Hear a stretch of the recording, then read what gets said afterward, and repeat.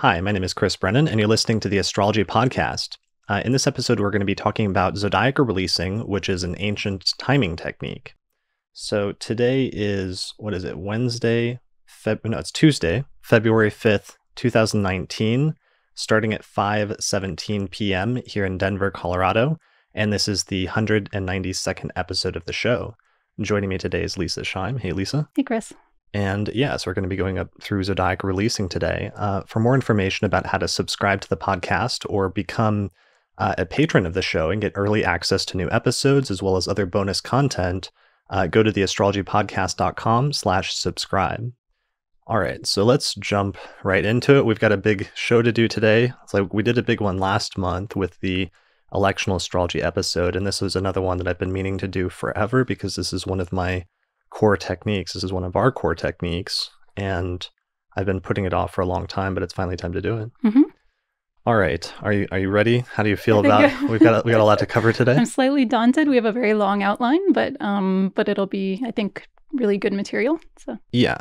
So we're going to be approaching this, maybe we should say from the outset, that our main goal is to introduce this technique to beginners, to people that are not familiar with it or only have very little passing familiarity. We are going to create kind of a dialogue so that it's not just purely a lecture like some of my other lectures on zodiac releasing.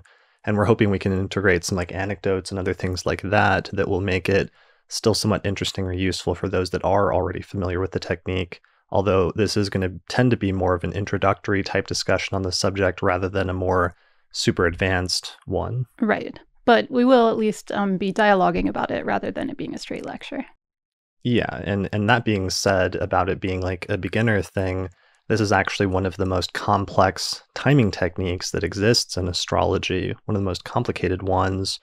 And usually it's something that I introduce at the very end of my book. It's in the very last chapter of my book, and it's also in the very last chapter of my course, where I have it takes me 18 hours to introduce the entire technique. So even though I'm calling this is an intro lecture for the technique, it's still going to be a somewhat advanced lecture. But it's also one of the most interesting and like compelling and powerful techniques that I found and that I use regularly in my practice. So I think it'll be worth it for those, even if you find the discussion challenging. Definitely. All right.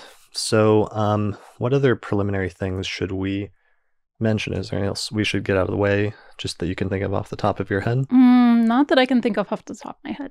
All right, well, let's jump into it. Okay. All right, so first things first, you've heard on the podcast, if you've listened to it for a while, references to this collection of timing techniques known as Time Lord techniques or Time Lord systems. And what these are, it's a collection of lost timing systems that have been recovered from ancient astrology over the course of the past 20 or 30 years.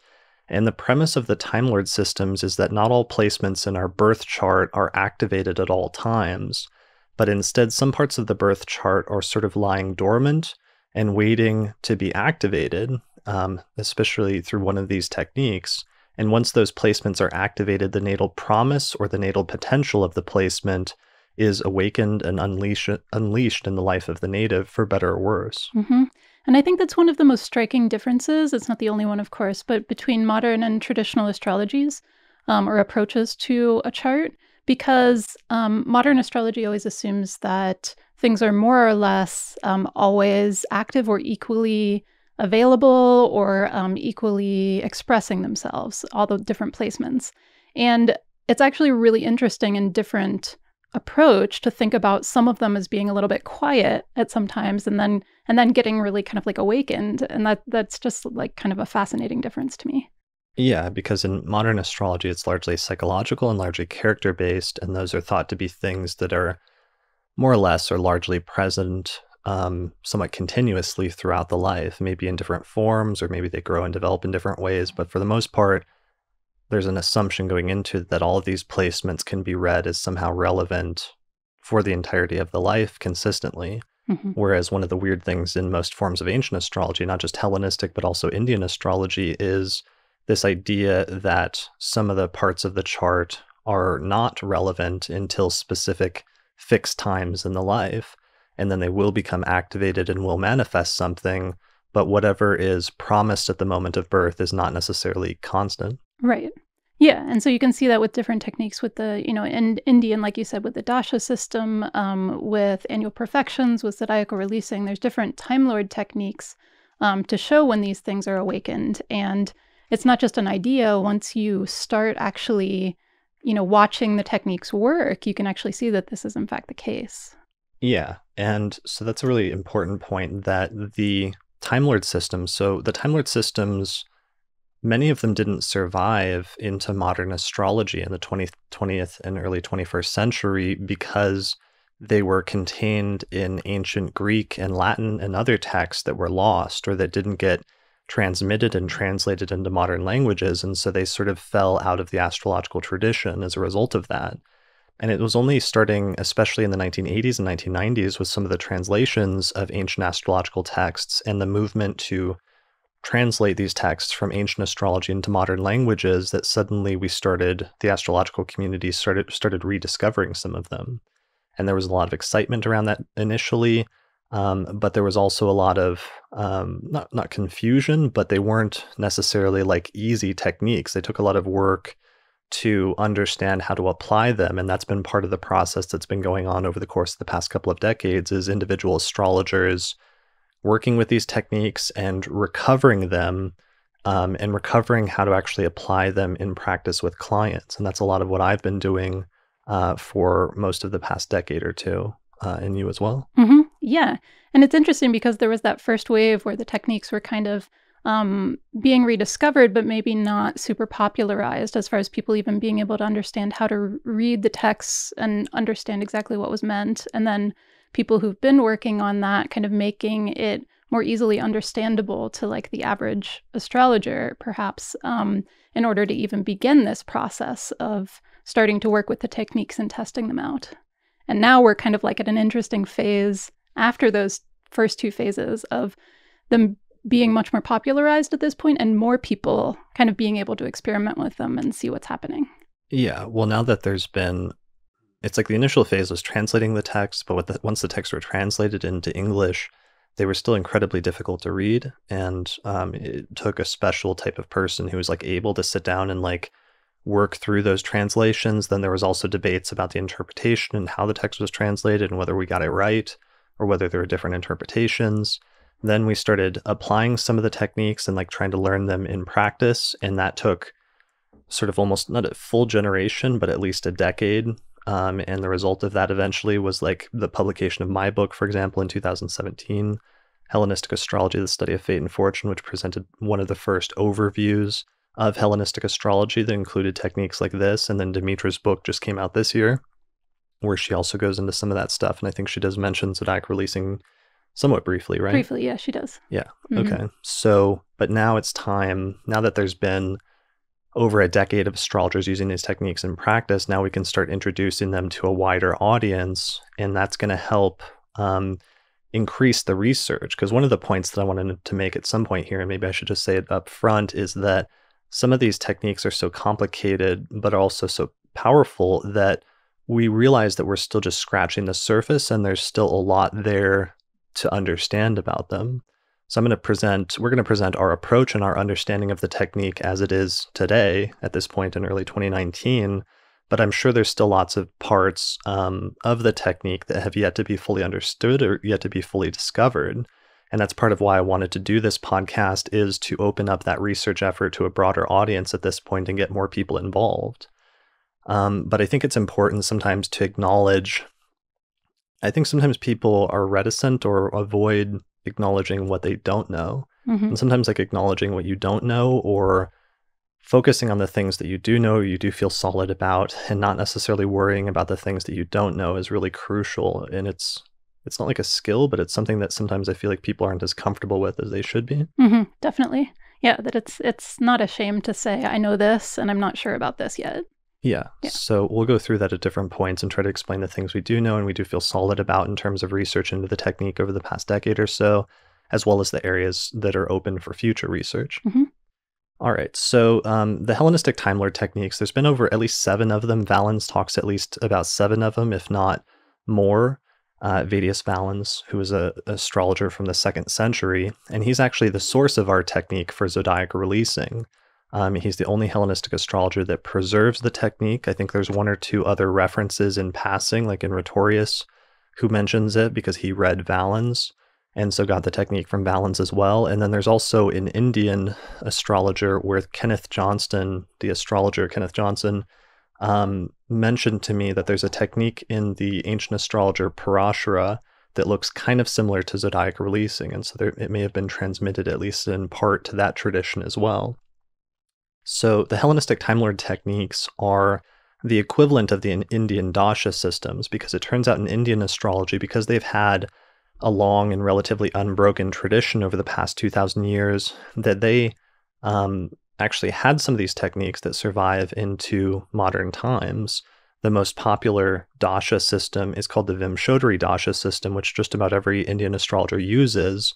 And I'm hoping to do an episode, I think next, hopefully episode 193 might end up being on that technique, interviewing an Indian astrologer to sort of compare and contrast how that dasha technique works compared to this Time Lord technique. Nice. So one of the things that's interesting about that is that since Indian astrologers have been using these dasha systems continuously, whereas we're just now recovering them in the West, Western astrologers actually stand to learn some things, or could learn some things by studying Indian astrology about how Western astrology originally worked. Not because Western astrology came from Indian astrology necessarily, but because there was an interchange between the Hellenistic and Indian traditions 2,000 years ago.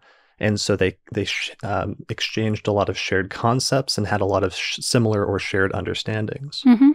Yeah, and it is interesting how, I mean, even if you know just the very basics about the dasha system, I mean, it's pretty similar in terms of dividing, the life up into chapters and, activating, or the idea of activating certain placements at different times. So, even though there may be different specifics from there as far as to how to interpret things, this is already an idea that's kind of out there in the astrology world.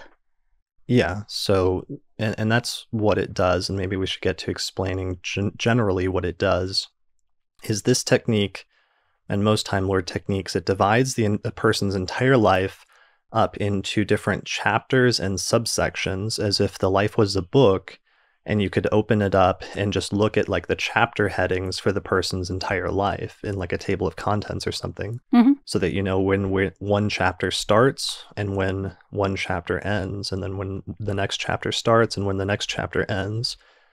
And when applying these techniques, or when learning this technique, kind of imagine that. So imagine that you could look up the table of contents for your entire life and what that would look like, and where the author of that would start and stop different chapters of your life. Mm-hmm. Yeah, and that's kind of a fascinating thing to think about, even if you hadn't been using this kind of technique before, because I think people often think about their life more even casually in that way. It's like, oh, well, this was the time where I was in this state before I moved across the country. And then this was the time before I started this major new career. And so it's a familiar concept, even if not with the technique itself yet. Right. Yeah, so it's a familiar concept in the sense that we all do that, but then actually in astrology, most of the timing techniques in modern astrology, it's like the primary technique is transits, and there's other ones like secondary progressions or things like that we tend to focus on them almost as being singular specific moments in time when the aspect goes exact, right? Mm-hmm. Yeah. So we tend to focus on them as singular moments in time or singular events as a result of that. But the Time Lord systems are different, because then they instead conceptualize time as like blocks of time, or as sometimes a series of events, but mostly as chapters and paragraphs for the most part. Mm-hmm. Yeah. Yeah. So, all right. So it breaks it up into chapters and paragraphs. You can also study it in zodiac releasing from the perspective of different topics. So you can study it from the perspective of your career and overall life direction. You can study it from the perspective of health and bodily matters. And there's also another application where you can study it relative to relationships. So different chapters in your life relative to relationships. Right. And these are all different timing sequences. So it's not to say that you're looking at one sequence and you can study it from all these different perspectives. They're actually different starting points for each one. Right. And we'll get into that. So, like I said, we're going to do a broad introduction to this. It's one of the most complex techniques. The full lecture on this is 18 hours, so we're not going to get to everything. But my main goal is just to introduce it to novices here and start to get more interest in it, especially because it's starting to get integrated into more programs and more software.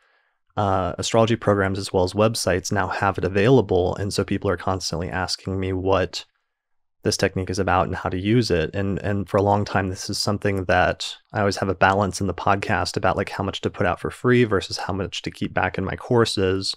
And this is one of the techniques that for a long time I just kept back in my courses. But for this, we'll do a broad 2 to 3 hour introduction. And then if people want to learn more, they can find out more information about it on my website, which is theastrologyschool.com, where I have an individual module on zodiac releasing that's 18 hours long, as well as the full Hellenistic astrology course that teaches everything in context. Right.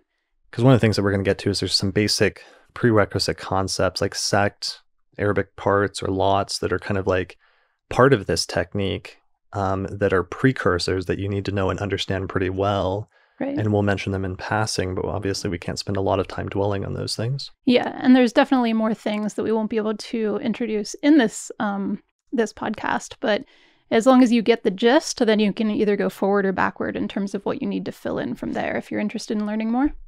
Right. All right, so let's get into it. First, we're going to start with a little bit of biographical background to set some context about our learning the technique and sort of recovering it and where we're coming from with respect to all of this. So I started learning Hellenistic astrology in late 2004 at Kepler College, famously studying under Demetra George, as I wrote in the foreword to her book recently, where I wrote like a funny anecdote about how, I got half of the notes, where I got like the book of translations of Hellenistic texts, but I didn't get like her commentary that was supposed to go with it. So for the first few weeks, I just struggled with the course because it was just trying to read the text and understand them on their own terms, which is incredibly difficult. It's doable. And I actually did a surprisingly good job and found that I had an aptitude for reading older text and sort of understanding what the person is trying to say. But once I actually got Demetra's study notes, I found that it was like so much easier to actually understand what was happening in the text by having some context. Right. So I started in late 2004. In the summer of 2005, I took an opportunity and I moved to Maryland to study at Project Hindsight, where they were translating some of these texts. And not long after I got there, we started doing study sessions, like work sessions, where we were trying to workshop with a small group of us. I think there was like 5 or 6 or 7 of us who were there around Hindsight at the time, and we were workshopping different techniques. One of the ones that we were working on shortly after I got there that they were working on, and then I got to join some of the early study sessions on, was zodiac releasing. And I had never heard of this technique before. It hadn't been introduced in the Hellenistic course at Kepler. And they were finally starting to get a handle of it, but they were in the early stages of doing that. And so I got in pretty early on in that process and very quickly saw, and I think we all saw as part of that group, that there was something really impressive and something really startling about this technique, where the way that it worked, for one, it just works differently than any other timing technique that I was familiar with as a modern astrologer up to that point. Like I said, for those reasons, like it's not like transits where it's about a singular event or secondary progressions or something like that, but it's showing entire durations of time, and sometimes it's dividing the person's entire life up and almost like telling their life story from birth until death and all of the major chapters in between. But the way it works is weird because you can calculate it all just based on the position of the planets in the birth chart, and it doesn't require anything else. It's not something that's requires like ongoing transits or calculations like transits does or progressions. Right. Because it's all just built into the birth chart. It just tells you these are the chapters of your life based on the alignment of the planets at the moment of birth. Right. It's just like a numerical sequence that you work out from there once you have the date, which is either really exciting and fascinating or really strange to think about, I think, upon first glance. Yeah, well, and that's the thing that we'll definitely get into and we'll probably wrap up with, but definitely, I guess we can explore it a little bit now. So I was really impressed by the technique. We were applying it to some of the examples that were like relevant politicians and celebrities in the mid 2000s. So it was like George Bush's chart, Al Gore's chart, Arnold Schwarzenegger, and then some other famous 20th century nativities like Einstein and Hitler. And it was so impressive in the way that it sometimes showed especially career peaks, like periods that were the most active and important for career matters, or sometimes showed career transitions where a person would be in one career field and then they would suddenly and dramatically jump to a different career field. I was so impressed by that that it really became the main technique that I focused a lot of my time studying from that point forward. But one of the things that's weird about the technique is it definitely does work so well that it can give you a real philosophical crisis. And it certainly precipitated a crisis for me for a couple of years at that point. Mm-hmm. Yeah, and same for me. I mean, we haven't got to the point where you introduced me to it, but yeah, well, I'm studying it for a few years at this point, from 2005 forward. Very quickly realized it was really impressive and went through a philosophical crisis about like, what does this mean about fate and free will and the nature of the world and astrology, and what is astrology capable of? Because astrology up to that point for me was not, you always think that most astrologers, they start out like they go into astrology thinking it's capable of a certain level of like predictive power, but then you learn modern astrology, and modern astrology is much more just making more general character or psychological statements, and its sort of prediction is almost sort of like a side effect or something that happens as a side result of something else that you're actually trying to do, which is study psychological complexes and development. And so you lower your expectations, the student of astrology does, in terms of what astrology can do or the extent to which it's actually predictive in nature. But then being exposed to a technique like this, it suddenly went back up there in terms of realizing what astrology was capable of, but then raising a lot of philosophical issues as a result of that, in terms of especially the question of like how many things in our life are predicted from the moment of birth. And additionally, not just events and external circumstances, but one of the weird things about zodiac releasing is that sometimes it's showing periods pertaining to action and choices. And sometimes there's people making choices along the way, like career choices or relationship choices, that are clearly indicated in the technique, which is weird because you would think that that's otherwise something, because it's a choice that's up to free will, and that is not something that should be indicated in any way by astrology. right. Yeah. And I think, I mean, going back to what you were saying about expectations from what you can get from astrology, I mean, I think coming from knowing no astrology to learning like modern astrology, I think it's definitely still impressive and shows like things you wouldn't think you'd be able to see there in terms of like periods of time with certain like longer transits or that kind of thing. Like, oh, I am experiencing this as an influence right now. Yeah, and I don't want to like bash or downplay modern astrology and its predictive capabilities or even how interesting and what it can do. Mm-hmm. It's just that it's like sometimes the way it's set up in like Rob Hand's book, Planets in Transit, it's that like, you're having a Mars transit, so you're going to be more irritable that day. Right. And if you don't internalize that and get some grip on it psychologically, then it could manifest as something external like an accident. But there's no necessity that it has to be that way, that the only way it'll manifest externally is if you don't internalize the psychological component of that somehow. Definitely. No, I agree with that. Yeah, I was just thinking about the comparison of, like it definitely still shows no matter what, like things that you wouldn't see otherwise, you wouldn't think that could be shown externally otherwise. But I agree that it's definitely more oriented towards psychological for the most part.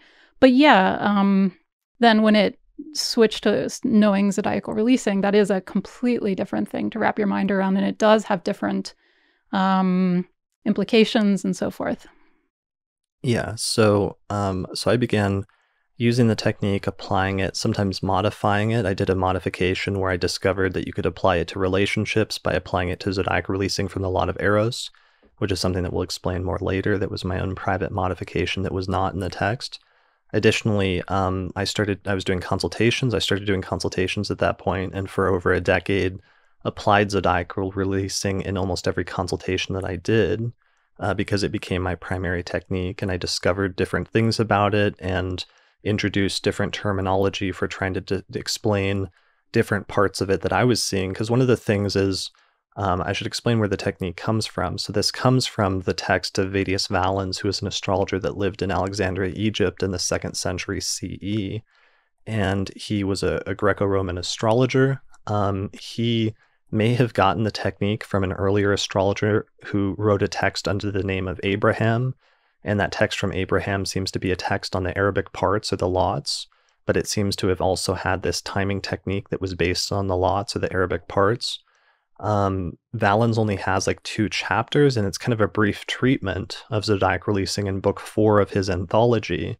It's the second Time Lord technique that he introduces in that text, where he ends up focusing in book 4 of the anthology on at least 3 different Time Lord techniques.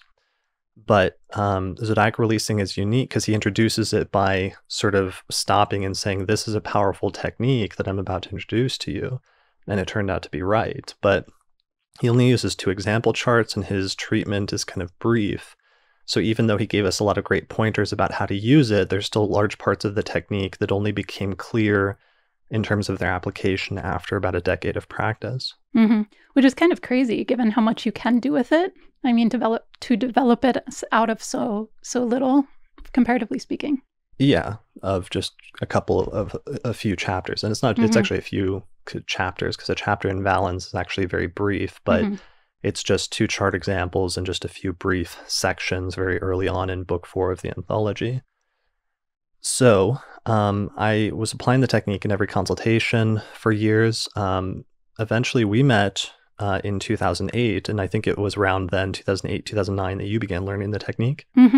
Yeah, pretty early on. I think you were like really excited to show it to me, and I started experimenting with it from there. You were not actually excited though to receive it. No, you were right. I was excited. You were excited. Okay. I had trepidation. You were not initially impressed. I didn't use the technique. I don't know if I did in any delineation or anything. Did I? No, I don't think so. I mean, I think you might have looked at it yourself, but no, you just, I think, set up like some freeware, and I started looking at it, and you talked to me about it. So I started looking at how everything was lining up, and I mean, pretty quickly I could see that things were lining up pretty impressively. But I think there was like a moment in there where I was actually like mad at you for like teaching me this, because it really did, speaking of, philosophical crises and implications and all of that.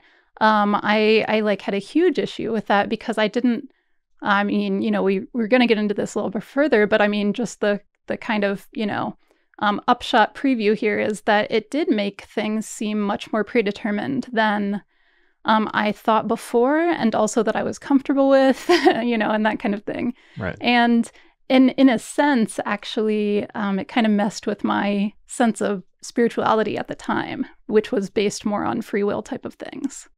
Right. And I can already kind of anticipate that there's some people that are just immediately probably rejecting this out of hand and just saying that's bullshit, like that's not true, or whatever, because most people do. It's one of the actually problems in astrology is usually people approach astrology with whatever their pre-existing philosophical or religious belief is, and then they kind of graft that onto their astrology in some way. But this is truly, for me at least, and I think for you as well, was an instance where the technique itself ended up informing our philosophy, because it was hard to ignore what the implications of the technique were. And it was the implications of the technique that ended up informing and sort of creating our philosophy by sort of cluing us into some weird property of the universe that we otherwise wouldn't normally, that didn't come naturally to us, or that we wouldn't normally think was true. Right. And I think people can approach, their own philosophies of life, or their sense of spirituality in either direction, from either direction. So sometimes people have kind of like preset things that sound good to them or sound correct or whatever. And then they approach life with that. And then the opposite can be true at other times as well, where, how you experience life or things you observe or experience firsthand can inform your sense of how life works and how the universe works. And therefore, if that's true, then what must be true about the overall, sense of the universe. And so, this was definitely of that second category, where it's like you have to actually reform your beliefs in some ways by seeing if this can work, then what does that mean? Right. So that's going to be, that will be my challenge to all of you learning this for the first time, is to try to go into it with an open mind without too many preconceptions, either about broader philosophical debates about like fate and free will, but also without too many presuppositions about astrology and how it works. and just learn the technique and see what you think of it and see if it works, and then see if that ends up naturally in some way affecting your philosophy of life and your philosophy of astrology just in and of itself by existing, if you indeed end up thinking that the technique is as impressive or as compelling as we do. Mm-hmm.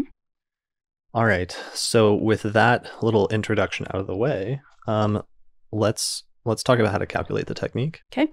All right. So we have a long section on calculation. We've got to outline all of this first. We may do some timestamps either below in the description for this video or on the description page for the astrology podcast at theastrologypodcast.com on the description page for this episode. So if you want to jump around, you can. This is probably one of those talks where you should watch it all the way through from start to finish. But yeah, there will be timestamps. Mm-hmm. It's good that I'm mentioning that now 30 minutes into the video. Right. All right. So the first thing you actually have to do is a little tricky, is in order to calculate this technique, you first have to calculate the so-called Arabic parts, or the lots. So the one that people are most familiar with that still exists in modern times, even though people don't really know what to do with it, is the so-called part of fortune, or sometimes it's called in Latin like pars fortunae. So the Arabic parts are mathematical points that are sensitive points in a chart. They're abstract mathematical points that you get by measuring the distance from one planet in the chart, and then you measure the distance to another planet in the chart, and then you measure that same distance from the degree of the ascendant. And that results in this specific degree, which is called an Arabic part in modern times, but in ancient times in the Hellenistic tradition, it was called a lot. Sort of like the concept of a lottery, or the idea of casting lots or drawing lots. Like when everybody writes down their name on a piece of paper and you put it in a hat, and somebody shakes it up and you pull one of the names out of the hat, so that it's an idea of like a random allotment of something. Mm-hmm. Right. And so the sort of corollary to that is that something about the lots, perhaps more than some of the other placements, has to do with a sense of luck or chance, right? Yeah, luck or chance or allotment, or that which happens to you that's kind of like outside of your control, that has to do with circumstance, or fortune. Like this broader concept of fortune ends up being very prominent in this technique. Right. And that does bring up another thing that is fairly different from modern conceptions of astrology, is that there are these placements that have more to do with luck and aren't really necessarily fully under your control, really. Yeah. So this is a whole topic and a whole issue in and of itself. We're not going to get too much into lot calculation here today, or how to calculate lots. I do have a video on YouTube, which you can Google, that's just titled How to Calculate the Lot of Fortune, and that'll show you how to calculate it by hand. It's actually incredibly simple and easy, and I'd recommend everybody watch that video, because once you watch it, you realize that the lots are not just like abstract algebraic formulas, but they're actually very interesting geometrical measurements and distances relative to different points in the chart. And once you understand that, it's a little bit more accessible, understanding both the rationale for the calculations as well as how they could be relevant as sensitive points in a chart. Mm-hmm. All right, so they're important because there's 3 lots that you need to use. There's a minimum of 2 and potentially 3 lots that you need to use to calculate zodiac releasing, because the lots are the starting point for the technique. So in order to calculate lots, what I want to do here, instead of focusing on how to calculate them, is I just want to tell you some places that you can go to get the lots calculated. So the best one and the primary one I would recommend at this point of time is the traditional astrology calculator that's on astroseek.com. So it's astro-seek, SEEK.com. And I want to give a shout out to Peter Soral from AstroSeek, who's the proprietor of that website, because he's really been doing an amazing job integrating traditional and ancient astrological techniques into his chart calculation software, which is free, over the course of the past few months or the course of the past year or so. And if you go to his traditional chart calculator, it will correctly calculate the lot of spirit, the lot of fortune, and as of this morning, he just told me after I emailed him that he's integrated my calculation for the lot of Eros, which comes from the 4th century astrologer Paulus Alexandrinus. So that's really awesome because for a while you couldn't do that. And the fact that you can do it for free is really helpful. Yeah, that's really awesome for him to do it so quickly for this episode too. Yeah, definitely. So thank you to Peter. I appreciate it. Keep up the good work. You can also go to astro.com and go to their extended chart selection. And then under style, click Astrodienst with Arabic points. And this will print out a chart, a standard astro.com chart that most of us are familiar and comfortable with, that will contain the part of fortune and the part of spirit, as well as 5 other lots that are based on different planets. This is useful, especially if you normally use astro.com, and the calculation for spirit and fortune that you get from that will be correct. However, the calculation for the lot of Eros and necessity uses a variant calculation that I don't use and I don't necessarily endorse. So I would recommend if you want to use astro.com for that, you can do it with that chart style for spirit and fortune, but do not rely on the calculation for the lot of Eros if you're going to do zodiac releasing from the lot of Eros for the purpose of this. And then finally in SolarFire, if you have the paid astrology software program, which is what we usually use, and we are constantly demonstrating on the astrology podcast as well as on my videos, SolarFire is the main paid program that I use.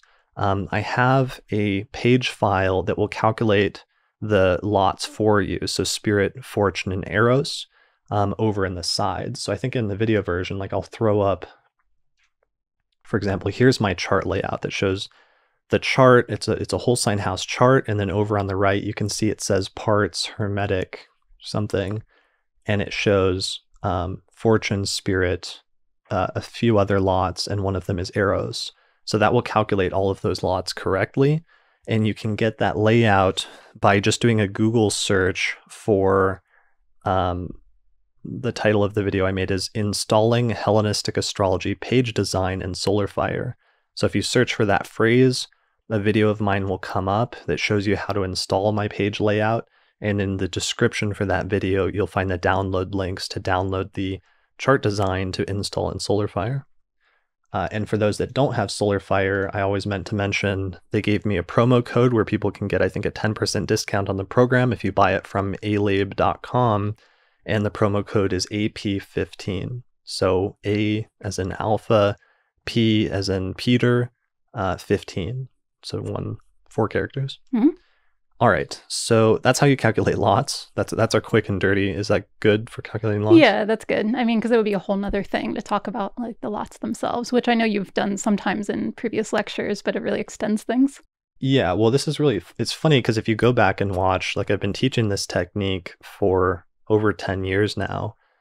I think one of the first lectures I gave on it was like 2006, 2007. And at the Blast Astrology Conference in, I think it was like February or something, it was like early 2007, I gave a presentation. It was like a 75-minute presentation on zodiac releasing from the lot of Eros. But in it, I tried to teach like the history of ancient Western astrology at the beginning and the origins of Hellenistic astrology. And then I tried to teach all the basics of Hellenistic astrology, including like the traditional rulerships and sect, whole sign houses and everything else. And then I went into lot calculation. I tried to teach how to calculate the lot of fortune and spirit and the rationale for those calculations and how it was so cool as I had figured it out. And then I got into zodiac releasing and I showed how zodiac releasing from a lot of spirit worked and how releasing from fortune worked and how it was working in so many cool examples that I had found over the past 2 years. And then I introduced zodiac releasing from the lot of Eros, which was my own modification of the technique, and showed how it could be used in relationships,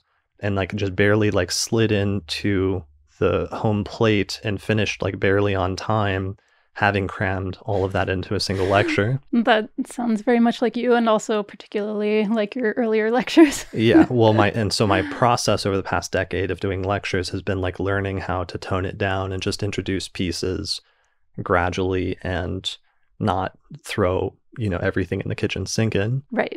Although I guess this is going to be a bit of an exception since we are going to cover a lot in this lecture because we don't have a time constraint of 75 minutes. We're still going to try to keep this 2 to 3 hours theoretically. But there's just things that we're not going to get into for the sake of this that you just have to look up or take for granted. And the lots is one of them where you just have to calculate it with a chart calculator, especially one that we'd recommend, like the one on AstroSeek, and that should be good to start with. Yeah. All right. So, in terms of calculating zodiac releasing, once you've determined, you've calculated the lot of spirit, the lot of fortune, and the lot of eros, you want to identify the sign that each lot is placed in. And you want to start from the sign that contains the lot that you want to study. And the trick here is that each of those 3 lots has certain meanings, and you're going to want to start from the lot that matches the meaning that you want to study. Does that make sense? Yeah, I think so. How would you explain that? Yeah, so I mean, basically just 3 topics that or 3 sort of umbrella topics that we were talking about before. Career, overall life direction. So that's spirit. That's spirit. So start from the sign that contains the lot of spirit if you want to study career, Right. overall life direction, and action. Right. And then you would start with a lot of fortune. In contrast, if you want to look at health, things that pertain to the body, things that kind of befall you, not through your own actions, and accidents and that sort of thing. Right. And then start from the sign of the lot of eros for relationships and marriage and matters pertaining to love in general. So those are our 3 starting points, is the sign, and it's not even the degree. Once you've calculated the degree of each of these lots, because they will occupy a specific degree in the chart, part of the trick is that the lot marks the entirety of that zodiacal sign with its topics. And so this is a common thing that was used, a common principle that was used all over ancient astrology. It's actually part of the rationale behind whole sign houses, that once you calculate the degree of the ascendant, it marks that entire sign with its topics. And then the sign after that becomes the 2nd house, and the sign after that becomes the 3rd house, and so on and so forth. It's the exact same principle with the lots, which is the lot falls in a specific degree of the chart, but once you establish the degree doesn't matter that much, because what it does is it marks the entirety of that sign with its topics. So generally speaking, the sign that contains spirit is career and life direction. The sign that contains fortune is health and bodily matters. And the sign that contains eros is love and relationships. All right. So once you figure that out, here's how you calculate zodiac releasing. Each sign of the zodiac is attributed a certain number of years. And whatever, let's say you want to study career, and you calculate the sign that the lot of spirit falls in, whatever sign that is, it has a certain number of years associated with it, and however many number of years that is, that's how long the first chapter of the native's life will last for. Right. Yeah, and then after that allotment of however many years that is, then you go into the next chapter, which is the next sign that follows that first sign. Right. So let's go ahead and let's introduce the number of years. And this is really crucial and these are periods that you're going to want to memorize pretty quickly as you learn this technique, because they're not that hard to memorize and they're pretty crucial to understanding it. So I'll throw this up on the video version. So here's the periods. So for the signs Aries and Scorpio, they're both allotted 15 years each. For Taurus and Libra, they're both allotted 8 years each. For Gemini and Virgo, they're allotted 20 years each. For Cancer, it's 25 years. For Leo, it's 19 years. For Sagittarius and Pisces, they're both allotted 12 years each. For Capricorn, it's 27 years. And for Aquarius, it is 30 years. So these are the periods that are associated with each of the signs of the zodiac.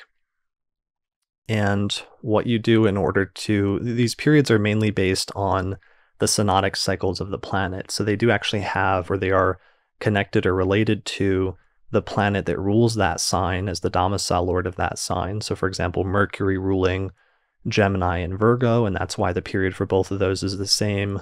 Venus ruling Taurus and Libra, and that's obviously why those two are the same, and so on and so forth. Right.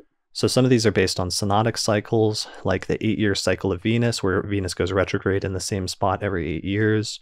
The Jupiter's 12-year cycle is obvious. Mars also has a 15-year retrograde cycle where it goes retrograde in approximately the same spot in the zodiac, roughly, and so on and so forth. There's other reasons and sort of rationales for some of the other periods that are also astronomically based, although we don't necessarily need to get into them for our purposes here. Mm-hmm. So you can see already that wherever your lot of spirit falls, or wherever your lot of fortune falls, or a lot of arrows falls, depending on which sign that it's in, will have a great deal to say about how quickly your periods progress. Whether your first period, for instance, is 8 years versus 30 years, for instance. Yeah, so let's personalize. I'll use my own. So Mm-hmm. for example, lot of spirit, if I want to study my career periods, falls in the sign of Scorpio. So Scorpio has a 15-year period. So that means the first chapter of my life lasts for 15 years. And once that 15 years is up, it then moves to the next sign in zodiacal order, which is always counterclockwise, and it moves to Sagittarius. So Sagittarius has a 12-year period. So that means that that sign is then activated for 12 years, and that becomes the second chapter of my life, which lasts for the duration of that sign. Mm-hmm. Once that 12 years is up, it then moves to Capricorn, the next sign in zodiacal order, for 27 years, which is the period of Capricorn. So that means the third chapter, since it's the third sign in order, will last for 27 years of my life. Right. Yeah, and compare that, for instance, to someone who was born with their lot of spirit in Capricorn. So that would be the first 27 years of life, would be the first level 1 period in releasing from the lot of spirit. And then they would move to 30 years of Aquarius after that. And so by the time they got to their third period, they would already be 57 years old, whereas by the end of the time when you got to the beginning of your third period, you would have only been about 27. Right. So which signs you encounter entirely depends on where the lot falls in your chart, and that sets up a whole sequence. And because so there's 2 points about that. One, this is clearly right from the start, we can tell it's different than something like a progression, because progressions tend to be like constant, moving at a specific rate. Like solar arcs, for example, are 1 degree per year, Mm-hmm. and you just keep directing everything at a constant rate from that point forward. This is not a constant rate, but it's a sort of progression in a way, but it's variable. Mm-hmm. The rate of moving through the signs is variable based on the ruler of the sign. So some signs go relatively quickly, like Libra is 8 years, Mm-hmm. whereas other signs take a very long time. Like, for example, Aquarius is 30 years. Right. So it's moving through the signs in zodiacal order, but it's doing it at a variable rate. Mm-hmm. So this is where we can actually finally explain the name of the technique, which is zodiacal releasing. And the Greek term for this that we're translating as releasing here is aphesis, which means to release something, to let something go, to liberate something. And this is a term, this was Schmidt's translation. So this is Robert Schmidt's translation, and he defends the translation and talks about it in the introduction to his original translation of Vedius Valens, I think in like 1994, 1996. It's actually 1996, I think. And explains, because there was other academics who translated it differently as like starter or starting point, that is how they translated aphesis, which is like true in that it is the starting point, but the actual translation when this term was used in other texts that were non-astrological was that it had to do with like releasing something or letting it go. And he had different speculations at the time in his translation when he first adopted this convention. But to me, at this point, the primary one that seems to be the most relevant is just the notion that when you're doing quote unquote releasing, you're taking something that is a fixed significator in the natal chart that's usually like stuck there permanently in the birth chart, and you're sort of releasing it and letting it move around the chart at a certain rate. Mm-hmm. So you're releasing it from its fixed position and allowing it to move around the chart at a different rate. In this case, the rate is based on zodiacal order, and it's based on the zodiacal signs having certain periods associated with them. So that's why we call it zodiac releasing, because you're releasing a fixed significator and then you're letting it move around or jump around the chart based on the signs of the zodiac. So thus zodiac releasing. Right. That makes sense. Yeah. Somebody on Twitter asked me that because I put out a call for like questions, and they said, why should we not just call it aphesis? And they said that some people or some languages, they called it aphesis. And one of the points is that it's true. There's other techniques that are used that are also called releasing techniques, or where the technical term ephesis is used, like in the length of life technique, where they use primary directions and they release a significator and move it around the chart based on primary directions until it hits like the rays of malefics. So those would also be called releasing techniques. But part of the reason here why I don't think we should call it ephesis is giving it a name that actually translates the original Greek term is more useful, because then it gives you some insight, and the language isn't just like abstract, useless technical language, but it actually means something. Mm-hmm. And that would be my objection to just using the term ephesis, is like, if you're going to do that, then why don't you do that with like everything in astrology? Like, why don't we use the term martyria or epimartyria, which is the Greek term for aspect? Right. You know? Yeah. There would be Greek terms for everything that we could just like completely wholesale only use Greek. Yeah, and they wouldn't mean anything. Right. They would just be like useless technical terms. And that was something that Schmidt was very big about, was translating the terms into what they actually meant in our language or in other languages. And I think that was one of the strongest things that he did, that he introduced in his astrology and his translations, that's like useful and valuable to us. And that I think is something that's being continued today. Mm-hmm.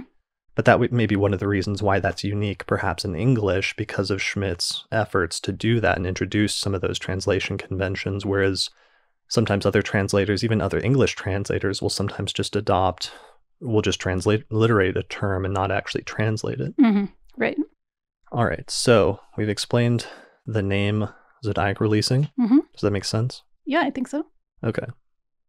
Because it's like there's other speculations at some point that maybe it had to do with like releasing the person for something, or forgiving a debt was another meaning of ephesis.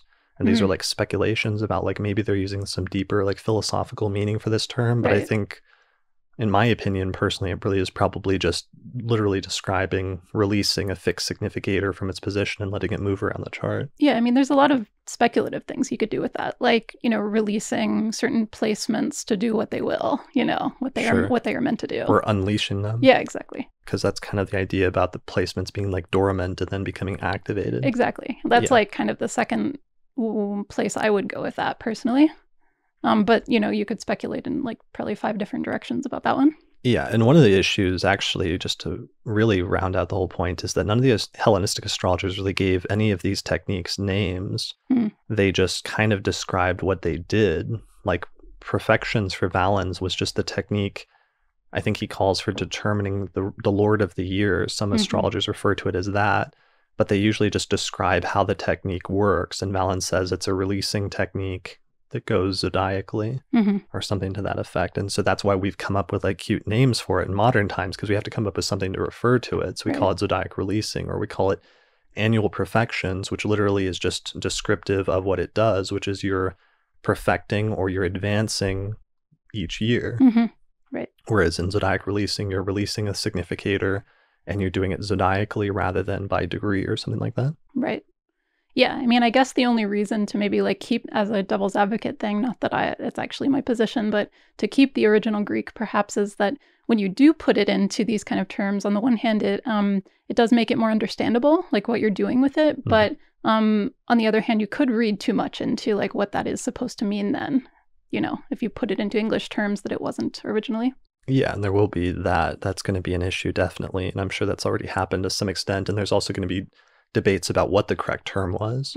But that's just part of this whole process that we've been dealing with for 20 years. The community has been dealing with, or small parts of the community, because in recovering all this ancient stuff, sometimes you have to make judgment calls and you have to like label something or try to come up with the labels with something so that we can have discussions about it, because we naturally it's easier and it's almost like necessary to be able to like put labels on things in order to discuss them in groups. Right. So that you can have shared concepts and like a shared language. Right. I feel like you're like explaining human society 101. Yeah. Well, it's just funny because then sometimes there will be objections, like why name it, or why not use the original term or what have you. No, I'm teasing. All right. All right. So have we explained how to calculate it? So it moves at a variable rate. It's not fixed or constant, but it's symbolic, jumping from sign to sign.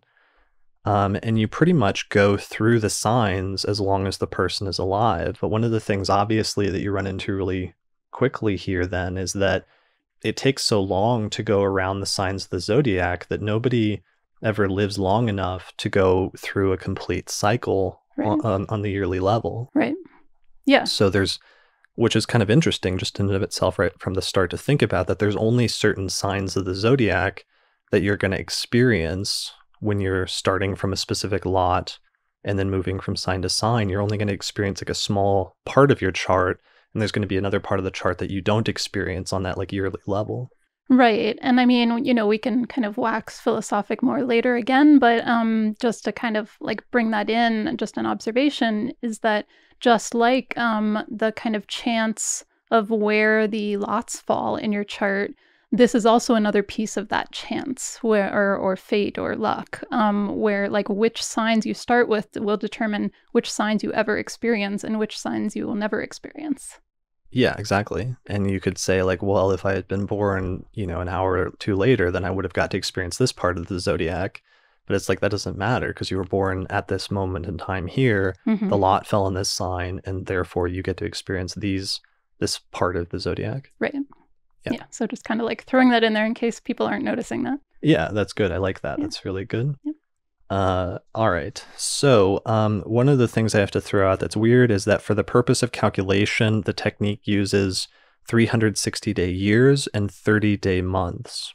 So this is a weird thing with the technique, which is that it's not using a 365-day year. It's using a 360-day year in order to divide up the entire year and in order to make the months exactly 1/12 of the year. Mm-hmm. So there's a few things with the technique that I'm not going to spend a lot of time breaking down or explaining that are just like weird facets of the technique that you have to just take for granted and bear with me. There's other discussions, and different astrologers have discussed the rationale or tried to explore the things for why this is using this technique. But this is one of several where I'm just going to have to say, just accept that that's it for the purpose of this. Right. Yeah. It's a technical thing. Okay. So 360-day years, 30-day months. We've explained what are the general periods, which is the yearly level of attributing years to each of the signs. But like other Time Lord techniques and other dasha techniques in the Indian tradition, there are also sub-periods where within one of these very long, 1 or 2 or 3 decade long periods, you can also break it down into sub-periods where it activates the signs of the zodiac on a sub-level for a shorter duration of months or days or even hours. Mm-hmm. Right. And we're mostly going to talk about the biggest time periods today, so the level 1s and the level 2s, but it is good to know that it keeps subdividing. One of the analogies I like to sometimes use, like you said, like a book and then chapters, in terms of like the level 1s being the biggest chapters, and then the level 2s being perhaps paragraphs or sections of chapters. I sometimes also like to use the analogy of like a technical textbook, because that's one of the only types of textbooks that like subdivides formally, where you'll have like, a large section and then you'll be like 0.1 or whatever. Right. I also like 1.1, 1.2, Yeah, 1.4, exactly. Yeah. Exactly. So I like to use that analogy sometimes with people when explaining it.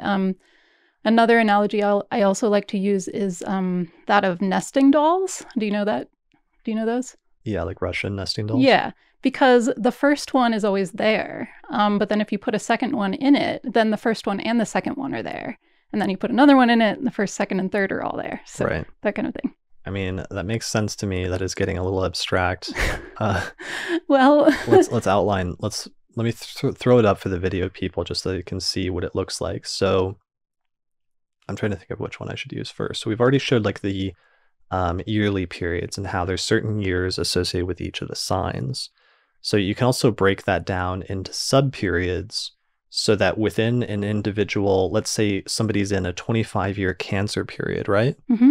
So that 25-year Cancer period will start with, and within that 25-year Cancer period will be sub-periods, so that on the first sub-period level, which we call level 2, instead of attributing years to each of the signs, it will attribute months to each of the signs.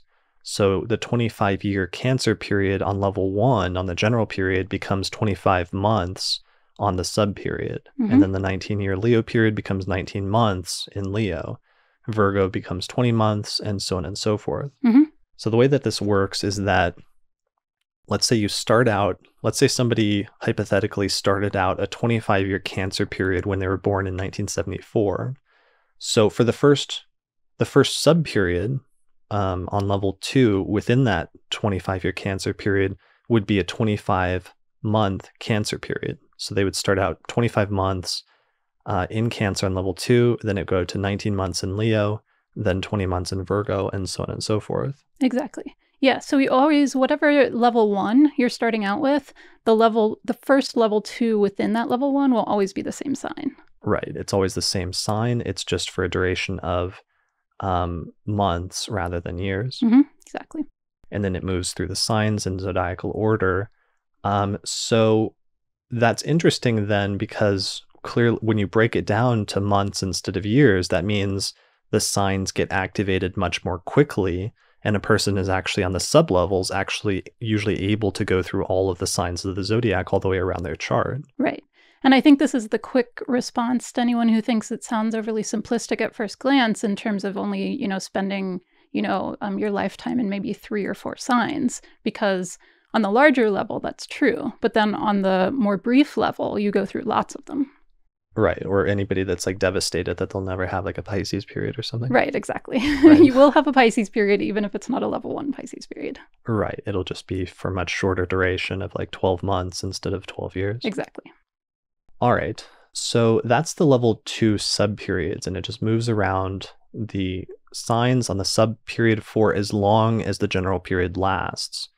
So it keeps moving around the sub periods. So when the general period is up, so when that, like, let's say that 25-year Cancer period is up, even if it's only like part of the way through a sub period, it cuts it off at that point, because then the 25-year Cancer period moves to the next sign, which is the 19-year Leo period. And then at that point, the sub periods start over again, starting at Leo for 19 months, which is the new general period. Right.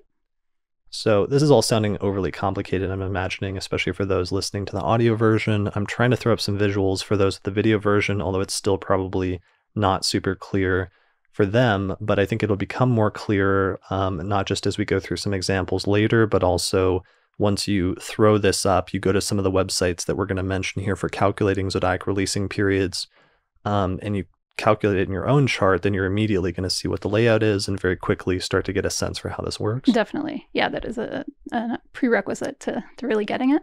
Okay. So with that in mind, so we've explained the first level. We've explained level 1, general periods, which is years. Level 2, general periods, which is months. You can also break it down into level 3 and level 4. But it's tricky because level 3 is basically 2.5 day, quote unquote, days or weeks.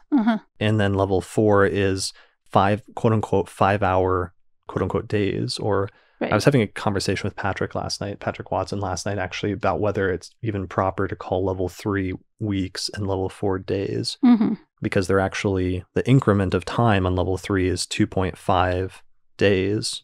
And the increment of time on level 4 is 5 hours. Because the whole point about the sub periods is that they're always exactly 1/12 of the period, the general period just above it. Right.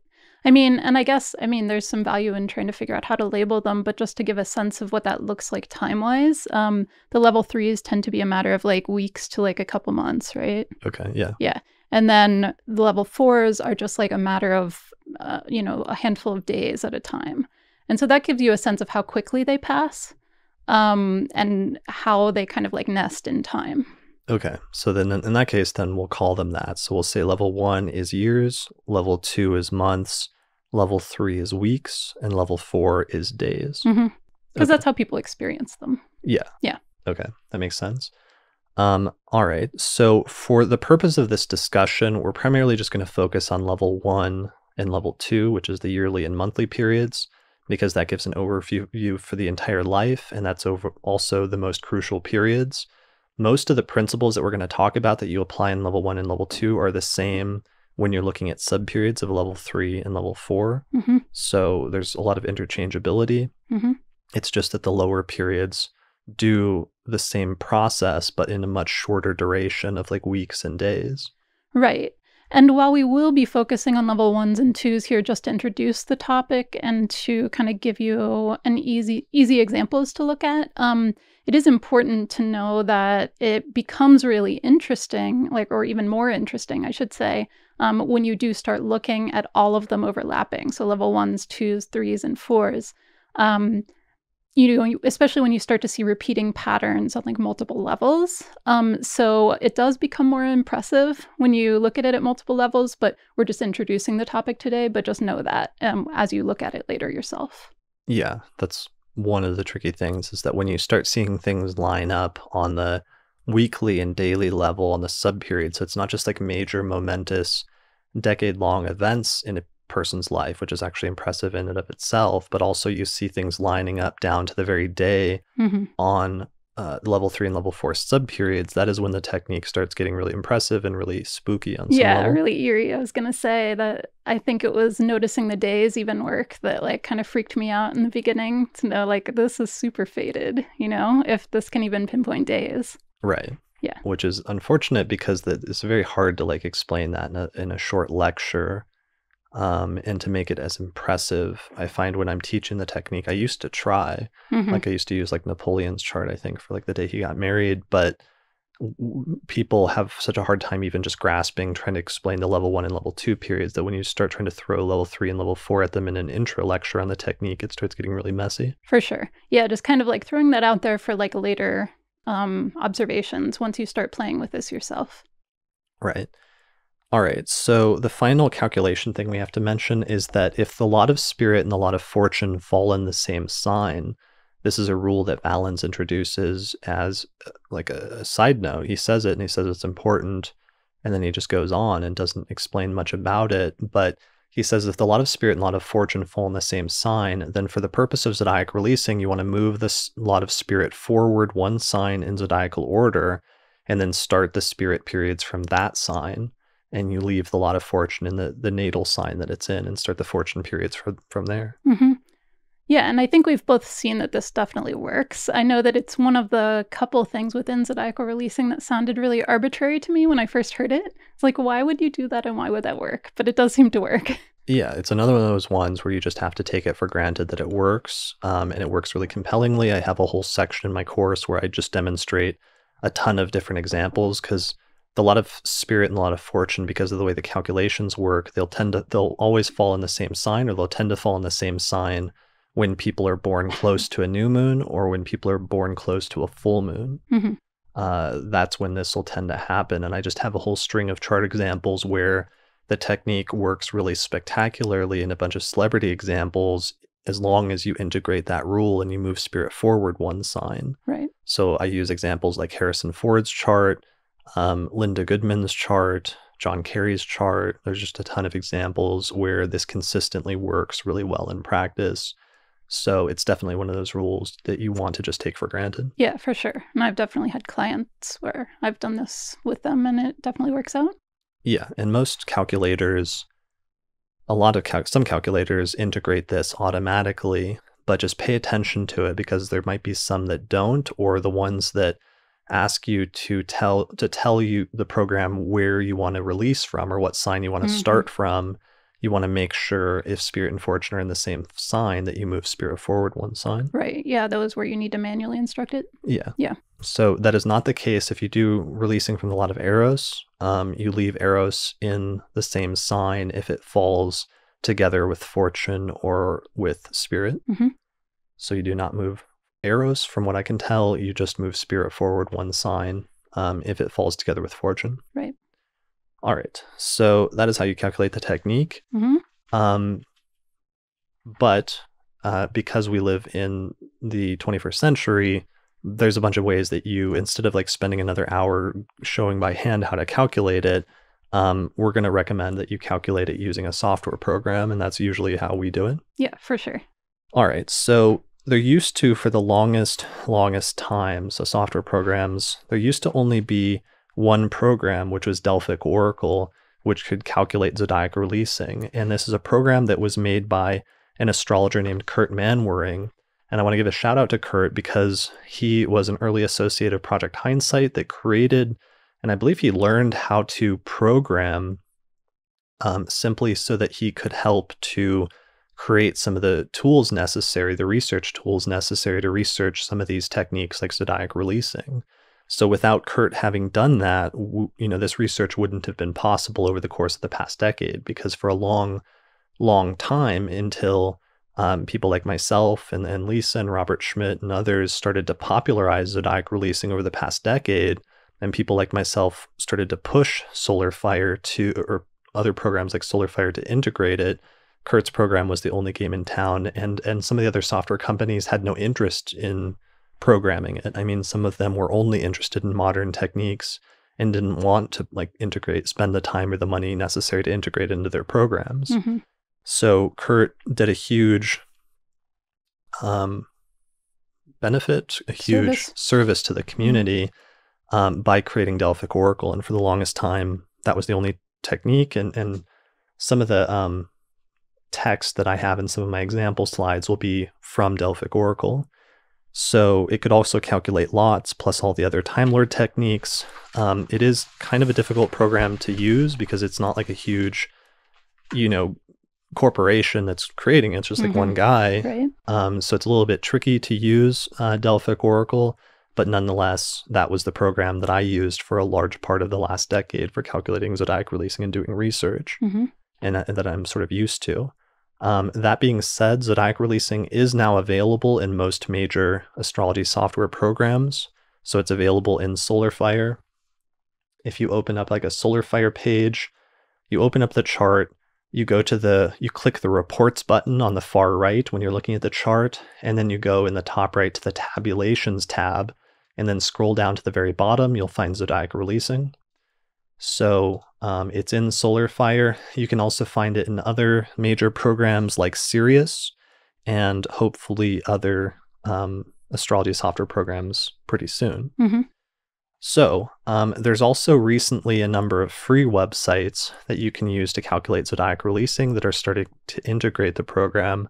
I have not been successful. I got the guys from Astrodienst to integrate Holstein houses about 10 years ago by asking them at a UAC, and they went home and did it, which was awesome. And that was a big shift. I think that's made a big difference over the past decade.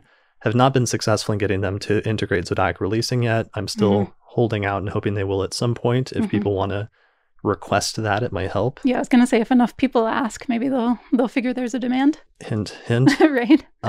However, there's a bunch of other free websites that have started to spring up recently that will calculate zodiac releasing from you.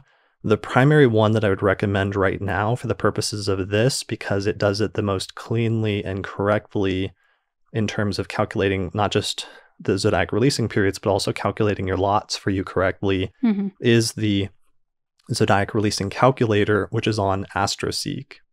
So if you do just a search for zodiac releasing astrology calculator, I think the link for astroseek.com will come up first. And it's pretty simple. You just enter your birth data, and then you tell it if you want to start from Spirit, Fortune, or Eros. And all three of those in that program are correct using the calculations that I use. Right. And that's really important because if you haven't been using this before and happen upon something else where you either have to put it in yourself or it calculates it differently, or, and not the way that we would do it, then you might start trying to experiment with the technique and looking at your periods and being confused or feeling like they don't line up. So it's really important, especially when you're first starting out, to make sure that you're using something that definitely calculates them correctly for you. Right. Yeah. And so the easiest way to do that, I think, is the AstroSeek website at this point. Another website that recently was launched, actually just in the past week, just in the past few days, he finished it. He's still working on it, but it's in good working shape. And he said I could announce it, is the website zodiacalreleasing.net. Now has a very simple and straightforward zodiac releasing calculator.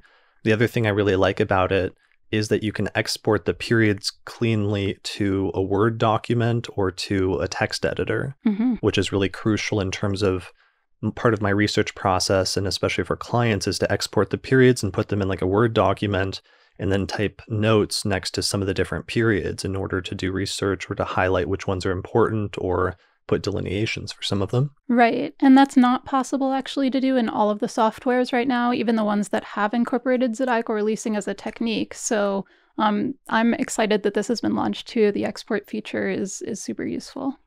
Yeah. And that's it's also possible to export them in AstroSeek. And I worked with Peter specifically to do that. But I definitely like the way that the zodiacreleasing.net ones export them. So, and the programmer, I think it's okay to say his name, but the programmer of zodiacreleasing.net is Grant Feldman. So thanks to Grant for working with me on that. I appreciate it, as well as, of course, Peter from AstroSeek. The third free Zodiac releasing software program that I can recommend that's available on a website is the one that was designed by Kent Bai and Jen Zart, and I had a little bit of input on it as well, which is available at nataltransit.com/timelord.html. And if you like do a search for the Google search for that, it'll probably come up. I'll put links to all three of these on the description page for this episode on the astrologypodcast.com website.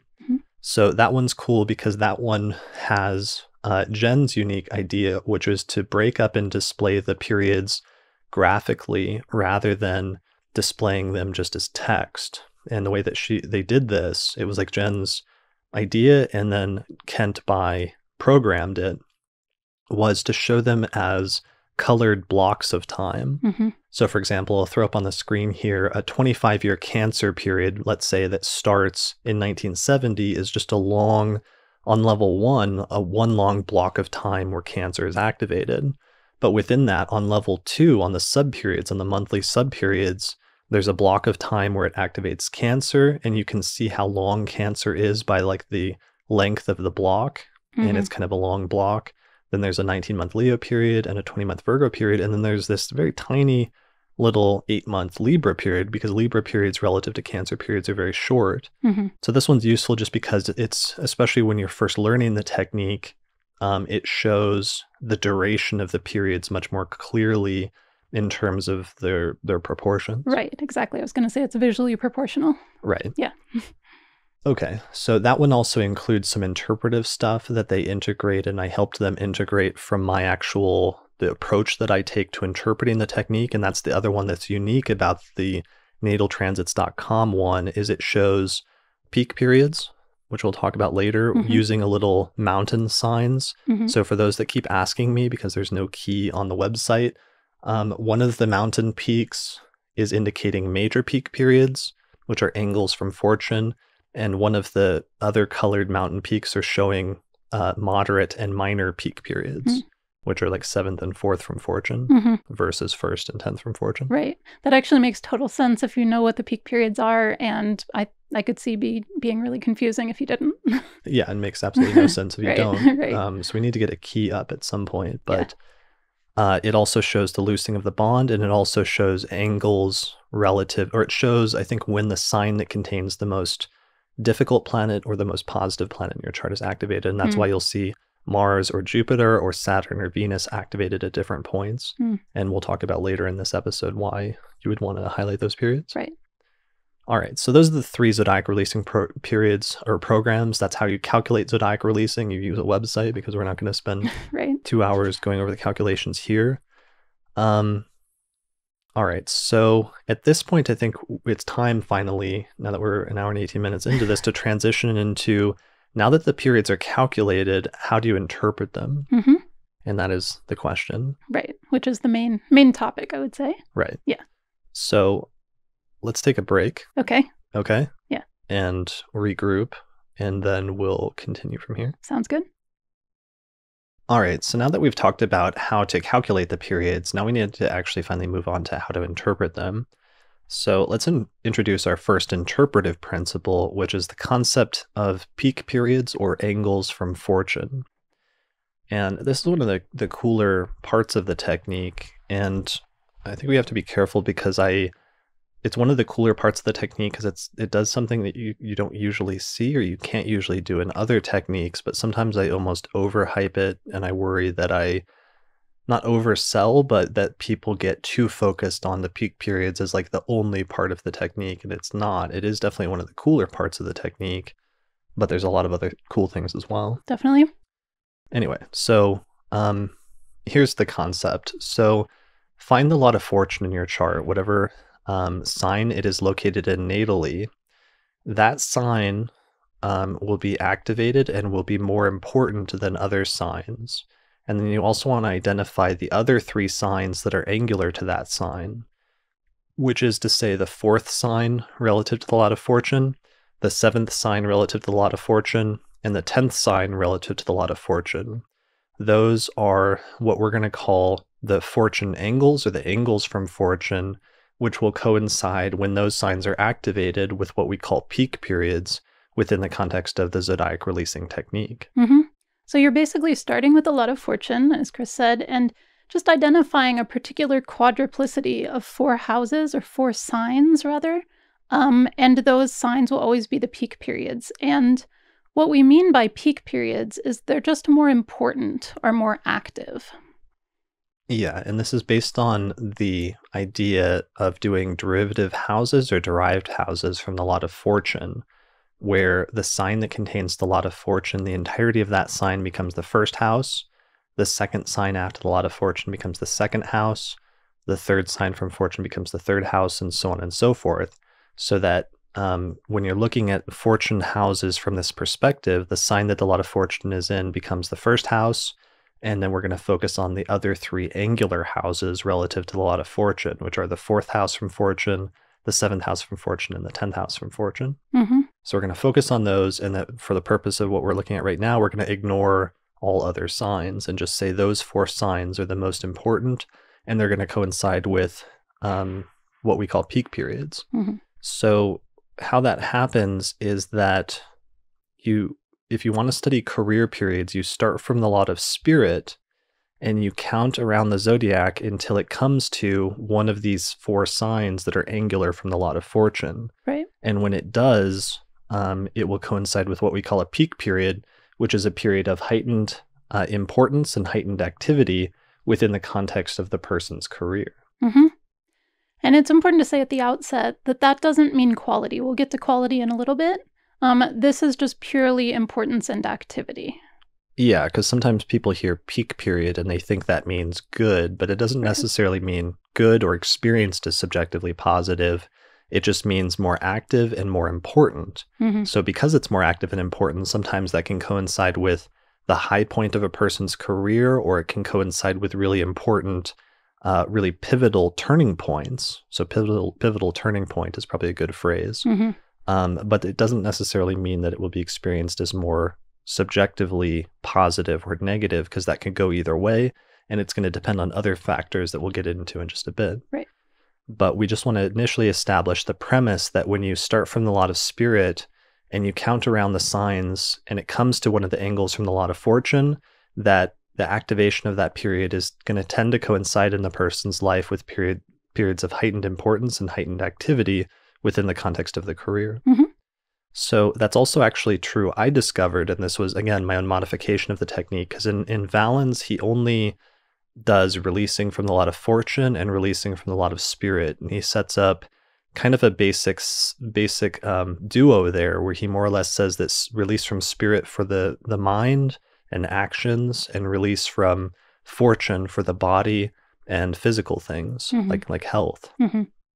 So, and he actually does introduce this part of it about talking about peak periods, because he does say at one point that when you release from spirit and it comes to the sign of the lot of fortune or the 10th house from the lot of fortune, that this will be an eminent and important time in the person's life. Mm-hmm. Right. Yeah. And specifically with respect to the lot of spirit, when you're talking about eminence around career, and then when you're looking at the peak periods from fortune, it can be particularly important times with respect to health or something else that kind of like befalls you. What angles from fortune when releasing from fortune? Yeah. Yeah, I mean, they can be turning points, but Right. you don't, for the most part, though, focus that much when you release from Fortune on angles from Fortune.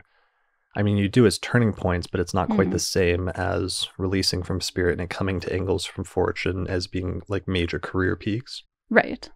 Yeah. Yeah, Right. And then releasing from the lot of Eros, then being particularly active in important periods with regard to like love or relationships.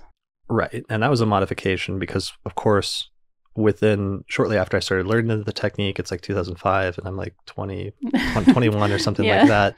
I'm like, what if you can release from Spirit and Fortune, could you apply it to the lot of arrows to see when, peak periods would happen in relationships? Important astrological discoveries due to adolescence. Yeah. Adventures in like early 20s astrology. And much to my surprise and somewhat excitement, it actually worked. And when I started looking at my own chart and looking at charts of people I knew, the same principles seemed to apply when I did releasing from the lot of arrows, as my own like modification of the technique. And when I started from the lot of arrows using Paulus's calculation, and I counted around until it came to a sign that was angular from the lot of Fortune, that did often seem to coincide with a period of heightened importance and heightened activity Mhm. within the context of relationships. Definitely. Yeah. So that's become a standard thing that I've used in consultations over the past decade. I know it's a standard thing that you use. Hmm. It is a modification, so I want to make that clear in terms of like what is the inherited tradition of what we got from Valens in terms of just releasing from Spirit and Fortune versus this being a modern modification of the technique that I introduced in November of 2005. But it's one that I feel pretty good about or pretty confident about. Definitely. There is a broader question that often then comes up, which is that could you release from other lots? Hmm. And the answer is I don't know because it's not something I've looked into and researched a lot. On the one hand, I would think that on a certain level that you could, Hmm. theoretically, if you can release some arrows and that works, there might be other lots that you could release from that would work. Certainly, at some point, it's probably going to become too much or it's going to get too complicated or too crazy because there are so many other lots that you could release from. Hmm. And there might be some sort of line that you might want to draw, at some point. I haven't really I've done some like preliminary work with different releasing from some of the other hermetic lots like Nemesis and Necessity, Hmm. and Courage, which is the lot of Mars. Nemesis is the lot of Saturn. But I never spent a ton of time researching it because there was already so much I was trying to research and understand just releasing from Spirit and Fortune and arrows. Hmm. So that was one of the areas of the tradition or of the technique where I've just sort of left it for somebody else to research and try to work out at some point and decide if that's a useful avenue to go down or if it's not useful. Hmm. It's definitely like an area for greater experimentation and research. I agree. I started playing with a lot of Nemesis at one point earlier on, but then similarly, there's just plenty to look at with the existing few lots. And I mean, I did start seeing it work. It looked like a little bit, but I didn't do it with enough charts to like say something more definitive. Right. Yeah. Whereas for Spirit and arrows, we do apply in just about every consultation that we've done for like a decade. Hmm. Yeah. So we feel pretty confident about that. And Fortune, I did apply, but Fortune's a little tricky because it seems to deal with health matters. It was a little bit more hit and miss whether it worked, where it was like there were some charts where every time they would hit the most difficult period for them. I had like one client, for example, where she hit the same period 3 different times in her life, and each time she had like a major accident or health issue Hmm.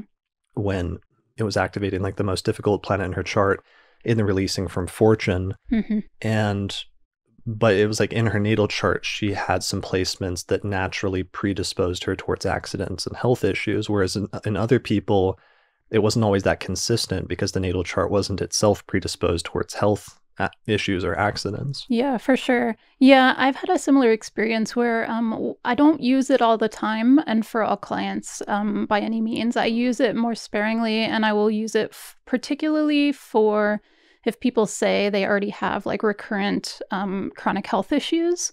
That's often useful because it's something that's already happening. And so you can sometimes see like flare ups of existing problems or that kind of thing.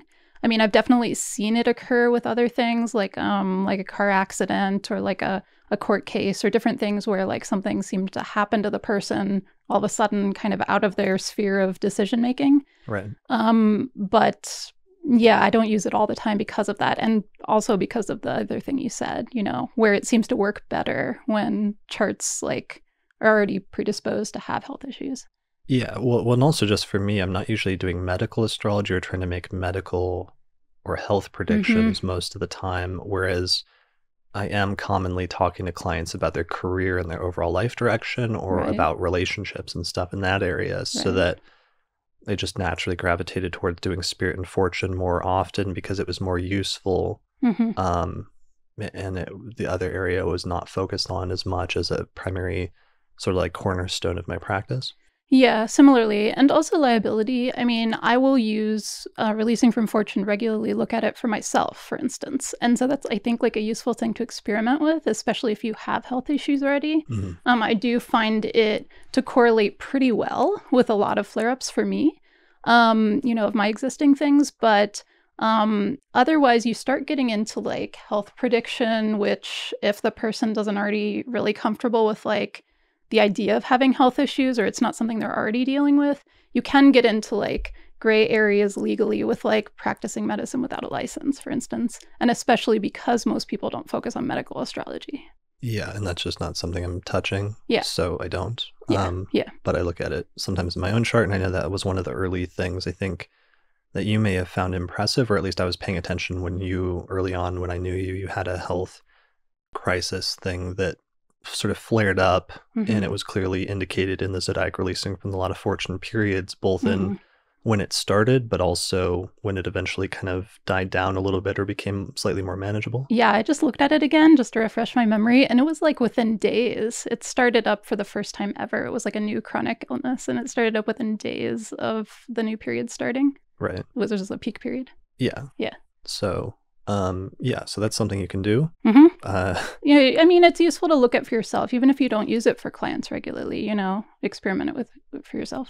Yeah, and I'll do one or two examples later in the loosing of the bond and fortune periods and how that works out. But for the most part, we're going to focus on spirit and eros, and most of the rules that we're going to introduce for the purpose of this discussion today are going to be based on releasing from the lot of spirit. So especially this one with peak periods, it's primarily based on releasing from the lot of spirit. If it comes to an angular sign from the lot of fortune, it's going to be a period of heightened importance and heightened activity.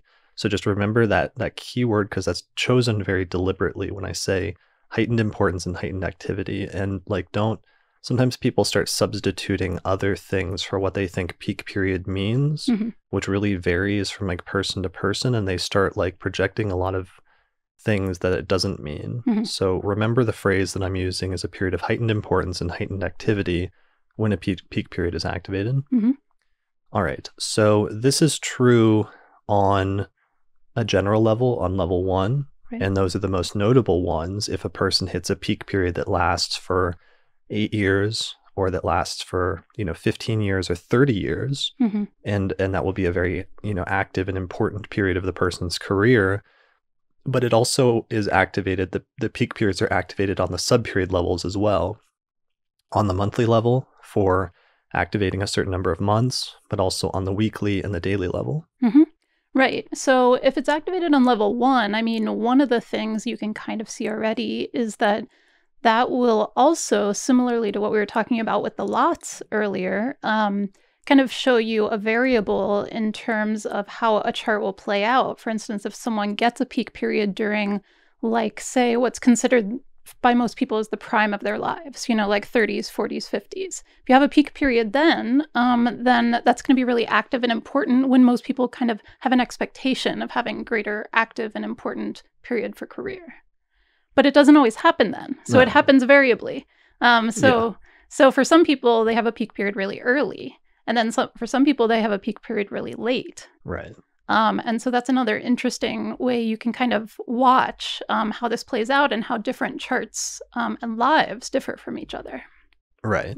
Yeah. I mean, where does your peak period fall is one of the first questions you should ask yourself. So right now, everybody, especially if you're new learning this technique, should calculate the lot of fortune what sign it falls in your chart and identify the 4 signs that are angular from that, which are your peak periods. Then run your spirit periods or calculate those and figure out when your level 1 peak periods will occur. Mm-hmm.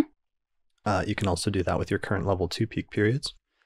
So, and then the question becomes, is the peak period something that's happening earlier in the life, if it's something happening in the middle of the life, or it's happening somewhere later in the life? Mm-hmm.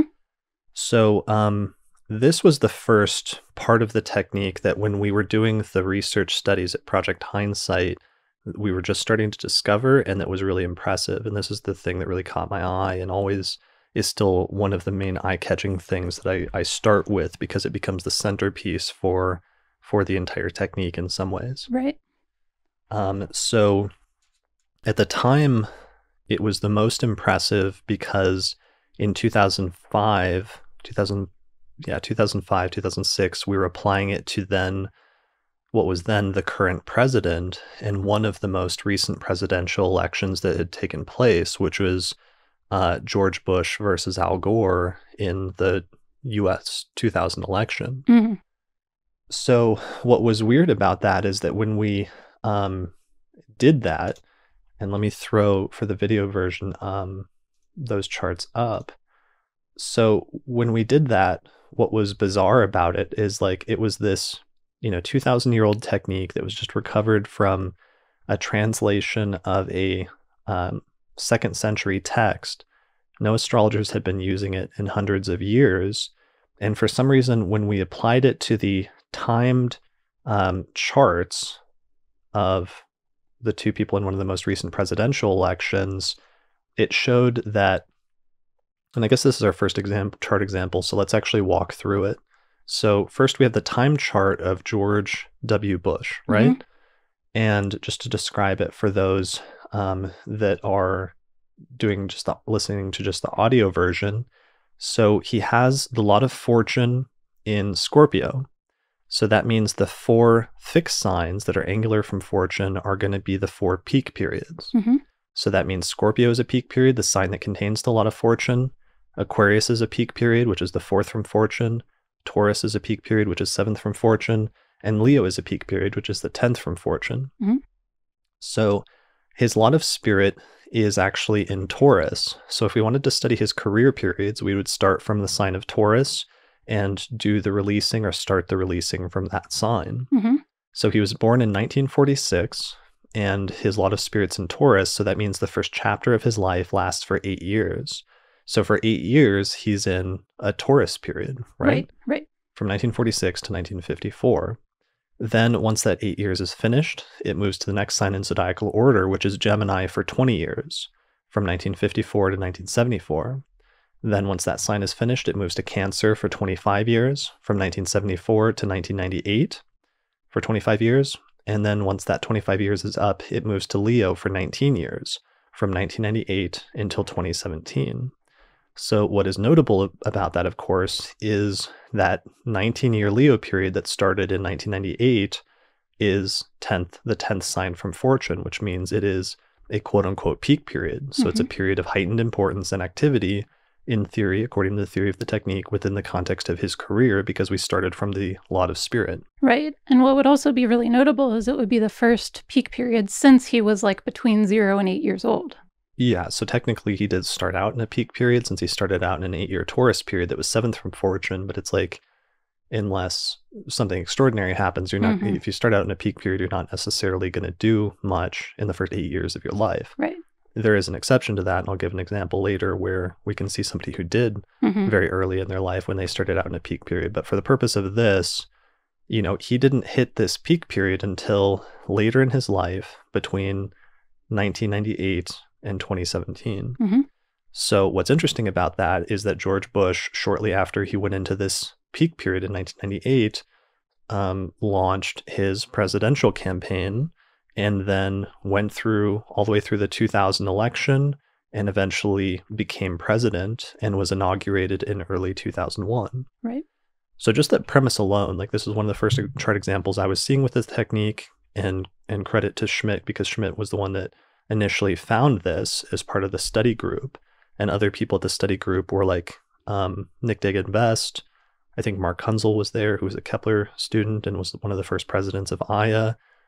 Kurt Manwaring was there, Ellen Black, of course, who was Schmidt's wife. So we were going through these chart examples, and that in and of itself is bizarre and impressive because that's exactly what Valens says in this passage from the anthology would happen, that if you release from spirit and it comes to the 10th sign from fortune, he says something like the person will come into eminence and leadership at that time. And for at least this native who was born in the 20th century, that was true because he became president of the United States. Right. So that's not the most bizarre part, though. The other part of this that one might immediately wonder is, what about his challenger? Mm-hmm. So his challenger in the 2000 election was famously Al Gore, who, even though he won the popular vote, he did not win the Electoral College and therefore did not become president. So here is Al Gore's chart, for which we also have a time chart for. And this is one of the tricky things about the technique, which if you don't know or can't tell already, one of the things that's a restriction about it is you have to have a timed birth chart. Right. Not only that, but it really has to be a pretty well-timed and accurately timed birth chart, because if the lots you're using are anywhere close to the sign boundaries or anywhere close to the cusp of a sign where it could fall in one sign or another, that's going to completely throw off the periods if there's any ambiguity, because they last for so long, where it could throw the periods off by a decade or up to like 3 decades. Right. And, so you can see why it's so important to have accurate birth times, especially for some of these traditional techniques, because they can be super accurate in practice if you do have a time, like an accurate time, but they can be completely wrong otherwise. Yeah, and it just throws the entire thing off, and it really sometimes comes down to a matter of minutes, because the lots are based on like measuring the distance from like planet A to planet B, and then measuring the same distance from the ascendant. The lots move through the chart pretty rapidly. Mm-hmm. And so there can be a change where sometimes, a person can be born, or I've seen like twins that are born just a few minutes apart, but like the lots change in that period. And so suddenly their zodiac releasing periods are just completely different, and they hit peak periods in completely different parts of their life. Right. Which is like great if you're actually dealing with twins who are actually, born at those differences in time. Not great if it's just inaccurate or vague. Yeah, well, and it becomes a good rectification technique then too, if you're trying to fine tune a time, because sometimes you can backform the time pretty well using zodiac releasing if you're trying to narrow it down within like a few minute time frame and there's lots that are close to a sign boundary. Mm-hmm. Right. Yeah, I've tried to do that before. Well, yeah, because flip side is that if you've got a client where you've got a relatively accurate time, but there's a lot that's right at like 29 and 58 minutes of a sign, you're often going to have to do a quick rectification in order to use the technique during the course of the consultation, because it could go either way. Right. And you won't know until you start talking to them about their life and seeing that their career peak happened in like this part of their life versus this part of their life. Mm-hmm. Right. Yeah. So it's both a frustration as well as a bonus in terms of doing rectification. Yeah, for sure. What were you about to say? Which is like useful if the client is older and so they have enough built up of life experience to kind of give you input on peak periods. Right. Not useful at all if they're like 20. Yeah, if you're younger, you have had less of your life events occur so far, and therefore you have much less to work with in terms of rectification. Yeah. All right, that's giving me bad flashbacks. So I don't of like trying to rectify really young charts where there hasn't been much that happened yet. Yeah. But sometimes actually that's not always. It's not that that's not true, but if you pay enough attention, you can see the early life events that were important relative to that time. Like that was actually, when I was studying my zodiac releasing periods, I was only in my early 20s, but I remembered some of the formative and important life events, like running for class president in like elementary school, and I was in like a little peak period at the time, or things like that, or like getting a promotion, or studying another friend's chart of getting a promotion at like a pizza place to like manager or something, and he had like a major loosing of the bond transition period at that time. No, it still totally works. Which is actually funny to watch, I think. I always thought it was funny when I looked back at my, like childhood and adolescent events and saw them show up in the technique, but it's just a matter of that young person themselves needs to have the memory and also the perspective on those things to like tell you when those things happened and to think they were important enough to say at that point and things like that. Yeah. Well, and sometimes the most important life events haven't happened yet. And also one of the issues with this technique that people actually struggle with sometimes in learning it is sometimes you need some distance from the events in order to gain perspective about their importance. Because Right. you could be doing something that you think is like the most important thing in your life right now, but in the long term, over the entire span of looking at your life from a bird's eye view, the most important thing may not have even happened yet, or it may just be getting started in the background and you don't even realize that that thing you started like a few weeks ago is actually going to become your life's work or something. No, I agree. Yeah. And that's kind of what I meant about the perspective of doing young people's, rectification with that. It's like they might have some of that, but sometimes not. Right. Well, when it can be frustrating also because the person's perspective of what they think the most important thing is or turning point or something may not necessarily be. And sometimes the technique is weird because it provides a level of objectivity and objective perspective on the life that we're not always used to dealing with and can sometimes be unsettling or uncomfortable in some way because it's more objective in some sense. Mm-hmm. Mm-hmm. I mean, Yep. not for everyone. Yeah. I don't think we've had that much problem with that, but I just know it's one of the things that we run into sometimes with the technique. And I think I was going to save this discussion for later, but maybe I don't know if it's time to like slip it in, but like sometimes where people are like, well, the technique's not, it doesn't work for me or something like that. Right. And sometimes I find that people that say that don't fully understand, either A, don't understand the technique and they're not applying it properly and they just need somebody to sit down and go through it with them. Mm-hmm. But B, sometimes it's that issue of there's an issue or a disconnect versus how an objective observer would look at that person's life and classify different periods of importance versus how the person is used to looking at their own life subjectively and classifying different periods of importance. Mm-hmm. And obviously there's a discussion that could be had there about what's more important or what's accurate or true or valid in some sense in terms of the subjective perspective versus the objective one. Mm-hmm. But I think sometimes there is an issue that people run into when first learning the technique about having expectations of what they should see versus what the technique is actually showing them is important about their life. Mm-hmm. Yeah. I mean, and that's obviously like a huge meta discussion. I agree. I mean, I have run into that occasionally in the past, talking through people's timing and most people like click with some things that are being highlighted and like, oh yeah, that was a really important time. Occasionally I do find, some people who don't, and it's either they're not remembering something that happened then, which is like a huge issue with this technique. Which is like huge because Like- it's entirely predicated on going through your past chronology is entirely predicated on you having a good memory for like events and dates in your life. Good memory or else good journaling, good Gmail records, like where you emailed people about things. I've actually used all of that and it's been really useful. I love the Gmail search for this. Well, I mean, usually talking through it with clients is fine because you're able to talk through them with the technique. But I've been like, I bring this up because I was in like I did a workshop once where it was a several day long intensive on zodiac releasing. And there was like one person that was getting progressively more and more annoyed as it went because she didn't think it was working in her chart. And finally, by the final day, I had gone through all the examples I wanted to go through. And we'd gone through a couple of class examples where we clearly worked it through and saw how it was working in someone's life. And I was just like, let's deal with this head on. And I'm like, let's throw your chart up and let's work through your chronology and see if it's really not working, which is what she felt at the time, or if there's something throwing it off or what. And we went through her chronology and just slowly worked through it, applying the principles that we had outlined in the lecture and then the workshop.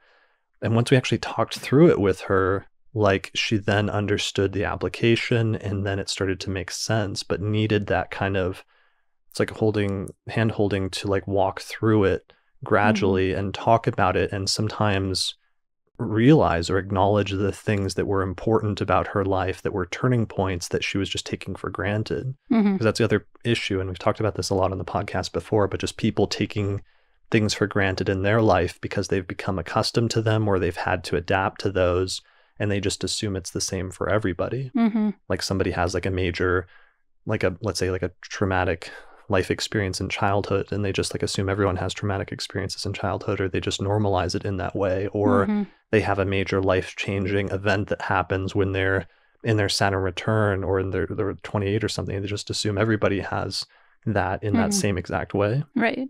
Yeah, I mean, I think that brings up a couple of things. I mean, one is just the general sense of like it, while some of these will definitely or should definitely stick out to you if you start looking back through, like maybe not every single one will immediately come to mind, but some of them at least should if you look at your past peak periods.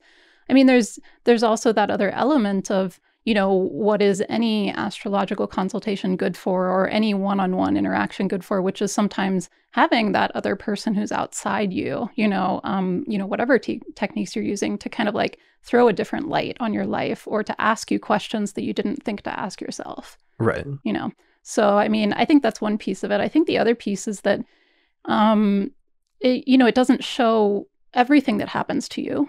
I mean, I was going to talk about this later too, but I mean, while it shows really important things, it doesn't show every single thing because it's one technique. Right. It's not the only technique. Right. There are lots of techniques and lots of things happening at once at any given moment in time. So I think that's an occasional objection to looking at the peak periods and being, well, that wasn't what I think is the most important thing. Well, there can be other things happening at points. But I mean, I think sometimes what I've noticed with the active and important is also like prominent.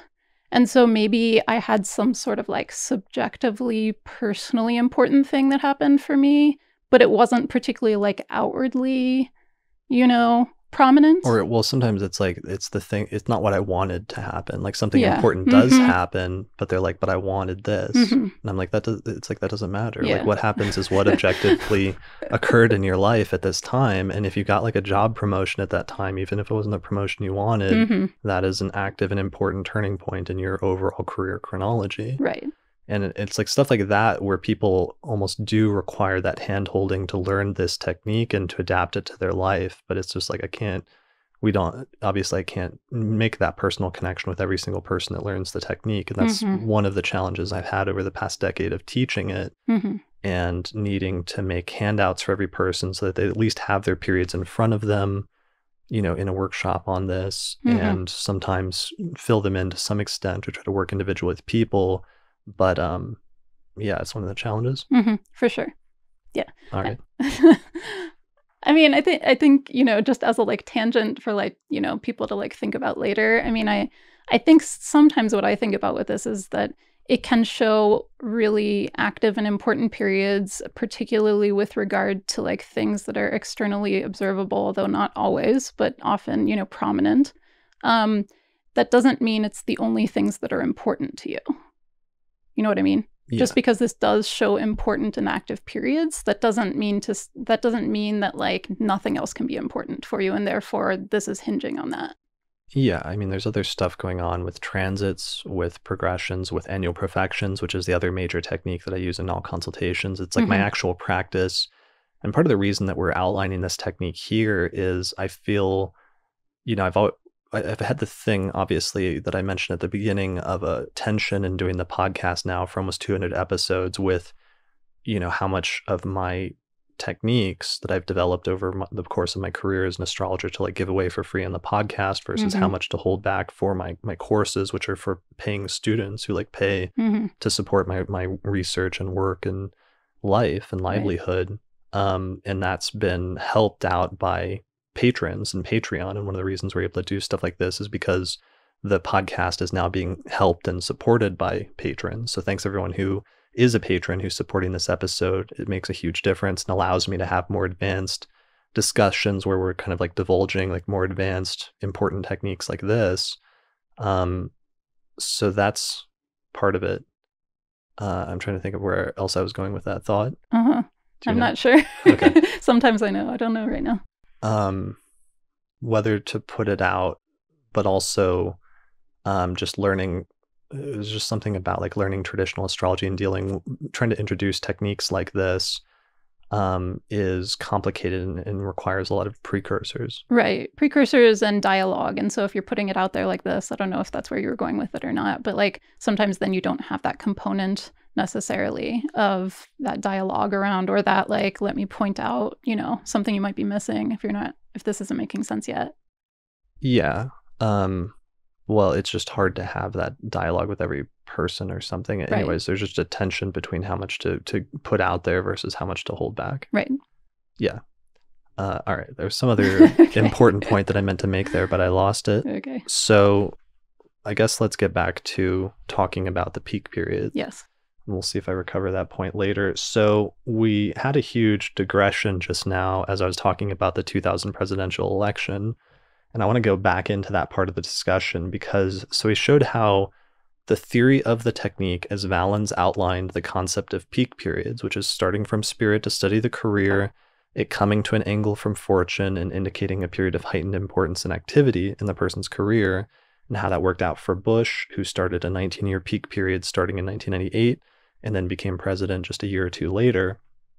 So his challenger in the 2000 election was Al Gore, who was vice president at the time from 1992 to 2000 or 2001. And in Al Gore's chart, he has the lot of fortune in Aries. So that means that the 4 cardinal signs are going to be the peak periods.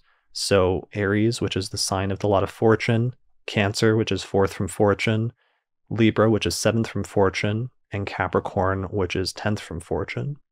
So those are the 4 peak periods. His lot of spirit is located in Scorpio. So he starts in a 15-year Scorpio period as the first chapter of his life from the moment of birth when he was born in 1948 all the way until 1963. Then once that 15 years is up, it moves to Sagittarius for 12 years, from 1963 to 1974. Then in 1974, he began a 27-year Capricorn period. So this Capricorn period, of course, is the 10th sign from fortune. So that is the beginning of his peak period starting in 1974. And right around that time is actually when he began his political career and became a politician. Mm-hmm. Gets elected to public office. Later, about 17 years into that peak period, he starts hitting major peak periods and a major transition point on the sub-levels on level 2, and we'll come back to later and explain why. It was actually a loosing of the bond that occurred around 1992, and he became vice president. So he's picked as Bill Clinton's running mate. They end up winning the 1992 presidential election, and he becomes vice president, which it turns out is the highest political appointment that he'll have in his lifetime, presumably at this point, I think it's safe to say. But then what happens is that his 27-year peak period runs out in the first half. I think it was in the spring of 2001. And that was just a few months after George W. Bush was inaugurated as president, and Al Gore lost the 2000 presidential election. Mm-hmm. So this then becomes an even more striking or stunning example, because it means we're not just talking about one person's chart, like George Bush starting a 19-year peak period starting in 1988, but it turned out what would happen was that his challenger was just ending and winding up a 27-year peak period roughly at the same time. Right. And that becomes really striking. Yeah, it's a really striking contrast for sure to see one starting up and one ending right next to each other.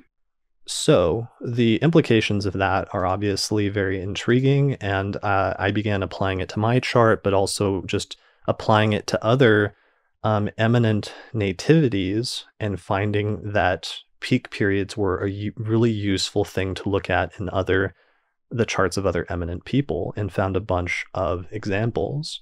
So one of my favorite examples is George Lucas, who we have a timed chart for.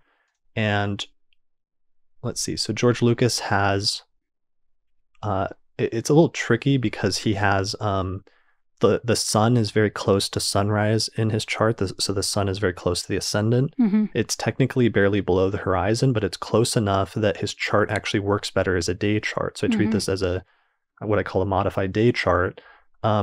Following that rule, using it as a day chart, his lot of fortune is in Aquarius. So the 4 peak periods are the 4 fixed signs. Mm-hmm.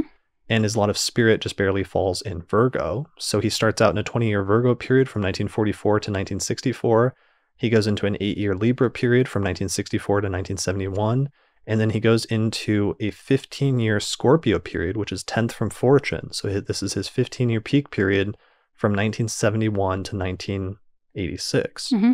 And of course, The movie Star Wars was released in May of 1977, and the first of the Indiana Jones movies was released in June of 1981. And these became the two sort of movie trilogies that he became the most well known for. Mhm. And they were both released basically or started during the course of this 15-year peak period. And this was, I think, objectively, one could say the height of George Lucas's career as a filmmaker when he did the Star Wars trilogy, as well as when he started the Indiana Jones trilogy. Mhm. Yeah, that's a good example for sure.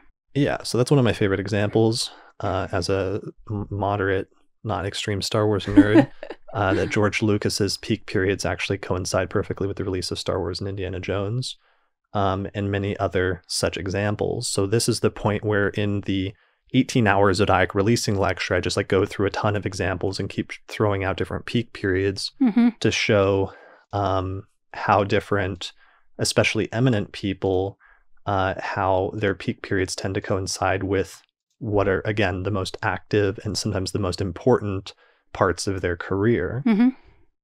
So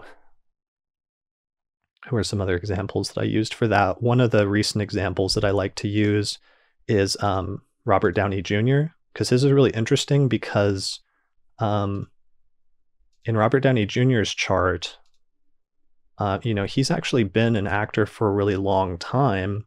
His lot of fortune is in Virgo, so his peak period should be theoretically in the mutable signs. His lot of spirit's in Cancer, so he starts out in a 25-year Cancer period, then it goes to Leo for 19 years. And what's interesting is this Leo period, he had a whole 2-decade-long career as an actor and was a pretty prominent actor in the 1990s and early 2000s, but he really struggled with drug and alcohol abuse. And there was a period in the early 2000s where it looked like he was going to throw it all away and that he was kind of on his way downward in some sense, that he had accidentally sort of just self-destructed or destroyed his career.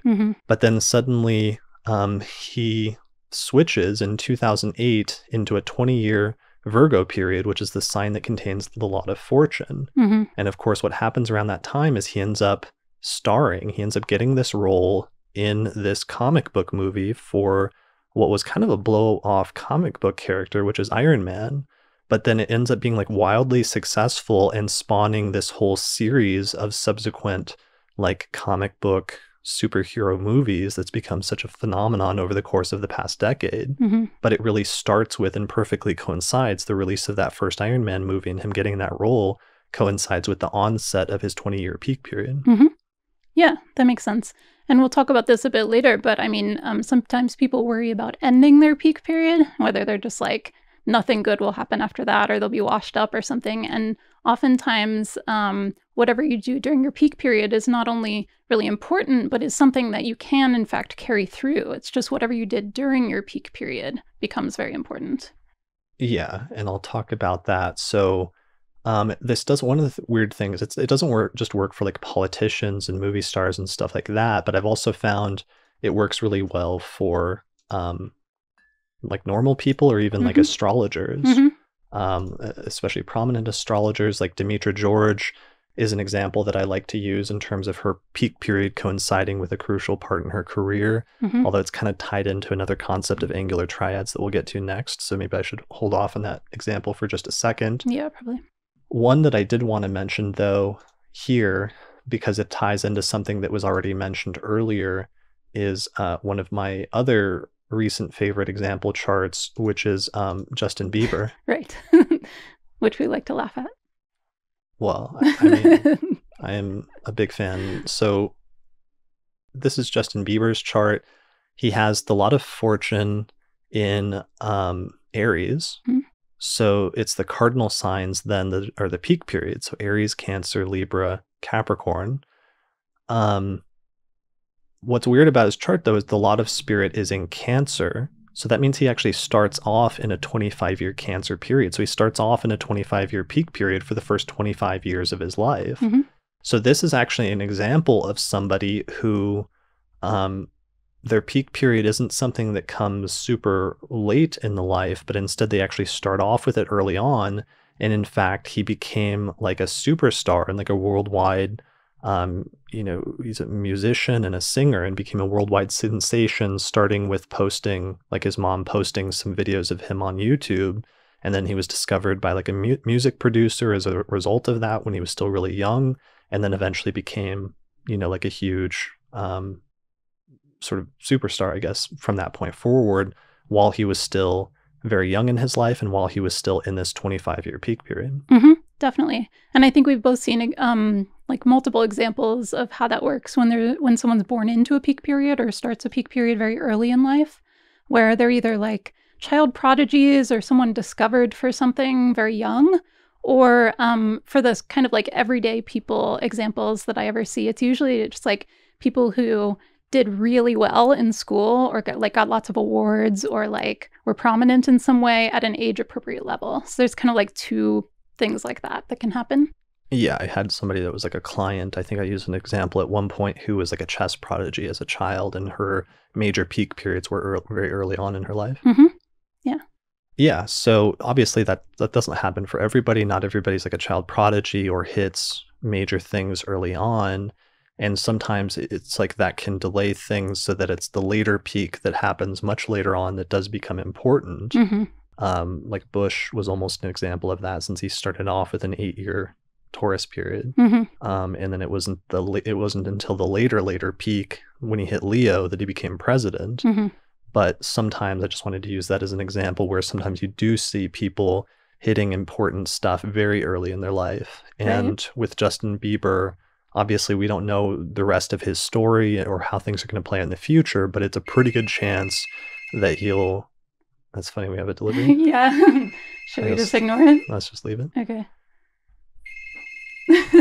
So, yeah. So, I mean, there's a pretty good chance that, I don't want to make too many assumptions, but the level of stardom that Justin Bieber achieved while he was a teenager and in his early 20s, while he was in this 25-year peak period, it would be hard. I think people would be hard pressed to like have that happen again or recreate that again to that level later on in his life. And I think we can pretty much assume, without making too many judgments or like subjective things, that that's probably will objectively be the highest point in his career, because it was such a weird confluence of things that happened that allowed that to occur, that were both, and this really actually gets to something that's important about understanding the nature of zodiac releasing from the lot of spirit and hitting fortune angles, is that what we're looking at there is the confluence between like choices and deliberate actions that the person is taking, and sometimes they're in their talents in some sense, which are partially the results of actions or what they do and how they apply themselves. We're looking at the confluence of that, of choices with their circumstances and the things that are external, that are outside of their control. And when a person is hitting fortune peaks, when you're releasing from spirit, what you're seeing is something about the confluence between their actions falling into alignment with their circumstances and lining up well, or in some instances lining up perfectly, so that the person is in the right place and is doing the right thing at the right time, so that they're able to fully actualize their potential.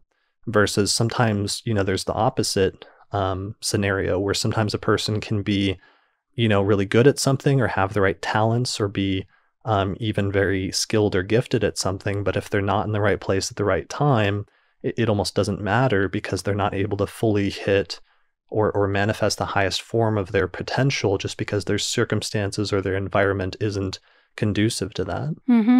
Yeah, I remember you saying that very early on when I first started looking at the zodiacal releasing periods, and it's actually, you can actually watch it if you start watching your periods going forward, or watch other people's periods, but it's easiest probably with your own, especially on the lower levels, since they're more quickly moving. But you can actually watch this occur, I think. When you have your own peak periods, and kind of what sets the stage for you to be able to have whatever event occurs at that time.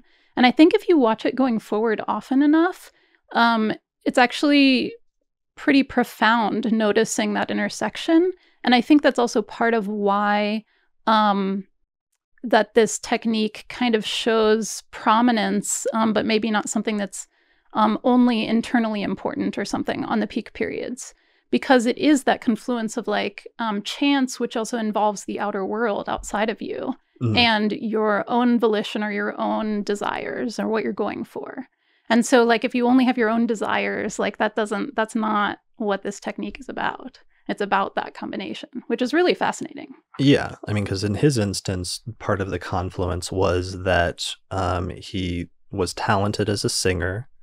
Despite your disparaging statements earlier, I'm kind of offended by that. I'm not the only one. I mean, all right. That's neither here nor there. But, despite being incredibly talented, despite what Lisa says, and despite, he was actually in a talent show competition and he came in second. And I actually read his biography. And he talks about this, and I don't know how much of it's like just like his actual personal reflections versus just a puff piece by his management at the time. But there's some piece of it that's true, which is that he was in a talent show competition and he came in second before he was discovered, and he was kind of discouraged by that. And we'll actually show some of the subperiod later to show why, because there's actually an interesting reason for why that was in terms of the things that were activated in his chart. And then his mom filmed it and put it on YouTube, and then she started putting other videos of him singing on YouTube. So that's like the action, and that's the putting the thing out there. But the other confluence that happened is that he was discovered, where there was like a music producer who saw the videos and came across, like he started getting follows, and he started getting a following, and people were impressed by him and developing an audience. But then this one music producer discovered him, and that led to a whole series of events that were partially out of his control, where he was kind of in the right place at the right time to become like that guy. And that's that other piece that was really important for him, but it's something that's kind of important for everybody, it turns out, in some way. Yeah, definitely. And I mean, I think this is part of also what really profoundly shows to me using this technique, the element of luck.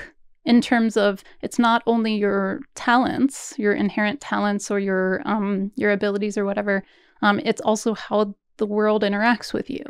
And you only have control over part of that, the equation.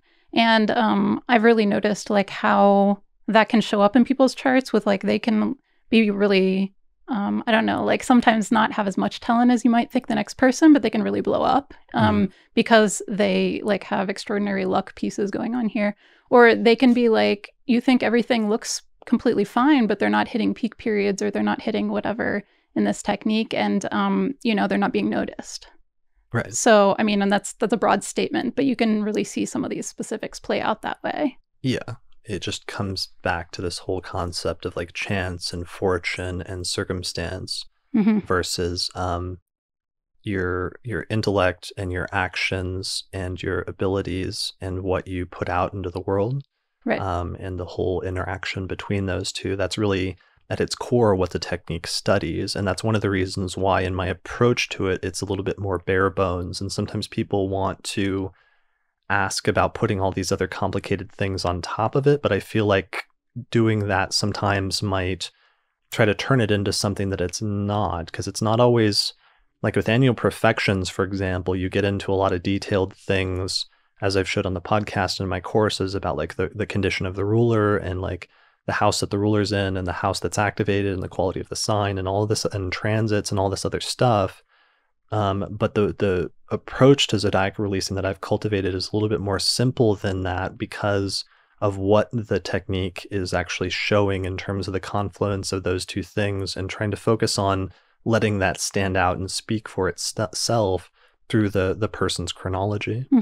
Yeah. And sometimes a way to do that, as we'll maybe talk about a little bit later, is by studying the person's past and studying their chronology through the lens of zodiac releasing. You can see what their trajectory is. And by establishing it, by the combination of studying their chronology with zodiac releasing and establishing their trajectory, you can then sort of predict or chart, based on their current trajectory, where things are going to head in the future. And that becomes the foundation of prediction using zodiac releasing. Is not just the technique objectively saying, these periods should be peak periods and blah, blah, blah. This should be a good period and bad period and transition, whatever. You can do that, but it really becomes a much more effective predictive technique when combined with some knowledge of the person's past chronology and trajectory, because then you can really plot the future much more effectively. Definitely. All right. So where does that leave us? Do you have an example in terms of, I have other examples, but I don't think I need to go through them yet. Right. Or at this stage. Do you have other examples of peak periods you wanted to mention? Yeah, I have a good spirit peak period. I don't know if you have the chart there. It was the one labeled spirit. If you want to talk about it, I can see if I can pull it up. Sure. Okay, so this person had, I'm trying to remember where the lots are. The lot of fortune was in Capricorn, and the lot of spirit, I believe, was in Virgo. And so, yeah, not that one. So they spent the first 20 years in Virgo, and then they switched to Libra after that. And Libra is only an 8-year period. And so I kind of like this example because, yeah, there's the chart if you're watching it visually. Oh, where did it go? So I like this because sometimes people worry if their peak periods are short, like Libra's only 8 years or Taurus is only 8 years. And so important things I've noticed can still really happen. It just happens more quickly sometimes during that peak period. And so once this person switched into Libra, which is an 8-year peak period from the lot of fortune being in Capricorn, they first got a job early on in their field for the first time ever at the beginning of that peak period. And then later on, when it hit Libra level 1 and Capricorn level 2, which would be 10th from fortune on the first level, and then the sign of fortune itself on level 2, they got a job that was even closer to the specific of what they would end up in. And then by the end of that level 2 period, they actually got hired by the company that they would later become the director of. And so then by the end of the Libra peak period, which was only 8 years long, the former director was kind of asked to leave, and they became the new director just after this peak period ended. Okay. All right. So that's good. So this is like, okay, that's pretty kind of complicated. Well, it's hard because what's the short synopsis of? So at the start of the peak period, they what? So at the start of the peak period, they got a job kind of like adjacent to what they ended up in, but it was like in the same realm. Okay. And you can see, I mean, if the started out with Virgo, that's only 20 years, right? So their lot of fortune is in Capricorns, the cardinal signs of the peak periods. Spirit is in... Spirit. It's definitely in Virgo. Okay, it's zero Virgo. So they start out in a 20-year Virgo period, right. And so you're talking about at the start of an 8-year Libra period. They begin in a job that's almost what they'll later do. Exactly. And then when they hit Libra level 1 and then Capricorn level 2, which is... And we haven't introduced...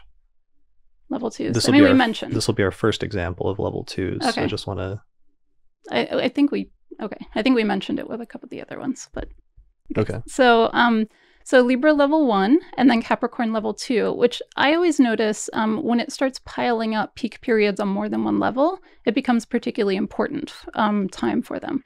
And so it's 10 signs from the lot of fortune for the level 1, and then it's the sign of lot of fortune itself for level 2. And so they're both peak periods, so multiple peak periods going on. So that's a good interpretive principle then we're introducing at this point, which is that when a person is hitting peak periods on multiple levels, those periods are much more important. Particularly important. Yeah. And so at the beginning of that that overlap between the level 1 and 2 peak periods, they got hired for something that was very similar to what they ended up in. And then by the end of that level 2 peak period, they actually got hired to the company that they would later become the director of. And then by the end of that level 1 peak period, the former director was asked to leave. And then they started on their course of becoming the director soon after that peak period. Okay, so they reached the highest point in their chosen career field more or less during the 8-year peak period. But it was a process of getting up to that highest point during the course of that 8 years. Exactly. And I know that is a question that sometimes people ask, that things don't always happen immediately upon the start of the peak period. Yeah, that was a question that actually came in on Twitter yesterday, which is like, do you expect the peak period to begin and the events to happen immediately as soon as the general period begins? And the answer Right. is no, not always. No, not always the most important thing or the ultimate thing that will happen, but something important. You may not notice that it's important yet. Yeah, usually things start trending and heading in that direction. So Yeah. I started I started out my life, my personal chart in a 15-year Scorpio period, and then I went into a 12-year Sagittarius period. And right very closely after that 12-year Sagittarius period began is when I started studying astrology. Hmm. And then when I hit the next sub-period peak within that, a 12-month Pisces period, is when I started learning Hellenistic astrology and went to Project Hindsight, and I learned this technique. Hmm. So I always like to quip that, like, when you found a powerful technique, when the technique itself tells you that you found it, because that's what literally happened in my chart, is I was Right. hitting it was actually one of the highest peak periods of my entire life, Hmm. because it was peaking on like level 1 and level 2, hitting 7th from Fortune and 10th from Fortune, when I discovered zodiac releasing, the Hmm. technique for peak periods. It's all very meta. Yeah, very meta. Yeah. It's dolls and dolls and dolls. Exactly. All right. It's Russian dolls all the way down. Yes. So yeah, I hit that, and then I hit another peak period later on in my career when I first spoke at UAC and when I launched the Denver Astrology Group and did a bunch of stuff. And then my peak period from when I first learned zodiac releasing, the 12-month Pisces period on level 2, repeated itself when I finished writing my book and published it in 2017. Hmm. Yeah. Nice. So I guess that the general point then is just paying attention to not just that it doesn't always, that it starts trending in that direction, but it may not always be clear where it's going or that thing is important. Mhm. Like I wouldn't have necessarily for sure known. I definitely wouldn't have known that because I started studying astrology and bought like a book. I bought the Astrologer's Handbook and I bought an ephemeris and started looking at charts on astro.com. I would not have known at that point when I was whatever I was, like 16, 15, 16, that I would later in that same, within a decade, would become an astrologer, or that would become my career. Hmm. Yeah, and that's what I find most fascinating about watching this technique is it's not just, I mean, it is a good predictive tool, but it's not only that. I think its value is actually even more in like watching the entire pattern unfold and watching how one thing leads to the next. And that is, I don't know, there's something sort of like awe-inspiring to me about that, where you can just like watch. I've always been kind of fascinated by watching, you know, why different people have the different lives that they do. And so you can actually like watch this entire progression unfold and see, oh, look, I didn't know that was going to be so important, but it was. And you can see that it should have been, you know? Right. That it should have been. Yeah, that it should have been important and it was important, but you didn't know quite how important it was until later. Okay, yeah, that's a really common thing with zodiac releasing, that the Yeah. technique bizarrely shows important periods of your life beginning, even if you yourself at that time do not know that they're important, and may not know for decades until much later on that was a crucial turning point in your life. Right, or that was like the incipient beginning of something. Yeah. And it's like that's kind of true of astrology in general, like somebody might say, but it's not like this technique does it in a bizarrely, like, because the periods, it's so stark and cut and dry when one period starts and when one period ends, and when one period is a peak period versus when it's not.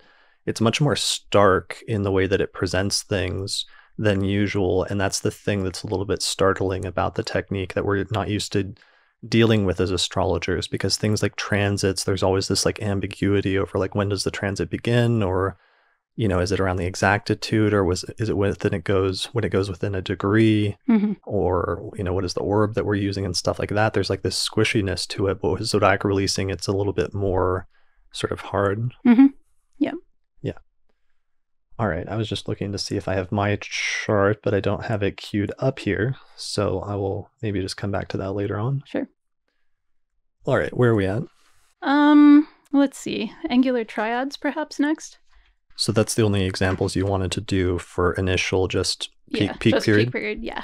Okay, I think that's... I mean, that one was striking to me both because it was like an example of like how a short peak period can still be super important And so people should not worry if like they've been left out, if they only have like an 8-year peak period or something. Because the they ended up starting the thing that would later carry forward. Yes. I mean, that's the point of the next section of the Angular Triad section. It is. But that like the most important thing can still happen during that time, even if you don't have 30 years for that. Like that there will still be important things to come from that. And the other piece was just like that this wasn't as striking as maybe like the Justin Bieber one, although maybe it's around the similar age. But you could see that, with the first period being only 20 years. And then because they were young when it happened. Yeah, so moving into the peak period, at about 20 years of age, it was still that important. And then they became the director like after, like 28. Right. Yeah. So it was for them, their peak period was between the ages of 20 and 28. Mm-hmm. Okay. Yeah. Got it.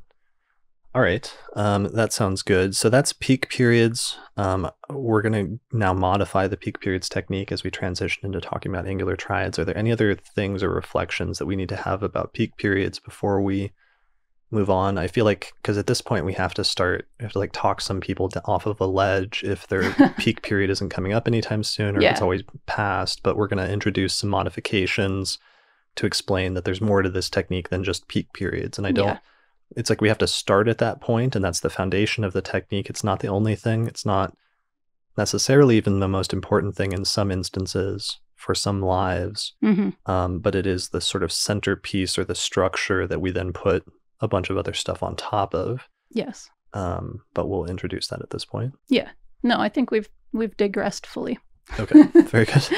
That is the subtitle of this podcast, yes. I think, at this point. All right. Angular triads. Yes. So we're going to modify the technique a little bit. We've talked about the 4 angles from the Lot of Fortune and how those are peak periods, which are periods of heightened importance and activity, and how a person hitting a peak period will sometimes hit like a career peak, or will go into a much more active and important period in terms of their career if you're releasing from the Lot of Spirit. That's also true. And actually, that's this side note at this point. That's what I discovered when I started releasing from Eros, is that it seemed to be working also when you release from Eros and hit a peak period from the Lot of Fortune, that a person was often hitting a more active and important period in terms of relationships. Mm-hmm. And that's something you've seen consistently as well. Yeah, definitely. Yeah, it pretty much works exactly the same. So, right. Yeah. Okay. So with Angular triads, the concept is that you have the 4 angles from Fortune. And let's say a person goes into an 8-year Libra period, for example, which is a peak period, let's say, for that person, which is the sign of the Lot of Fortune itself. That period, the peak periods do not happen in isolation, but instead the peak periods are actually the middle of a sequence of 3 signs. And there's a period that goes into or leads into the peak period, which is a build-up phase, and that is the sign that comes just before the peak period. So the idea here is that there's a sign that comes before the peak period, and that's going to build up to and prepare the person for, and also lead into the peak period. Mm-hmm. Then there's the peak period itself, the activation of that sign, which is a period of heightened importance and activity, which is often the most active period in the sequence, and that's the middle of the phase.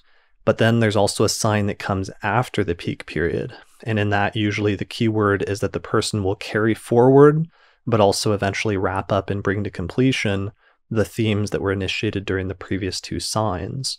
And that 3rd sign represents the end of the sequence. Mm-hmm.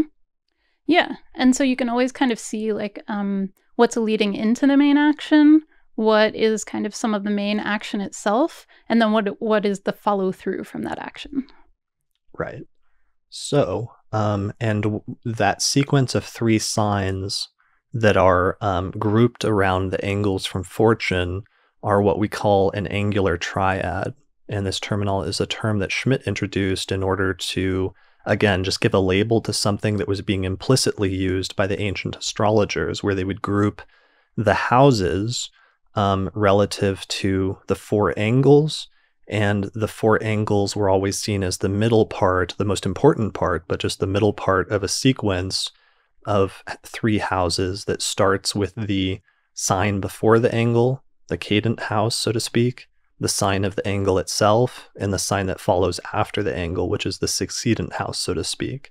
And that was a common concept or interpretive principle that you see used all over the place in ancient astrology and Hellenistic astrology, and it's part of the original rationale underlying the houses and the very concepts of angular, cadent, and succedent. But it can also be applied to, as we're doing here, the concept of derivative houses from the lot of fortune. Because again, we're just setting up whole sign houses from the sign of the lot of fortune. We're focusing on the angles from fortune, but we're now realizing that the angles from fortune are not operating in isolation, but instead they're the middle of a sequence of 3 signs. Mm-hmm. And that kind of gives more context to what I was saying before about how that's one of the things I find the most value in, is watching this entire sequence unfold and watching this entire trajectory of people's lives unfold, because it's not just important what happens during the peak period itself. It's what are these small clues and what are like the first inklings of things during the preparatory period that lead into the main action? And what are, then what are the main action pieces themselves? And then finally, what do people do with that afterwards? Right. Yeah. So, and because zodiac releasing is always moving in zodiacal order, which is counterclockwise, it means that you're always going to typically, if a person's moving around the signs, it's typically going to come to the cadent house, or the fortune house that's just before an angle from fortune first, and that's the beginning of the sequence, and then things start building up and things start anew. Then it hits the middle of the sequence, and then it hits the end of the sequence. Mm-hmm. So this usually works out in a very literal way in people's lives, where new stuff starts happening and they begin new ventures during the first part of the sequence. Those ventures reach a high point of activity, and there's a lot of initiation of major ventures during the peak period, and then things are carried forward into the final phase of the sequence, and then usually by the end of it they wrap it up and bring it to completion in preparation for starting a new sequence of 3 signs. Mm-hmm. Yeah. And I think that's one of the reasons why it can be helpful to go through this with another person, with an astrologer, because they can sometimes, you can sometimes in a consultation start pulling out clues. I think that's one of the things I like to do with zodiacal releasing, is not just like the objective things that the person already realizes, but like looking, say, at like a preparatory period, at the period before the peak period, and saying, what started happening here and what started happening here, and like asking questions, and you can start building clues towards something in the future, even if you don't know yet what that's going to be fully. Yeah, and that process is necessary, because this is one of the things people don't sometimes get fully or don't incorporate fully, is just understanding that you can't just isolate peak periods and focus entirely on peak periods. You have to understand that the peak period is just part of the sequence, and you need to talk through and work through the person's entire chronology to understand where they are at within the broader context of their entire life at this point, and their past trajectory and their future trajectory. And when you start doing that, it starts creating a much richer narrative about the entire narrative of the person's life, rather than just focusing on singular events or other things like that. Definitely. And that's really fun to do, I feel like, especially when people are older, but really at any age, you can start building an entire story of like how things are playing out. And I think oftentimes, even if clients haven't had like what you would consider like the biggest career successes or something like that, there's still something that people often find valuable in being able to see that narrative arc of their entire lives. Yeah, and that has become, I think, for us, the way that we use this technique, and it's become part of, like zodiac releasing became the main technique that I used because it had the ability to do that and to describe the entire narrative arc of a person's life. And by talking through them with their chronology and showing it how it stacks up against this technique, being able to give them a more objective understanding of their life narrative and everything that's happened up to this point, as well as in some instances where things are still headed. And that's useful on just a number of different levels, for people on a practical level, on a philosophical level. Yeah, there's something useful about that. Definitely. All right. So here's an example. So one of my favorite examples is Demetra's chart of angular triads. So this is Demetra George. famous astrologer. I first learned Hellenistic astrology from her. Just interviewed her last month for her new book, Ancient Astrology in Theory and Practice, Volume 1, which Lisa spent a little time proofreading recently. A little bit, yeah. A little time. A few months or so. Using that Virgo moon. Yep. Putting it to good use. Indeed. All right. So Demetra has the lot of fortune in Cancer. So that means the cardinal signs are going to be the peak periods for her. So that's Cancer, Libra, Capricorn, and Aries. Her lot of spirit is in Libra, so she starts out in an 8-year Libra period, then it moves to 15 years in Scorpio, and then it moves to a 12-year Sagittarius period, which she started in 1969. So Demetra's story is really interesting because she went to college and originally was studying to be like a math teacher, and in another life would have been like a primary school, high school like math teacher or something like that. And she was about to get her degree, or did get a degree for that, to go into teaching. But then it's like the late 1960s and she ends up like leaving school or dropping out and runs off and joins a commune while she's in her what must have been like her early 20s. So around this time she starts this new life basically and runs off and joins a commune. She starts this new 12-year Sagittarius period. And this is important because Sagittarius is the sign that comes before Capricorn. And Capricorn, as we established earlier, would be her peak period because it's the 7th sign from fortune. So it's angular from the lot of fortune. So what that means then is the Sagittarius period is the beginning of a new angular triad because it's the beginning of a new sequence of 3 signs, which are Sagittarius, which is the beginning for 12 years, Capricorn, which is the middle point and the peak period for 27 years, and then Aquarius, which is the third and final phase, which is the carry forward and bring to completion phase for 30 years. So that's like a huge, obviously, like span of time that ends up encompassing most of her adult life. But what's interesting is the change starts happening pretty early on in Sagittarius, because she starts Sagittarius in 1969. And then on the commune, she discovers in the library that they had there that they had some books on astrology, and she begins studying astrology initially just as like a hobby. But then relatively early in the Sagittarius period, she gets more interested in it and more invested in it. She ends up going at one point and attending her first astrology conference as like a 20-something astrologer. It ends up attending an AFA conference, and at this conference, a woman comes up to her, and it's like the first astrologer she talks to at this conference, and it's this, they strike up a brief conversation, and this woman says, "I just published this book, I think you should have it," and hands it to Demetra, and it's the first asteroid ephemeris, where this woman is Eleanor Bach, and she just published the first asteroid ephemeris, and she gives it to Demetra, who's just attended her first astrology conference as a young astrologer. So this is all happening during the 12-year preparatory period, which is the first phase of the angular triad. And so what I'm describing here is how it happens sometimes, where the events and circumstances that will become important and will end up coming to characterize the entirety of the rest of the angular triad often start to develop and start to introduce themselves in the person's chronology during the first opening phase of the angular triad. Yeah, so definitely. there's this theme of beginning new things. Right. And it does involve things like that as well, where it's like you start doing little things yourself, but then sometimes happenstance will kind of run into you in doing so.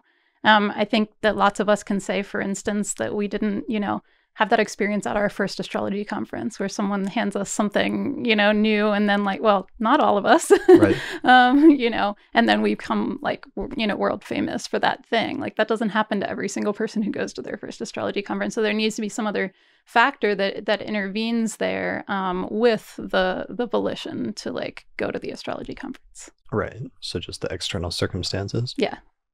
Yeah. So, but also just the humble beginnings. Yeah, definitely. Like that's a major theme that sometimes comes up in zodiac releasing and that's one of the things that's hard for people when they're learning it, which is that if you don't have full distance, you may not understand it yet. Mm-hmm. If it's just something that's beginning right now, and there's not a lot you can do about that because you just don't have enough perspective on it yet to fully see why what you're doing right now is significant. Like Demetra couldn't have known that she was going to become a world famous astrologer when she picked up some random astrology book on the commune library back then. Mm-hmm. There was a sense that she was beginning a new life, and she obviously left her old trajectory of becoming a math teacher and was doing something radically different. And that's also part of the theme sometimes, or oftentimes, when a person just starts a new angular triad, is starting a new phase in your life and starting to head in a new direction. Mm-hmm. But oftentimes the things that start happening can be slow or can be subtle. Mm-hmm.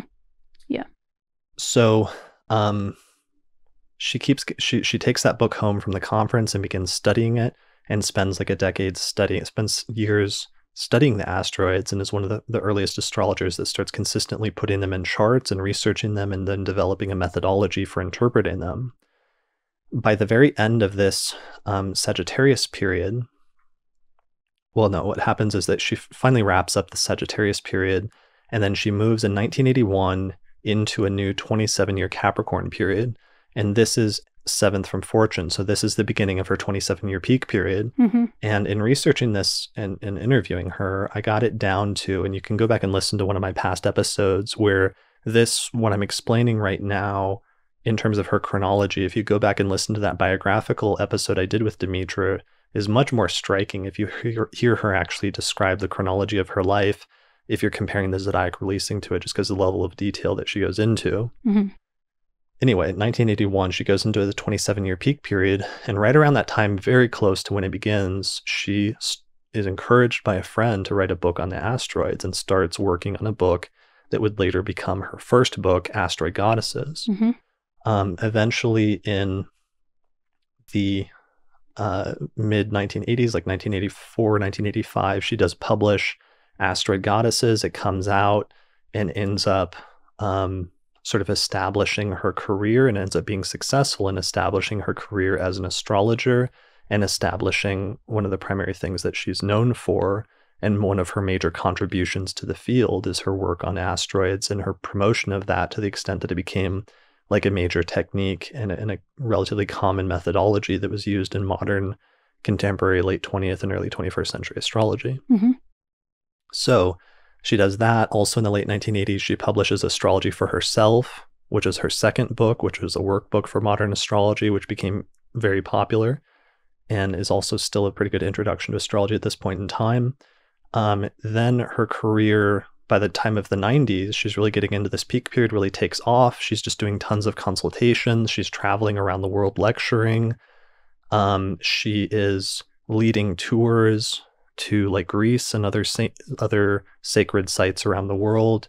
And generally just she characterizes this as being the most active period of her career, certainly in terms of the number of clients she was seeing, in terms of lectures and notoriety and everything else. Mm-hmm. Right? Right. Yeah. All right. So, but at some point during the course of this period, through a series of events that I've talked about with her, like for example, last month when I interviewed her about her new book, she ended up, through this weird series of events, getting involved in studying ancient astrology. Ended up studying Hellenistic astrology with Schmidt and Alan White, went to Project Hindsight, ends up developing a course and teaching that course at Kepler. Goes through a bit of a crisis at one point where she like stops practicing astrology for a while she's like putting together her understanding of astrology in light of new things like whole sign houses and Mm-hmm. traditional rulerships and sect, which is just so radically different from modern astrology. Learns ancient Greek. She translates some texts. Is basically going through this whole period and makes major contributions to the study of ancient astrology. But also towards the end of that starts to really reconcile her approach to ancient and modern astrology and figures out how to synthesize them. Mm-hmm. And so what happens is that she eventually wraps up that 27-year peak period in 2007. The Capricorn period comes to an end and she moves into Aquarius. So Aquarius is the last sign in the angular triad. It's the sign that follows after the peak period. And the last sign, usually there's a theme of carrying forward and bringing to completion that which was initiated during the previous two signs. So one of the first things that she does here is, I believe it was in 2008 or 2009, she publishes Astrology and the Authentic Self, right? Right. Yeah, I think that was around then. Okay, so shortly after this Aquarius period begins, she publishes Astrology and the Authentic Self, and this book was one of the first in modern times real attempts to synthesize ancient Hellenistic astrology with modern Western astrology, and she kind of shows off what her current synthesis is of those two approaches. So in that way, you can see in a very literal way how that last sign, she's literally carrying forward and bringing to completion those two different threads in her life that had dominated the previous two periods, which is her work in modern astrology and her work in ancient astrology. Right. And then, of course, more recently now, in January of 2019, also still in this 30-year carry forward and bring to completion period, she just published volume 1 of her book on ancient astrology, which is her publishing basically all of the work she's done over the past decade or two on just recovering and reconstructing ancient astrology and teaching it to students. Right. Yeah. And I think this is a really great example for, again, I think, people often get a little worried about their peak period ending and thinking they're not going to do anything important anymore. And this is a great example to show that that's not, in fact, necessarily the case. And while you can be prominent during your peak period, or something that you're doing career-wise or life direction-wise can be prominent during the peak period itself, as with her asteroid work, for example, and, was, you can still be doing very important things during the succedent or the follow-through period with whatever you did during the peak period. And, obviously people were like really excited about her new book being published. And so it's still important. It's not that everything like begins and ends during the peak period. Yeah, definitely. There is carry through, and sometimes you can do some of your most important work in the succedent and the follow through the final period, especially if other factors, because there's also other factors like the ruler of spirit. And if the ruler of spirit is in the final sign, then sometimes your life work doesn't happen until the final period, and other considerations like that. Right. So sometimes the peak period is active and important, and that's the period where you initiate that which will carry forward into the following period. But there's still something about the following period where you're still doing important and crucial work. Definitely. Yeah. And I mean, especially during some of those peak periods where like the most vital thing happens during like the last sub period or something like that, which is not uncommon. At the very end of the peak period. Yeah, exactly. Well, yeah, no, exactly. It's pretty common. Yeah. Well, I was looking at, so it's like my chart's kind of like that. Like I finally found that. So it's like I have the lot of fortune in Gemini. So the angle from fortune is Sagittarius, which begins in 1999. And that's pretty much almost exactly when I started studying astrology. I hit a Pisces sub-period in 2005 for 12 months, starting in April of 2005. And I moved to Project Hindsight in like August of 2005 and learned Zodiac releasing a month or two later. So that 12-year Pisces period, or 12-month Pisces period, is when I learned Zodiac releasing. Then there's another peak period where I spoke at UAC for the first time. I became the research director of the NCGR. I became the started the Denver Astrology Group, and a bunch of important stuff happened in 2008, 2009.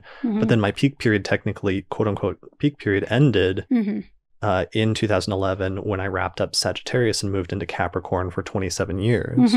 But then what I've been doing is just carrying forward a lot of the work that I initiated at that time. Right. And arguably, it's like my book came out in this, towards the end of this 12-month Pisces period, which was between February of 2016 and February of 2017. And my book came out February 10th of 2017.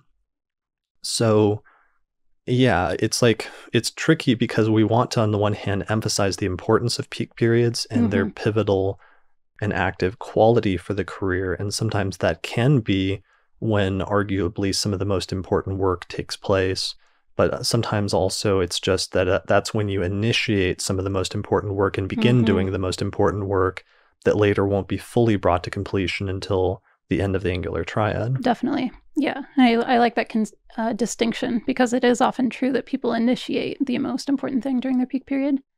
Yeah, and I mean, that was actually something that was true in Schmidt's chart because with him, he passed away just a few months ago, and now knowing his chronology, I've been trying to understand then in retrospect what his final life work was and Hmm. looking at the astrology now, understanding the end of his story. And he was in a peak period in the 1980s, going into the early 1990s, when he started studying astrology and when he started investigating ancient astrology, Hmm. partially when he was living with Michael Earlywine, and Earlywine was working on like a digital encyclopedia and asked Schmidt to use some of his language skills to start investigating it. Hmm. While at the same time, Schmidt's wife had started studying astrology and was encouraging him to study it. And Hmm. so he ended up having a major peak period and a loosening of the bond towards the very end of that. And I think that's when he really started getting into astrology, which then would carry through into the 90s when he went into the succeedent period, but also started Project Hindsight. Hmm. Definitely. Yeah. Yeah. I noticed also with the example that I brought up earlier that I asked a few more questions and I could actually see the angular triad playing out, even though the person was still quite young. Hmm. And so what happened during the preparatory period is they went to a high school that had like a community service piece that you could opt into. And so they did. And then they went to a college where social justice was like an important component. And so that kind of like started pushing them on a certain road, but still more generally. And then I asked what happened during the last peak period on level 2. What happened at that point before they hit the level 1 peak period. And it turns out they took like a job during college with a homeless organization. And that wasn't what they eventually did. But in the process of having that job just for like the summer or something, they found out how many people were homeless because of domestic violence. And so during the peak period, they then they started working at a domestic violence shelter and then eventually was hired for. Eventually was hired by an organization that is about self-defense and preventing violence. And then by the end of that period is when the former director left. And then finally, in the follow-through period, in the beginning, was when they were hired as director. Okay. Yeah. Got it. Yeah. So basically, it just becomes part of a sequence. I mean, even in the chart I was using earlier with Robert Downey Jr., where I talked about and put a lot of emphasis on how he began that 20-year peak period in 2008. And that's when he got the Iron Man role. And then his career has just, taken off. And he became, at one point there, he was the highest paid actor in Hollywood a few years into that peak period. But, we can see that the sign before that was the 19-year Leo period. And he had this whole 2-decade-long career as an actor before he got to that point. And all of that then within the context of this was preparatory and was a buildup for that peak period. Mm-hmm. So yeah, look at the peak periods from the perspective of not in isolation, but look at the buildup phase and look at the follow through and carry to completion phase as well. Mm-hmm. Definitely. And that's true not just in the general periods, which we're focusing on here, but it's also true in the sub periods. Mm-hmm. Yep. So a person can have like a 20-month peak period, but there can be a sign just before that that builds up to it. That's like a few months long, like, I don't know, 19 months long, then 20-month peak period. Then there can be an 8-month or whatever cool down phase where it carries forward and brings to completion. And it just happens in a much shorter duration of months rather than years. Mm-hmm. And those are, I think, often the instances where it's particularly important to ask lots of questions because you can start honing in on like really small clues. Yeah. And those are the ones where that's for most people when you're studying your own chronology, what you have to study because it's that shorter term stuff that you actually can study. Right. Because you can remember like what the last year was like or the last few years, whereas it's harder to contextualize like the entire decades of your life. Mm-hmm. Yeah. Yeah. All right. So that's the concept of angular triads, more or less. And again, this is another thing where I would go into a million examples, but for the sake of this, I think we're good. Okay. Let's take another break. Okay. All right. Let's transition into talking about other ways to interpret the quality of an activated sign. So we focused a lot on peak periods at this point, which are periods of heightened importance and activity. And we've also talked about the angular triads that lead into or carry forward and bring to completion a peak period.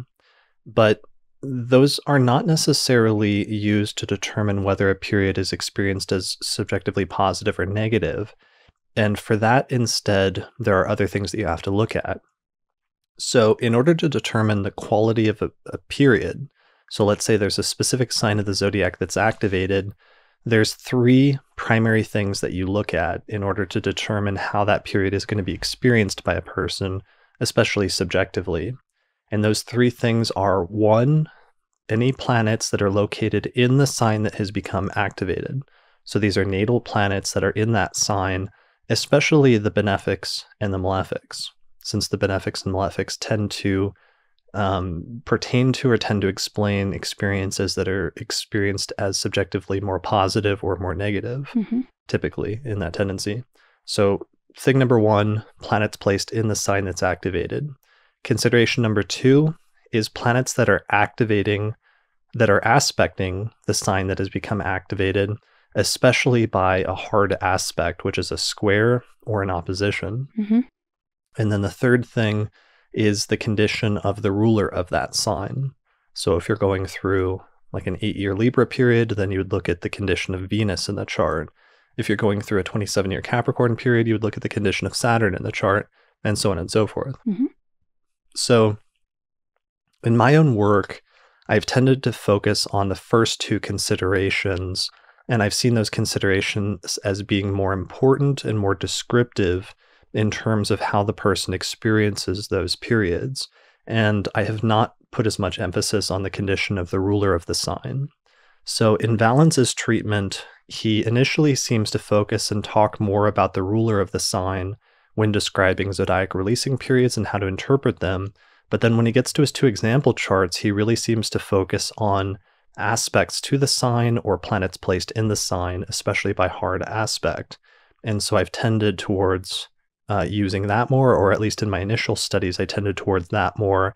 And in practice, that tended to show up more, tended to be more reliable in terms of my experience of trying to figure out how to interpret periods or seeing how clients would describe them in their subjective experience. Definitely. Yeah, and I've definitely observed the same. Okay. So it's like, that being said, so in our treatment here, we're going to focus primarily on that approach, which is just planets in the sign and planets aspecting the sign by a square or opposition, especially the benefics or malefics. There are other approaches where other people I know emphasize the ruler of the sign more. And I do know there's certain instances where I've seen the ruler of the sign be important, and that's an area of research that's worth pursuing, because I'm sure there's still a lot there that's worth uncovering and worth pursuing. But for me, I've just tended to focus on the thing that was most reliable and really developing that as far as I could possibly go with it. And I know there's other parts of this technique that still need to be explored with more depth. But that said, I do think what you mentioned so far, the planets, especially the benefics and malefics, in hard aspect to those periods, really stick out. You know, the quality really is noticeable. Yeah, I mean, to me, after just doing this over and over again with client charts as well as personal charts, that was the thing that stood out the most, was the angular signs relative to the benefics and malefics really did qualify or did describe the quality of the periods very well. And hearing that described in very personal terms by clients over and over again just reinforced that for me over the course of a decade. Definitely. All right, so we're going to focus especially on the benefics and malefics here, which are, of course, Venus and Jupiter, the two benefics, and Mars and Saturn are the two malefics.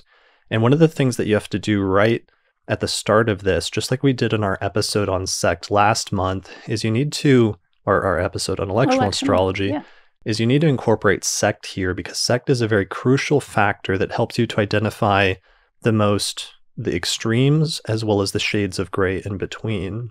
And how that works out in practical purposes is sect helps you to identify the most functionally positive planet in the chart, as well as the most functionally negative or difficult or challenging planet in the chart.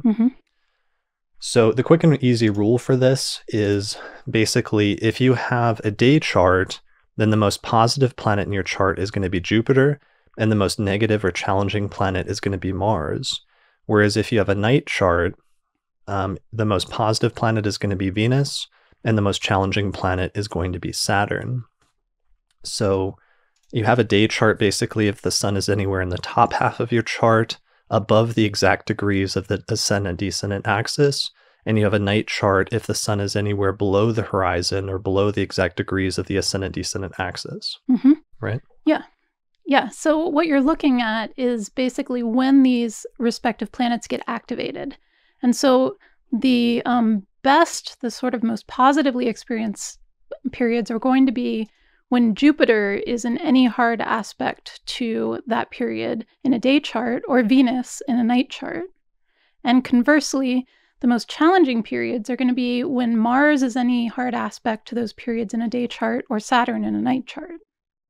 Right. So the first thing you should do is establish if you have a day chart or a night chart, and then figure out what signs are angular relative to the most positive planet, which is Jupiter in a day chart, or Venus in a night chart, and then which signs are angular to the most negative planet in your chart, which is Saturn in a night chart or Mars in a day chart.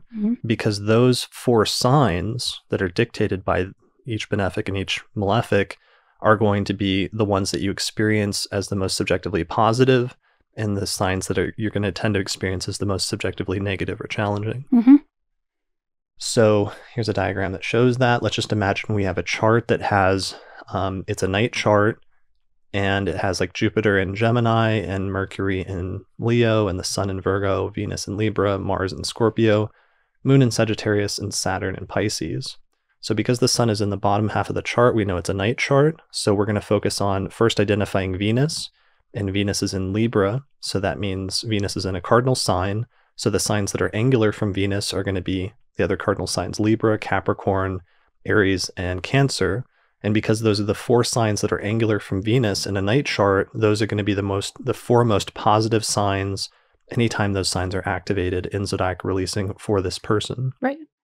Whereas conversely, since they have a night chart and Saturn is located in Pisces, that means the 4 mutable signs that are angular from Saturn are going to be experienced as the most negative or challenging signs for this person. And that's going to be Pisces, the sign that Saturn is in, as well as Gemini and Sagittarius, the 2 signs square to Saturn, and then Virgo, which is the sign opposite to Saturn. And that is true for the entire quadruplicity, although you will also additionally notice that when it comes to that sign itself, where either the malefic contrary to sect or the benefic of the sect is actually placed in that sign, it will be particularly pronounced, either more positively or more challenging. Yeah, and I think in the nataltransits.com website, that's what it highlights, is when it comes to the sign that contains the most negative planet or the most positive planet based on sect, and it indicates that in that readout. At some point in some of these other programs, I'd like to include interpretive information like that as well, but we just haven't quite gotten there at this point. Right. But you can kind of rely, basically, the idea is that all of them will have that same quality, but one will be even more pronounced. Right. Yeah. So the sign that actually contains the benefic and malefic will be more pronounced. Right. Yeah, and there's a whole breakdown in terms of the signs that it has the most power over versus the signs that it has the least power over in that quadruplicity. That's also true for peak periods, and we glossed over that point because this is already 3 hours long, and we don't need to get into all the nuances and details, which is that there's some peak periods that are more powerful or more important than others. So that's stuff I go into in the course, and I have examples and so on and so forth. For the purpose of this, let's just say the 4 signs that are angular from the most positive and negative planet are the ones that are going to be experienced as the most subjectively positive and negative. All right, so that's going to dictate the extremes of positive and negative. And so let's see. The other benefic and malefic, because of course that just identifies 2 planets and their quadruplicities, the other benefic and malefic are going to be experienced as more moderate. So they're still going to tend towards being more benefic and indicating either more positive events or more malefic and negative events, but they're going to be less extreme in their inclinations, so that it's like, yeah, they're kind of benefic or kind of malefic, but it's not anything necessarily to write home about, and they're not going to tend to be as extreme as the other 2. Definitely. They just don't jump out as much, either to you or to the client. Although if you ask and, kind of probe further, there is still a moderate quality one way or the other. Like if the angles from the moderate benefic are activated, they'll be like, yeah, that was a somewhat positive time, but it wasn't like the most positive time in my life or my career. Or if the malefic that's more moderate is activated, which is Saturn in a day chart or Mars in a night chart, then they'll say, yeah, there was some challenges that came up during that time, but I eventually got over it and it wasn't a big deal. And it's like the cliche, what doesn't kill you makes you stronger type scenario. Whereas the most negative planet tends to be some of the most challenging and sometimes like deal breaker, or just like running into a wall that you can't get around. Right. People are used to the moderate challenges. They're kind of like, that's part of life, so that it doesn't stick out as much. The bigger ones, they're sometimes like, what the hell is this? Yeah. Well, it sometimes just is that of those things that are negotiable and are the cliche, what doesn't kill you makes you stronger things, is the moderate malefic oftentimes. What I call surmountable difficulties, that's my main keyword that I use in zodiac releasing for the moderate malefic, versus the most negative malefic is just sometimes you're going down a path and you run into something that you can't negotiate with, you can't get around, you just sort of have to take a loss and move on or go a different direction or what have you. Yeah. And definitely. no amount of like applying yourself is necessarily going to do it. Okay, so angles from the benefics and malefics. So at this point, we want to apply this. One of the things that you can do is apply this idea to the concept of the angular triads. So is it that stage, or should we talk actually about first just applying this first? Maybe like, do you have any examples of that? Just the angular triad, you mean, or? No, just a person Just hitting the like periods? positive or negative periods. Like one of the ones that I have is Justin Bieber's chart again, because he had interesting sub-periods for that. Let me see if I have. It's not just because of your eternal love. I mean, I know his periods well because of my eternal love, but that's not neither here nor there. Yeah, go ahead and find a good one. I have a really terrible example, like in terms of negative, so it'd be good to start with a good one. Okay. This shows the periods. It doesn't have it marked correctly. I don't think I have the slide that shows it marked correctly, but what it is so I've already talked about how he starts out his life in a 25-year Cancer period, and that's actually a peak period. So in the first 25 years of his life, he's discovered and hits what is probably the high point of his career. So in the sub-periods, though, it starts off in Cancer for 25 months when he's born and just keeps working its way around the zodiac from Cancer to Leo to Virgo to Libra to Scorpio to Sagittarius to Capricorn to Aquarius. And then he hits Pisces for 12 months. He hits this 12-month Pisces period. And what's interesting is that in one of the little biographies that he put out, he talks about, so he hits this sign for one, and Pisces itself is the sign that contains his sun, but it's also the sign that contains his Venus and his Saturn. And this is all in the 5th house in a night chart. So because the sun is in the bottom half of the chart, we know it's a night chart. So it's unique because it means that Venus is the most positive planet in his chart and Saturn is the most negative planet. And what's curious about that is that they're both in the same sign. So that's one of the questions that you have to ask yourself when you're looking at the benefics and the malefics right from the start and what their quadruplicities are, which is, is the most positive planet and the most negative planet in different signs? Are they in the same sign, or what's the configuration? Because that's going to set up a different and unique sequence for each person. Right. So his is one of the unique sequences where the most positive and most negative planets are in the same sign, which means that you'll tend to have the most positive and most negative events either happening simultaneously or happening side by side in the same periods. And what happened with that is he auditioned, he went in for a local talent competition, and the way he describes it is he says that he sang his heart out and he thought he really put everything he had into it, but he didn't win the competition. He came in second or something like that, which to him, he actually experienced subjectively as a major defeat or a major setback, which was subjectively very negative to him. And that is in that 12-month Pisces subperiod, that's the activation of that Saturn in a night chart.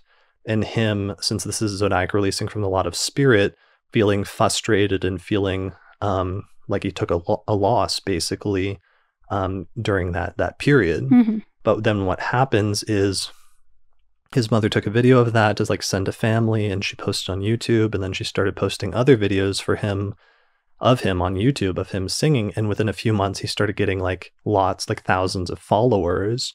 And then just a few months afterwards, in that period, he started getting a huge following. And then in the very next period, once it went into the Aries 15-month Aries period, which is the sign of the lot of fortune, that ends up being when he gets discovered. Mhm. So I use that as an example because, it's not a clean example because it's not just only the most positive planet or only the most negative planet, but it's a good example of how when you have those two planets in the same sign or the same quadruplicity, the person will experience extremes of positive and negative. Definitely. And it's interesting to see these different mixes or different configurations of the benefics and malefics in particular with regard to these periods, because everyone has a different mix. And so some people do have them either like in the same sign, here is kind of like the most extreme, but in the same quadruplicity, say. So there's like, say, like a benefic and a malefic activated at the same time. Some of them have only one benefic activated at one time, or one malefic, and so forth. So they're all different mixes of what you can experience during these periods, depending on where the planets are in your chart. Right. Yeah, and there's a bunch of different possible combinations in terms of that. In terms of the two benefics and the two malefics and the different combinations you can have, we recommend focusing on the most extreme benefic and extreme malefic because those are going to stand out the most in a person's chronology. But ultimately, it is a combination of all of them. And there's also other factors about planetary condition, like which one is earlier in zodiacal order, which one is overcoming the other. Are there conditions of like bonification and maltreatment or mitigating conditions that alter the condition of the benefic and malefic, because that's going to alter how extreme it is in terms of being positive or negative. And there's other things that go into that are part of the basic sort of preliminary natal analysis of the chart. That is all the background stuff that's supposed to build up to this point, because this is one of the things about the Time Lord techniques that's tricky, and this is why I teach them at the very end of my course. Like zodiac releasing is like the final not centerpiece, but the final culmination of the Hellenistic course, because you're supposed to take all of the basic concepts and building blocks that you learned in just building up the birth chart and understanding all the basic placements in it, and what their potential is based on the condition of the planets in the chart. And then you apply zodiac releasing and perfections to see when those natal potentials will be unlocked and awakened and activated.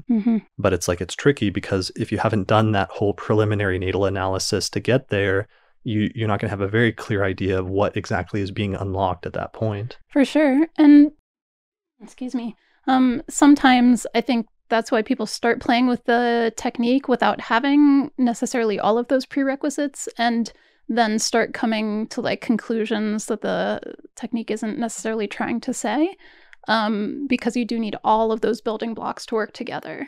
Yeah, and this is where sometimes people run afoul of the technique or don't understand it or apply it correctly or misunderstand it because they didn't do the full analysis to understand what the condition of a planet is and what it's actually promising in the chart before they tried to determine, when it will be activated. Yeah.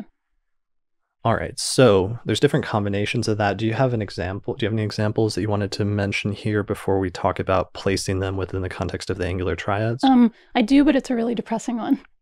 So okay. Well, it's up to you. Yeah, I have an example, and mine, unfortunately, for people watching, aren't on the screen, so I'm just kind of like trying to explain it basically, and hopefully... is it one of the charts you sent me? It is, yeah. It's the fortune example. So, let's see. Fortune example was someone with Saturn in Aries. It's not that one. So Saturn in Aries in a night chart, and Mars in Libra. And so this was releasing from the lot of fortune. And so for the most part, that's usually about health things. But as we mentioned, sometimes it can pertain to just the more general rubric of things that befall you kind of through no fault of your own. And so this one, so in a night chart, as we mentioned, Saturn is going to be the most difficult planet. And so to have that activated as the level 1 kind of sets the backdrop for something more challenging. Okay, so I just want to clarify the premise here. So, one, we're doing zodiac releasing from the Lot of Fortunes. Yeah. We're switching to talking about health matters, and Sorta. then we're doing this is a night chart. Yep. So that means Saturn is the most negative planet in the chart, and Right. that's the one that they're going to have the most problems with. Right. Okay. Yeah. And so this one was a an Aries level 1. And so that gives the general backdrop of Saturn being activated in a night chart, which is the most challenging one. And then they moved on to eventually to Libra level 2, which activates the other malefic. And while that's the less problematic malefic in a night chart, it is both a malefic still, even if more moderate, and still angular from Saturn by quadruplicity. So it's kind of activating both malefics at once. And so during this period, this person had some false accusations being placed against them, which is why I was saying this was falling more under the general rubric of like things that befall you through no fault of your own. And then eventually went to prison during the peak period, which this was leading up to in the next level 2. Okay. And like I said, it's a depressing example, but it is kind of like a more extreme example of when you activate like both the malefics at once. I think this person also had a health problem around the same time. Yeah, so.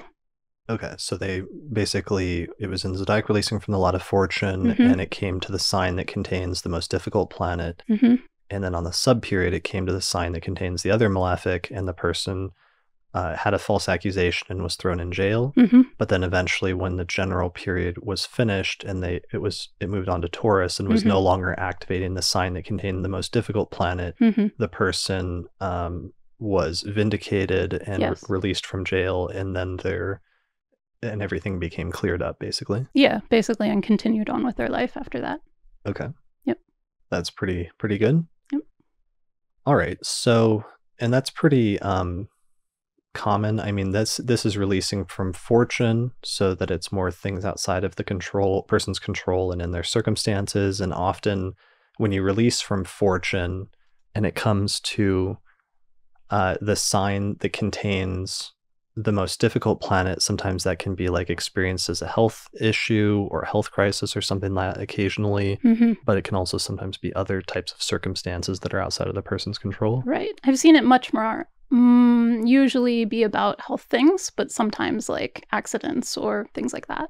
Right. Okay.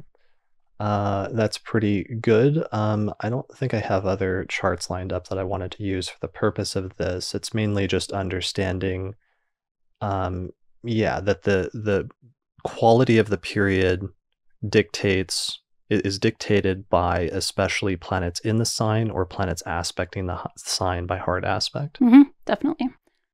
Okay. And you can see that play out in every single chart, basically. It's just different configurations each time. Yeah, and what makes different charts really unique is just seeing the different combinations they have and how those do get activated by the zodiac releasing, and how the zodiac releasing in that way really does activate the natal potential in this very dynamic way, Mm-hmm. but it's by activating them for blocks of time. Mm-hmm. Yeah, definitely. Okay, so the other thing at this point that you want to do is combine this with the concept of the angular triads, because then it's going to tell you which parts of the angular triads, that sequence of 3 signs basically, that the person's going to experience as more subjectively positive or negative. So do they have, for example, benefics falling in the fortune angles themselves so that they experience their peak periods as also being more subjectively positive? Or do they have the more challenging malefic planets falling in the signs angular from fortune, so that even though in those instances, sometimes the person is at the height of their career, or they're at a period that is the most active and important or pivotal for their career, sometimes they're not feeling subjectively happy or fulfilled during those times in their life. Mm-hmm. So this can sometimes be like the person who like reaches the height of fame, but somehow isn't happy about their fame, or they don't want it that way, or don't experience it as positive. Right. Or as a side product of their fame, have some sort of difficulty at the same time. Right. Like becoming notorious or something like that. Mm-hmm. Yeah. Yeah. So other combinations that are possible, a person could have the most positive planets in their chart in the last third of the angular triad, so in the signs that follow after the peak periods, so that it's not the first two signs that they experience as the most subjectively positive, but it's only once they get to the carry forward and bring to completion phase, that's when they sort of experience their most subjectively positive part of their life, when they're not like in the most active time or they're not in the buildup phase, but it's when they're sort of like winding down or wrapping things up and bringing them to completion that they feel the most subjectively fulfilled. Mm-hmm. And I find this combination, of the angular triads and the benefics and malefics particularly fascinating to watch, both because they're so unique to each person, and also because as you explain kind of like how that particular unique triad works for that particular client or whoever's chart you're looking at, they often really resonate with that. So basically saying, well, usually during the kind of lead up to the main action in your life with respect to this topic, it feels like this. And then during the main action, this is kind of how you normally experience it. And then finally in the last period, it's like this. And no matter which combinations of the planets are happening during those three phases, people usually kind of have like a little bit of an aha moment. Or like thinking back about like how their life has gone and be like, yeah, I do experience things that way. Right. Yeah, I mean, you can set that up just based on the theory of the technique to establish what the repeating sequence is. And it's something both that will play out over the course of the long-term level 1 periods in terms of people having those broad experiences within those decade-long spans of their life. But more commonly, it's more easy to see it playing out over and over again on the sub-periods where they enter into like an 8-month sub-period, let's say, that has the most difficult planet, and they experience like a setback or an obstacle or a frustration in their career in the releasing from spirit at that time. Whereas they come to like another sign just after that that contains the most positive planet, and they experience that as positive, of like getting a raise or of meeting an expectation in terms of their career and feeling some level of fulfillment or happiness surrounding that. Yeah, definitely. And while people often resonate when you explain their particular sequence, one of the things in particular that I like to talk about is when people have like the malefic contrary to sect activated during their peak periods, because not everyone does, you have it somewhere within those three phases. But when they do, sometimes people get some sort of relief from understanding that both of those qualities are happening at once. So while they are having some sort of challenge happening, perhaps a big challenge, it's also still a really important period for them. And yeah, it's interesting, especially if people kind of have lived a decent bit of their life already, to be able to explain how that's working for them. Yeah, and one of the things I want to say here is there's a ton of different manifestations of this and ways that can manifest. So you have to be careful, and I want to be careful here not to give a delineation of a single one and say that that's exactly how it's going to work out for every single one, because of the potential for mitigations and different combinations, you can have a lot of different ways that this can work out. For sure. But definitely, sometimes that can be, if there's like malefics angular from fortune, that can be a bit frustrating at that time and can coincide with like a high point, but also when there's like a setback, like, being the front runner in something, but then losing or something like that, for example. Right. Or like people who become like ahead of a company, but then like have immediate challenges with the company going through bad times or something. Right. That would be a combination like that.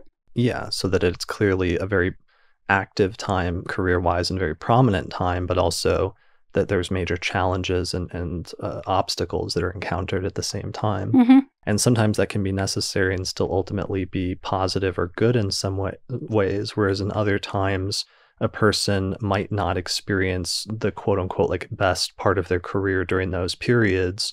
But if the benefics are outside of that, either just after or just before, then those are the times that they experience as being what they would consider to be the most subjectively positive. Right. So it's different for everyone, and it's interesting to track for each person. Right. Yeah.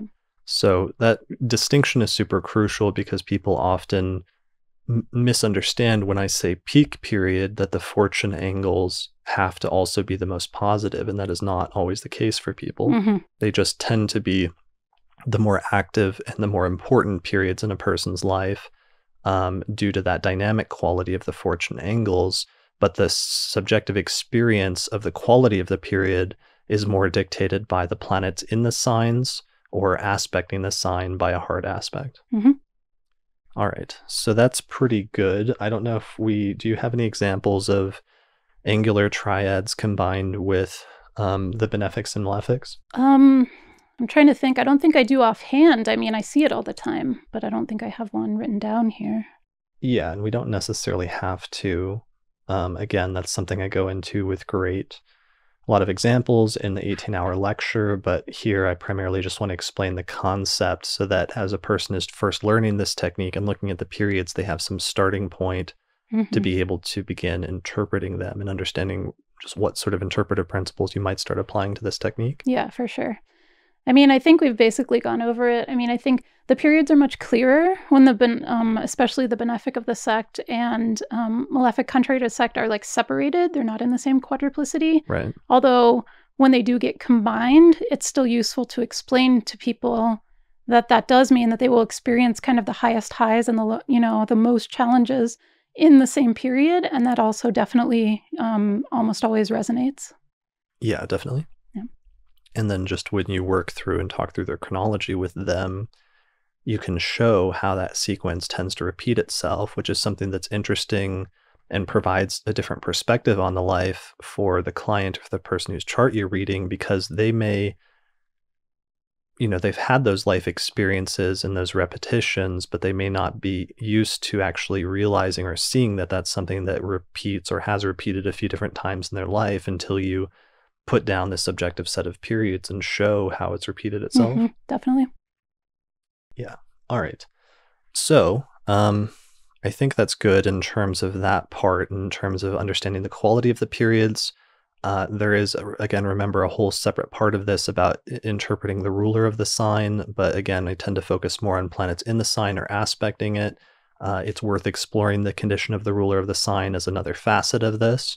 But in terms of just describing the initial and the most reliable part of the technique, I think this approach is good to follow. hmm Yeah, these are kind of like the major building blocks you have at this point of how this technique works. Right. Yeah. All right. So let's move on to one of the final phases of this at this point, which is the concept of the loosing of the bond. hmm All right. So one of the weird things that you're going to see as soon as you throw up any zodiac releasing periods into any of the software programs, basically, and some of them will show it more prominently, and others you'll just notice it, but it won't mark it out terribly prominently. But it's this weird thing that happens in the subperiods on level 2, especially about 17 and a half years into any general period. So some of the signs, some of the general periods on level 1 are longer and some of them are shorter.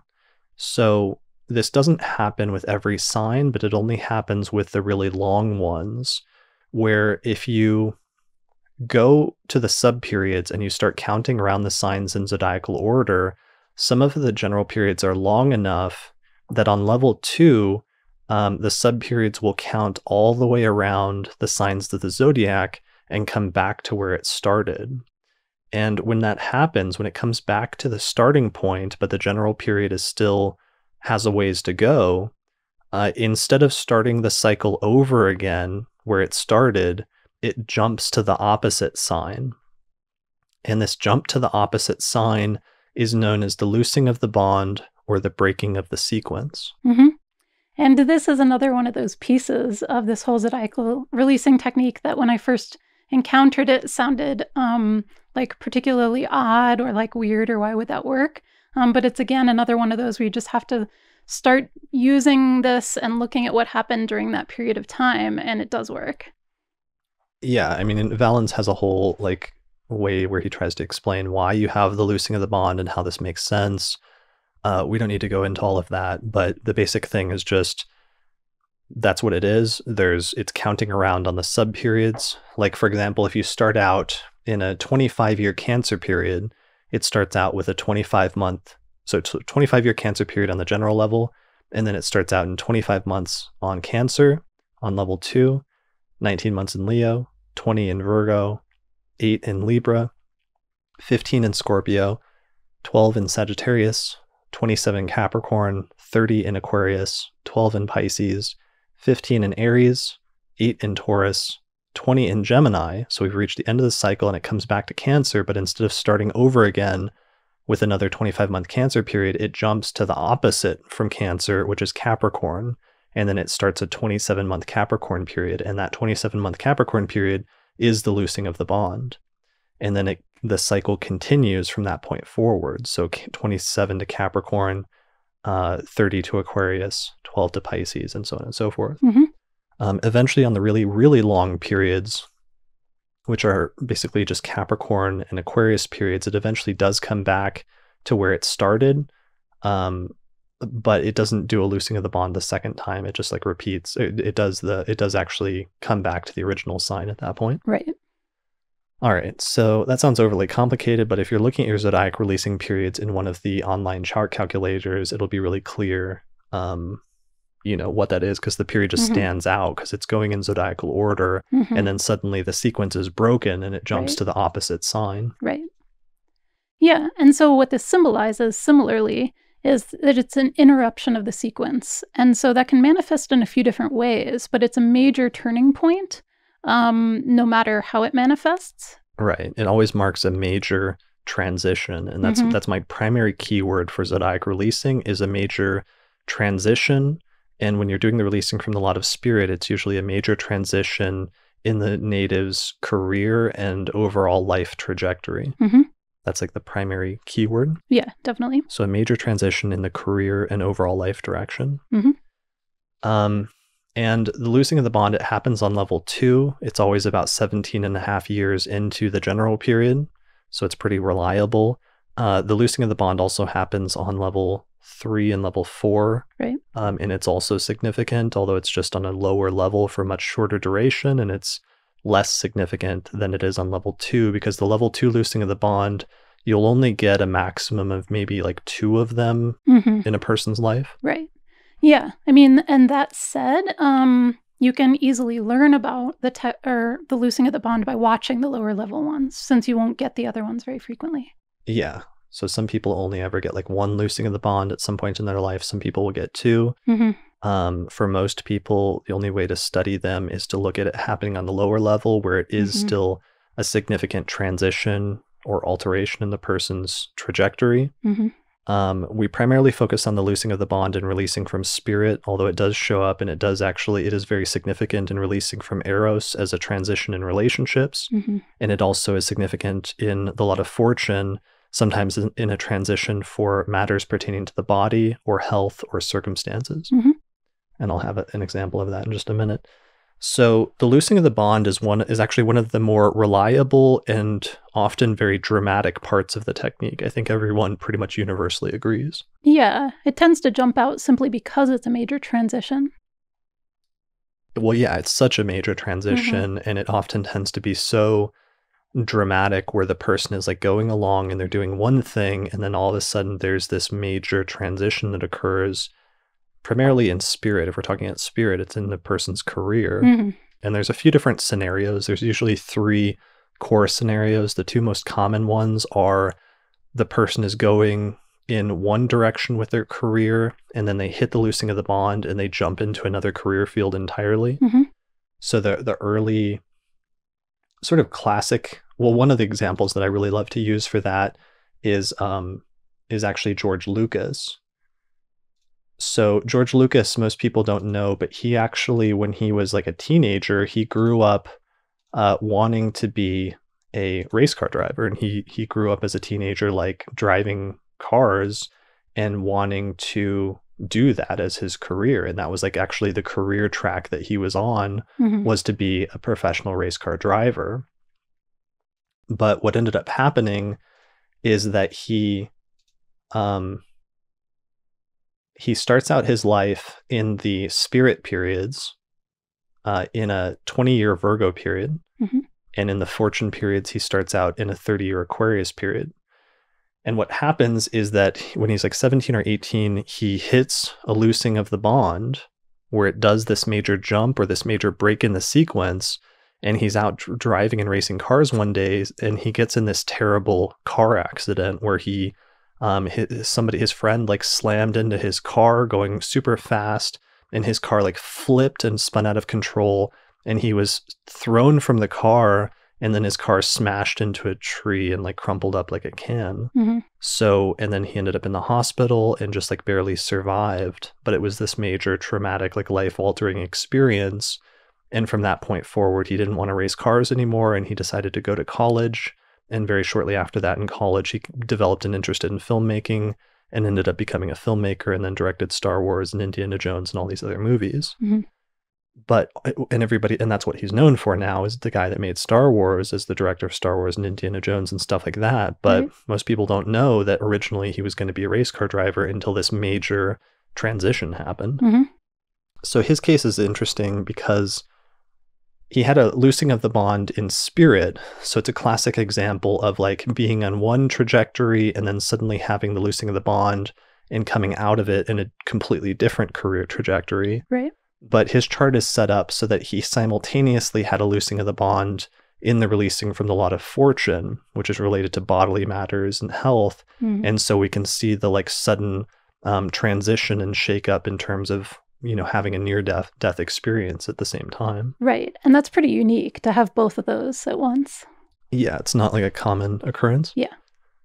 So for him, that's how that manifests. And that's like one of the classic scenarios for the loosing of the bond in terms of it being a dramatic transition in the person's career and life trajectory. Mm-hmm. And that's one of the keywords that I use. Another scenario that you sometimes see, especially if the loosing of the bond occurs when a person is in a general period that's also angular from fortune, is the person who has a loosing of the bond and they're in one career field and they've been in that career field or building up to it for 17 years at that point. Mm-hmm. But then they hit the loosing of the bond and they jump up to the highest level that they can get in their chosen career field. Mm-hmm. So the classic example of that we found early on in the research studies was Al Gore, who began a 27-year Capricorn period and launched his career as a politician and got his first public office at the beginning of that. But then 17 years into it, he hits a loosing of the bond in 1992, and he goes from being a politician to being vice president of the United States. And he hits what would end up being his highest political appointment within his chosen career field. Right. Yeah. And both of those two show up pretty frequently in client charts. And yeah, were you going to say one more? No, I was just going to throw Al Gore up if I can find that chart really quick. Sure. Yeah, so that's pretty common, both of those. I always like to lay out the few possibilities when I'm talking this through to people, if they've already experienced a loosing of the bond or if they have one coming up. So sometimes people like making a major departure, or sometimes otherwise ramping up to the next level if they don't make a departure. Right. So look at this. I mean, he's only had one of these loosings of the bond. I think actually by now he might have either recently had one or has another one coming up actually pretty soon, but I don't have it displayed here. But so he starts out in this 15-year Scorpio period. There's a lot of spirits in Scorpio.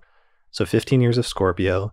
But since Scorpio is only 15 years long, it's not long enough to have a loosing of the bond. So the period has to be 17 years long, at least, in order to have a loosing of the bond. Right. So he goes from 1948 to 1963 in the Scorpio period, and there's no loosing of the bond. Then he goes into a 12-year Sagittarius period, and again, that sign's not long enough for a loosing of the bond, so it doesn't happen. Then he goes into Capricorn in 1974 for 27 years, and this is the 10th sign from fortune, so that's the beginning of his peak period, and he gets elected to public office around that time.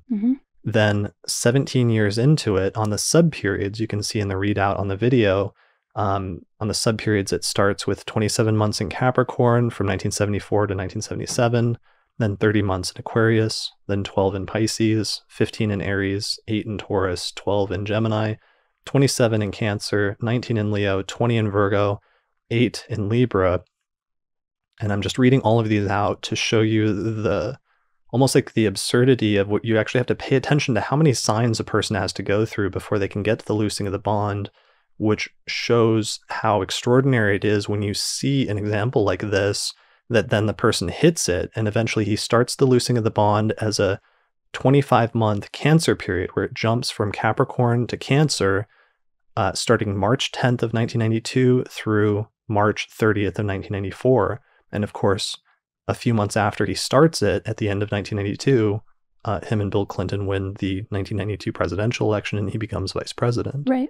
So it's this almost like one loosing the bond. He hasn't had another one up to this point. This is the only one that he's had, at least up to this point in his life. And it happens to coincide with him becoming vice president. Right. So you can see how infrequent it is and how important it can be, therefore, when it does happen. Yeah, how infrequent and how major of a change in the person's trajectory it is. Because it's like he was a politician up to that point, and he was in this 27-year peak period up to that point, but then suddenly he hits the loosing of the bond and he jumps up to the very top of that career field. Right. And so that is a unique combination of combining the peak period and the loosing of the bond, of course. Whereas it sometimes isn't quite that dramatic if it's still a loosing of the bond, but not a peak period. Yeah, exactly. And so it really depends on where in the angular triad it falls. If it's in the first phase of the angular triad where it's still preparatory, I actually have an example of that. Robert Downey Jr. is my favorite example of that because he had a loosing of the bond in his preparatory period, and it happens at the very end of it. And that was actually him getting the Iron Man role. So what were you saying about that? No, that was it. Basically, that it's even more dramatic if it's a combination with the peak period, but it's still important and noticeable, even if it's just the loosing of the bond and not a peak period. Yeah. Because it's still infrequent. I mean, it's important. It's a major transition no matter what. Yeah. There's just different ways to qualify it depending on what part of the angular triad it falls in. Yeah. So here's Robert Downey Jr. Remember, I talked about how he was in this long 19-year Leo period from 1989 all the way until 2008. Then in August of 2008, he starts a 20-year Virgo period. And Virgo is the sign that contains the lot of fortune. So it's his 20-year peak period. But look at what happens on the readout. He's in this 19-year Leo period from 1989 to 2008. But because it's 19 years long, that means we know that there's going to be a loosing of the bond 17 years into it. Right. And he hits that starting March of 2007, and the loosing of the bond kicks in right at the end of the 19-year Leo period, and it goes all the way until August of 2008. So he hits a loosing of the bond at the very end of his preparatory period, and that's when he gets the Iron Man role. He films it, and then it gets released. And then it comes out, and he just explodes in popularity, and within a few years becomes the highest paid actor in Hollywood. So his case is so dramatic, not just because he went into a peak period for 20 years starting in 2008, but because he sort of gets like catapulted into it by a loosing of the bond that occurs right before he goes into the peak period. Right. Yeah. And that's really interesting timing, that preceding it immediately. Right. Yeah. Yeah. So there's other scenarios as well. Sometimes there's also the thing that happens where you have the loosing of the bond that takes place in the last third of the angular triad when the person's in a cool down phase. And I've seen that in a lot of client charts at things like retirement or moving out of a career field. Right. Where the person is like wrapping something up and they're in the last third of the angular triad. So they're already carrying forward and bringing to completion, but then they hit the loosing of the bond and it's like they're finally transitioning out of what they've been doing for several decades up to that point. So it can be something like retirement. Yeah, that makes sense. Sure. So do you have any loosing of the bond examples? Let's see. Loosing of the bond. I mean, well, we haven't mentioned foreshadowing. Should we mention that first or no? Let me see if there's any other. I think I had one other example I wanted to use before we get to the foreshadowing periods. Okay. Because I do have one of my own after we talk about the foreshadowing. Okay. So, I mean, there's other classic examples. Like I have some really good ones. Like one of my favorite ones is that I found in just doing research. Because like once you get this technique and it can do stuff like this, like you start searching for timed birth charts and you can find some really cool historical examples. Like one of my favorites is Emperor Hirohito, who was the emperor of Japan during World War II. And with he had two loosings of the bond. One of them occurred between 1926 and 1927. And what happens at that loosing of the bond is he actually became emperor due to the death of his father in December of 1926. And then the Mhm. coronation was November of 1928. So he has a loosing of the bond, and literally his career transition is becoming emperor. Your mileage may vary. I mean, who knows? Don't, get your expectations too high based on that. But yes, that's a striking one. Well, and then the other end of this spectrum, though, is he then went into a 25-year cancer period, and then 17 years into that, he hits a second loosing of the bond. And this was between April of 1946 and June of 1948. And this was in the aftermath of World War II. Mhm. And what happened is after, Japan and Germany lost World War II, this one's interesting, not just because it's a loosing of the bond, but it's also jumping from Cancer, and it jumps to Capricorn, Mhm. which in his birth chart is the sign that contains Jupiter and Saturn, but he has a night chart. So Mhm. it's actually jumping to the sign that contains the most difficult planet in his chart. Mhm. And that's how you start combining all these different components, is Right. that the quality of what the person experiences at the loosing of the bond is sometimes dictated by the planets contained in the sign that's become activated, or that are aspecting that sign by hard aspect. Definitely. Yeah. So it's actually a difficult transition for him. And what happens is, this is after World War II. Japan loses, of course. And so one of the things that happens in the aftermath, when the US comes in and sort of takes over, is that he was forced to reject the divine status of the emperor, and basically became a constitutional monarch at that time, instead of being like an imperial sovereign.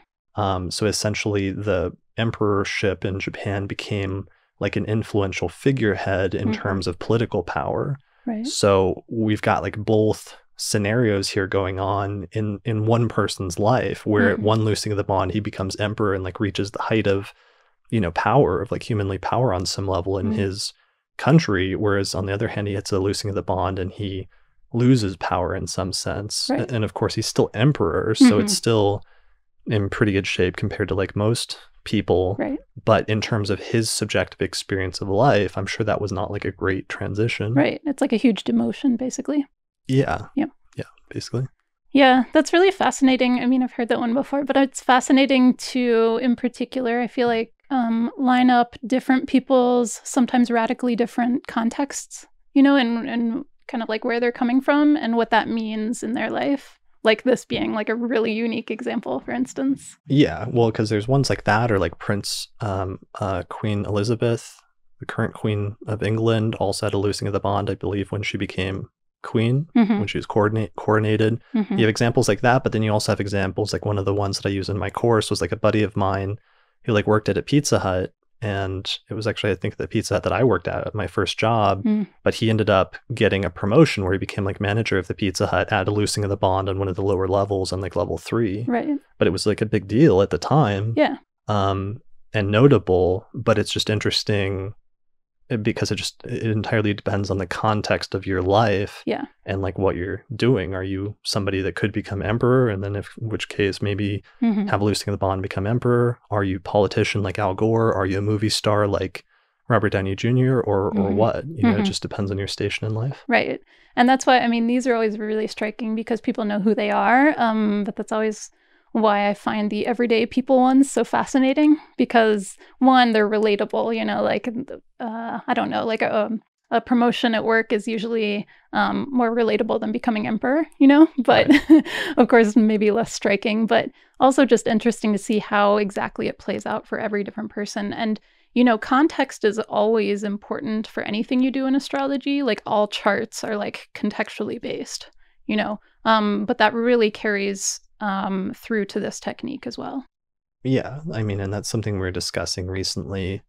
I forget the context, but I think I was talking about it in the context of like doing written delineations, and why I think most astrologers, like newer astrologers, often start out with written delineations because it feels like less pressure and more comfortable, but why you need to push yourself to do verbal dialogues with people. And that's how astrological consultations have traditionally been done, not because it's more effective and it's better both for you as the astrologer as well as the client, partially because of having that back and forth as part of a dialogue. And that's just as true in the context of this technique, is understanding the context and the trajectory of the person's life so that you can then make statements about the future. Definitely. Yeah. So this is like one of the most fascinating parts of the technique. And so this is the one I have just a million examples for. We're not going to go through them all here as usual because I have a million in the course lecture. But like Obama was another one where the basis of our, when Patrick Watson and I did the political astrology blog, we covered the 2012 presidential election. And part of the basis of our prediction in the 2012 election that Obama would win is that we saw that he had a loosing of the bond coming up that would hit in the spring of 2017. And so that seemed to imply that he'd be having a major career transition in the spring of 2017, which back in 2012, we took to mean that he would get reelected, and then the loosing of the bond or the career transition would be him sort of going on his way out from the presidency. And the major transition is like what happens when you're no longer president. Right. Yeah. And that really makes sense in this context because that is such a striking transition point compared to like anything else that would happen, like 4 years earlier or whenever. Right. Yeah. Yeah. And there's other examples like John Kerry was at a loosing of the bond in the 2004 presidential election where he hit like the height of his career in that level in some way and became the nominee for his party, but then lost the election. The loosing of the bond, though, is still tricky. It actually tripped me up in the 2016 election, partially because it indicated that Trump was going to have a loosing of the bond, but it wouldn't happen. It wouldn't start until a year after the 2016 election, and it would last for a couple of years at that point. So we're actually right in the middle of that now, and it peaks later this year. So it's still something that we're looking to see what that is and how that ends up working out for him. Right. So that is all I'll say about that, since I've done other episodes talking about that, and you can go back and listen to some of them to understand the greater context then now that you understand this technique of what that was all about. Right. All right.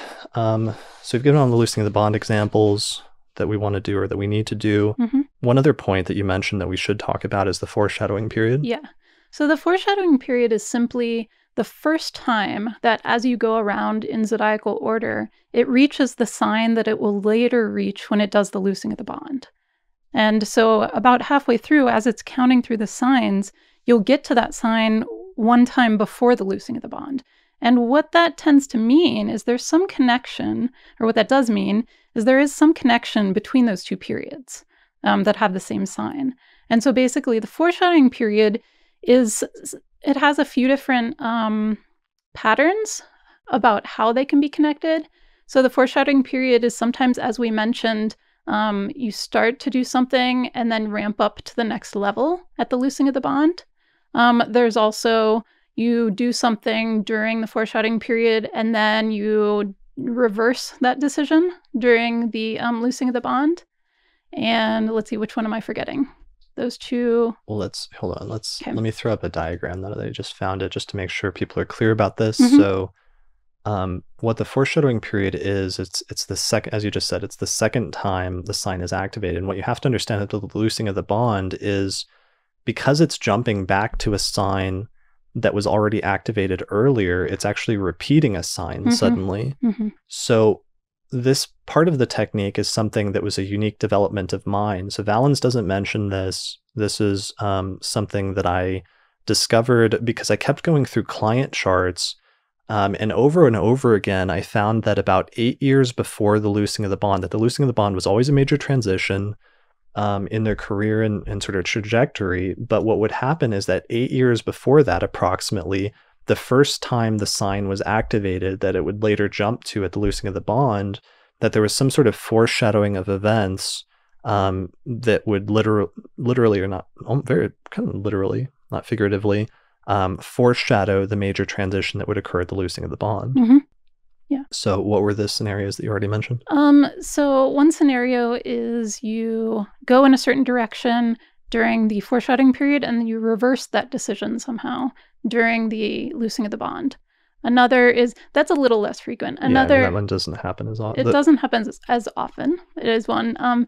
One that's pretty frequent is you start to do something during the foreshadowing period, but don't maybe quite bring it to fruition at that time for whatever circumstantial reasons. And then you do finally bring it to fruition during the loosing of the bond. Yeah, I mean, and that's the most common scenario, I think, and that was the one that I kept noticing in client charts was they hit the foreshadowing period, you have a certain sign that's activated, and they start working on something or they get an idea to start going in a specific direction with their career, and sometimes they actually start working towards it and like moving towards making a major change or what would be a major change in their life. But then something happens and they decide not to bring that to completion or not to follow through with it. Right. So they kind of put it aside and then continue about their current career trajectory, or they go back to their current career trajectory for the next 8 years. But then 8 years later, they hit the loosing of the bond and it jumps back to suddenly, like the sequence breaks and they're thrown back to that same sign that they were at 8 years earlier. And that second time around, usually there's a reminder and they're thrown back into a similar set of circumstances as they were 8 years before, and they have an opportunity. And that time, the second time around, they almost always follow through with it and they start working on the thing that they had put aside previously. And that second time, they follow through and complete it, and it leads to a major career transition at that point. Right. So that's the most common one that we usually see in the foreshadowing period. That's the most common one. And I think one other is that we sort of mentioned it earlier is someone already does in fact do something that's important to them during the foreshadowing period, but then they ramp that up to the next level at the loosing of the bond. Yeah. So that scenario is like, I've seen a lot, like a surprising number of clients where they started working on like a degree, especially like a master's degree, or got a master's degree at the foreshadowing period, but then due to delays and issues, they don't end up getting their PhD finally until the loosing of the bond. I had like a few clients that were like that. That's a good one. Yeah. Yeah. What other scenarios have you seen? I've seen a lot of and I'm trying to think of any specific ones, but I've seen a lot of that middle version where people almost do something but don't quite, and then they do bring it to fruition later. And it's always interesting to talk to people about how that's going for them, or what, like, especially if they haven't hit the loosing of the bond yet, because you try to jog their memory, like, what were you thinking about doing? And sometimes people remember and sometimes people don't with regard to the foreshadowing period, because if it is in fact of the model variant where they almost did something but didn't quite, they may or may not remember that because that's not something they actually finished doing, Right. And so sometimes people do remember, in fact, like, oh, I was thinking about this, but then I didn't do it then. But sometimes it's subtle. Oh, yeah. No, I mean, that's a huge issue in researching the foreshadowing period, is that oftentimes you have to be it's partially based on the person's memory and they may not remember it, but because the foreshadowing period is often the thing that they almost did but didn't end up doing, it doesn't often stand out in their memory or their chronology to them. And you sometimes have to tease it out and like ask some questions in order to understand what it was, because they didn't make a major change in their life at that point. They don't remember it as being super significant. Exactly. It just ends up being this thing that they almost did but then didn't follow through on until 8 years later. Right. And usually in your memory, especially as longer time passes, you remember what actually happened, but rarely like what you were thinking about that didn't fully happen. Yeah, exactly. Yeah. Unless it was like more distinct to you, like going back to school but not doing it or something like that.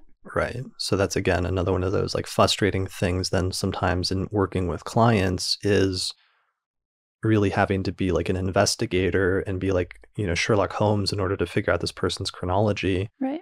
And sometimes being able to ask the right questions in order to understand the context of certain periods, because then this becomes one of the keys to predicting what the loosing of the bond will be about, is figuring out what happened in the foreshadowing period. Right. And if you can figure out what happened or what almost happened in the foreshadowing period, that becomes the thing that the loosing of the bond is predicated on. Definitely. And if you can figure it out, then you can anticipate the loosing of the bond. If you can't, then it's a little bit more tricky. Yeah, for sure. And I feel like in practice, I'm usually able to help someone figure it out, but not 100% of the time, based on their memory and so forth. Right. Yeah. All right. So here's a quick example to give you guys a tangible example of this. This is a client chart, and this is a guy who he was in a 20-year Gemini period, and then like a decade into it, he hits the foreshadowing period, which was a 12-month Sagittarius period. And what happens is that during this 12-month Sagittarius period, he told me about how he remembered at this point realizing that he actually had an aptitude for drawing. And for a brief period of time, he thought that suddenly started thinking like this is what he was going to do something with that once he realized he had a skill for drawing and he wanted to make a career out of it. But then after sort of pursuing it for a little bit, he decided that he couldn't. He's like, this isn't actually going to work. And he drops the idea and like sets it aside and forgets about it and keeps going on with his current career. So, but then about 8 years later, he hits the loosing of the bond and it jumps back to that same sign, back to Sagittarius. And this time he goes back to like that idea comes back into his life and he decides to follow through with it at this point. And he ended up getting a job as an animator's assistant at that point and getting into this completely new career field. And that ended up leading to a long and successful career in an animator, where he ended up working on a lot of really famous shows. And part of what happened is that shortly after that, he went into a 25-year Cancer period, and Cancer is the 10th from fortune. So this loosing of the bond was happening in the preparatory period, and the loosing of the bond happened just a few years before he went into his major peak period. Yeah, that's a great example and pretty like prototypical of one of the major variants. Yeah, it's pretty standard, especially of the first part of the angular triad like sequence. Yeah. But that idea just of, starting to work on something, almost doing it, but then not, and then 8 years later it comes back and then you follow through is very common. Definitely. Or the other is just like set up one phase of it, like getting a master's degree or bachelor's or whatever, and then hitting loosing the bond and then completing your PhD, which then launches you into that actual career field. Right. Is another scenario. All right. Any other examples of the loosing of the bond, or do you have any that you want to mention? I had one just that I noticed in my own chronology. It wasn't a peak period, but it was still interesting. So that during the foreshadowing period, I was in grad school and I had become a teaching assistant. And so I was in front of classes for the first time and, having to kind of lecture and things like that. I was also studying astrology at the same time. And it was something that I was kind of like debating on pursuing more seriously. But in the meantime, I was in grad school and kind of more on an academia track at that time. And then during the next, so that was the foreshadowing level 2. During the next level 2, I actually dropped out of grad school and ended up just kind of working random jobs and like studying astrology over time.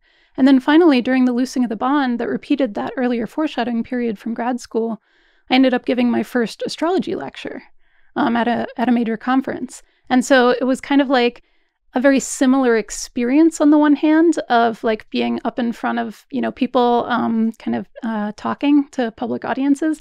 But it was also a switch from kind of what was in the back of my head at the time earlier on of like pursuing astrology more seriously, but then not like kind of fully going for that as my primary thing at the time. And then finally giving my first astrology lecture finally as the loosing of the bond. Okay. Yeah. Right.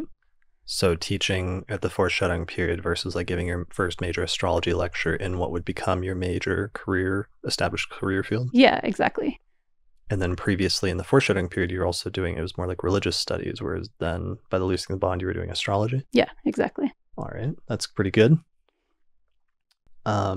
Okay. Well, I mean, I have just like a ton of examples of loosing the bond. I can't go through all of them. I wish I could because it's one of the more fun and fascinating parts of the technique. The loosing of the bond does also work in fortune, and that can sometimes be like a major transition in terms of the person's bodily and health matters or in terms of circumstances. Right? Yeah, definitely. And also for Eros. I mean, I see it a lot in Eros.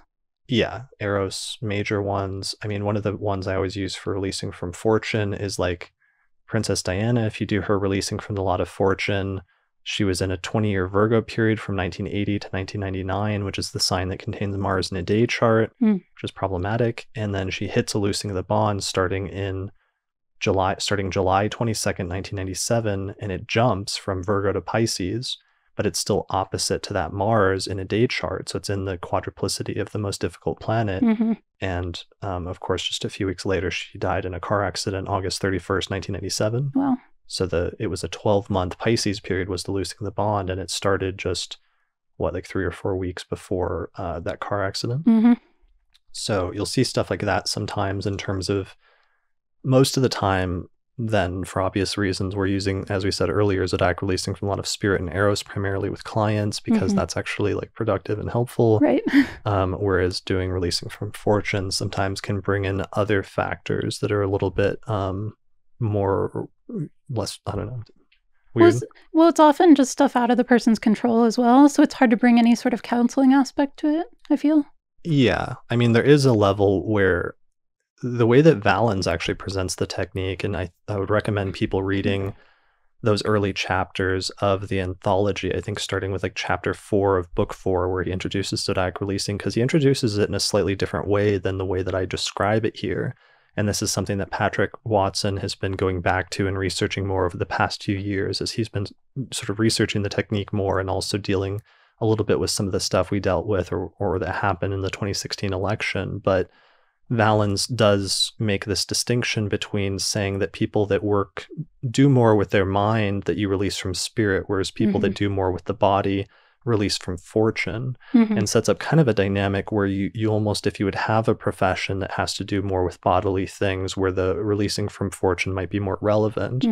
And he also sets up a distinction between sometimes saying that one lot will take over for both lots if one of them is really well placed and the other is really poorly placed, so that there could be different conditions for releasing from one lot or another, based on a sort of predomination argument that he does, which is similar to what the astrologers do for the length of life technique. I've tended to standardize the application of the technique, and I haven't seen the necessity in most of the time when I'm working with clients of making those sorts of distinctions, because people seem to pretty consistently in the releasing from Spirit, that seems to match their career and their overall life direction, whereas the releasing from Fortune more or less seems to match bodily matters and circumstances. And then there's, of course, the additional modification of using Eros for relationships, and that working relatively consistently for me. So it's worth exploring and it's worth debating as we're reviving this technique and bringing it back into practice, if there are instances like that, or if people have examples where they feel like, it might be relevant, the positioning of Spirit or Fortune in the birth chart, and that modifying things or one working better for certain things or certain professions or what have you. It'd be interesting to do a study of only like massage therapists or something like that. Right. Yeah. Or like boxers was one of the debates that we had early on when we were researching at Project Hindsight.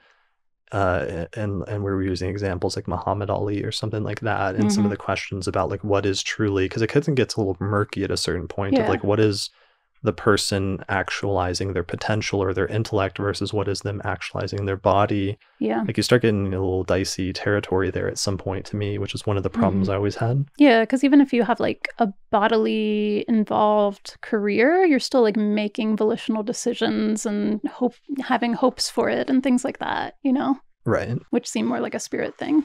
Yeah, definitely. All right, so that's the foreshadowing period. That's the loosening of the bond. There's a ton of other interesting examples in terms of loosening of the bond that we won't go into. Check out the 18-hour lecture for that, because there I could just go into a ton until you're absolutely sick of the loosening of the bond and want to hear nothing more of it. All right, let's take a break. Okay.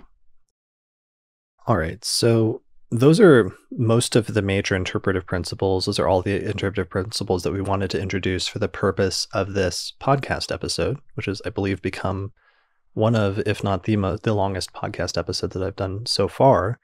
Those are some of the core interpretive principles in the technique. So there are a bunch of other interpretive principles actually that we're going to skip over and not get to for the purpose of this, since we're not trying to do the full 18-hour thing. Right. So there is the completion period, or what I call the completion period, which is when the sub-periods actually come back to the original sign, which they skipped at the loosening of the bond. I found that that's an important interpretive principle. Yeah, for sure. Where things come full circle. There's a culmination period, which is when on the sub-periods it comes to the 10th sign relative to the general period. And I find there's often a culmination of events which were initiated at the start of the general period. There is the activation of the ruler of Spirit, which was a piece that Schmidt first worked out based on a statement that Valens makes. And it turns out that this is oftentimes where something about the native's life's work becomes more clear. And that's a really useful interpretive principle.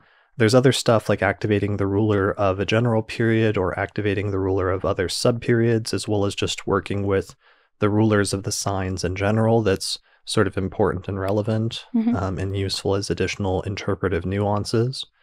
But yeah, not necessary to go into all of that here. This is Right. just a basic introduction so that now, hopefully, if this is your first time learning about the technique, you have some basic understanding of it Yeah, and some of the major pieces. definitely. So you can start using this or start experimenting with this with these major kind of few building blocks that we've told you so far, but just know that there are other things to go into if you want to go deeper into this. Yeah, definitely. So let's start to wrap this up in terms of just philosophical implications. So obviously here, like I said at the very start, there's a few points that we made early on that were supposed to be our concluding points, but just to reiterate them here without completely repeating what we said earlier, there's something startling about this technique. I feel like anybody at this point in the lecture, we haven't even given that many examples, honestly. Like I haven't even hit the audience with as many examples as I would normally hit them with in my basic like 75-minute introduction to this technique, or where I just like throw out a bunch of example charts, or my 18-hour lecture where I do, I think, over 100 example charts Hmm. and to really drive the point home. But I think Right. even with this limited number of example charts that we have shown, there's something startling about this technique because not just that it works, but it's based on calculations that are done based on the birth chart, which are built into the chart from the moment of birth. Definitely. And it's just kind of fascinating to think about how the intersection happens between things that you're trying to do in your life. You often think about things that you're trying to do just with that alone in mind. But this technique actually shows that intersecting with the rest of life itself and circumstances surrounding things that either make it more possible for you to do what you want or make something really go really illustriously, or maybe the opposite, like temporarily block you, or different things like that at different times. And it's just philosophically really interesting to actually you could hypothesize about that kind of thing happening in life, but to actually be able to watch it play out period by period is actually kind of bizarre. Yeah, well, it's something about dealing with chance events. Yeah. Something about dealing with chance events or dealing with fortune and the intersection between fortune or chance and choice and Hmm. action and volition. Yeah. But also it goes back to something that I know you were always very interested in, and one of your first lectures at conferences was about, which is about the importance of understanding and sometimes recognizing those things that are outside of our control. Because to me, one of the flaws and one of the downsides of modern humanistic psychological astrology was that in the attempt to empower people and encourage people, they would sometimes inadvertently, falsely make people believe that everything was up to them, and that if Hmm. there was something wrong in your life, that it was somehow your fault for not truly actualizing your potential. Hmm. But sometimes, while there is a lot that's up to us that has to do with what we might conceptualize as choice or free will on some level, there's also this whole other half of the equation that's very important, which is the element of chance and the element of circumstance. Hmm. Definitely. Yeah, and that's as you know, a huge soapbox of mine. But for good reasons, I think, because you can see that lots of people are trying to do their best, in life, and of course, we don't always, but I mean, just saying, most people try to do their best with whatever is possible, and so it's really interesting to see, particularly using this technique. It's almost like, again, it's a similar thing where you could theorize that off the top of your head. You could say, well, not everything is up to us. But this is almost like a way to sort of empirically show that, in fact. Yeah, to empirically show the different elements of choice versus the elements of circumstance, and then sometimes showing objectively the intersection between the two. Definitely. And, you can also see if you study enough charts, either client charts or celebrity charts or what have you, um, how sometimes people are kind of just like in the right spot at the right time and like something takes off, and sometimes even like really early in their life. But oftentimes when that happens, people often think that it's mostly because of their own, free will. And, certainly it's not that people just sit back and get things like that, like huge success. You have to still put in your effort. But it's interesting to see how that works for some people. And then they kind of like rationalize that like it was just because they worked really hard or they're really great or whatever. And then, with some other people, they're maybe like putting in just as much effort, but they're like running into walls.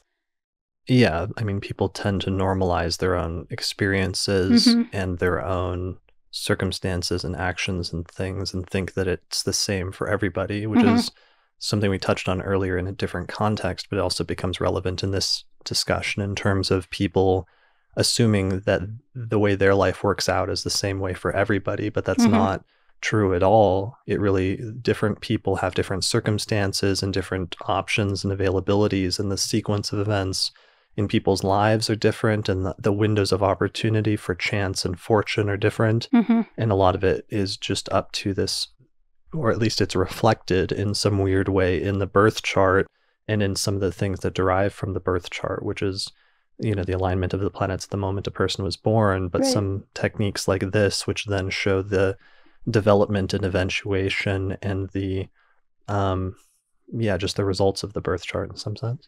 Right. And while I know that one of the things that I find most important in that is kind of like not blaming people when things like don't go 100% their way.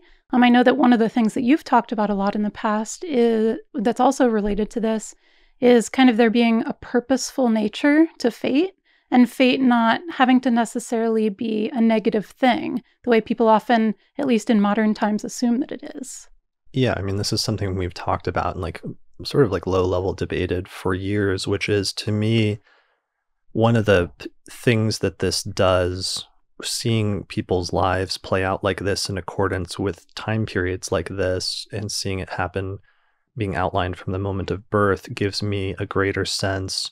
And this was the philosophical crisis. So now it's like we can come full circle and I can explain what I said at the beginning, where I learned Yeah. this technique and then I had a philosophical crisis for a couple of years Hmm.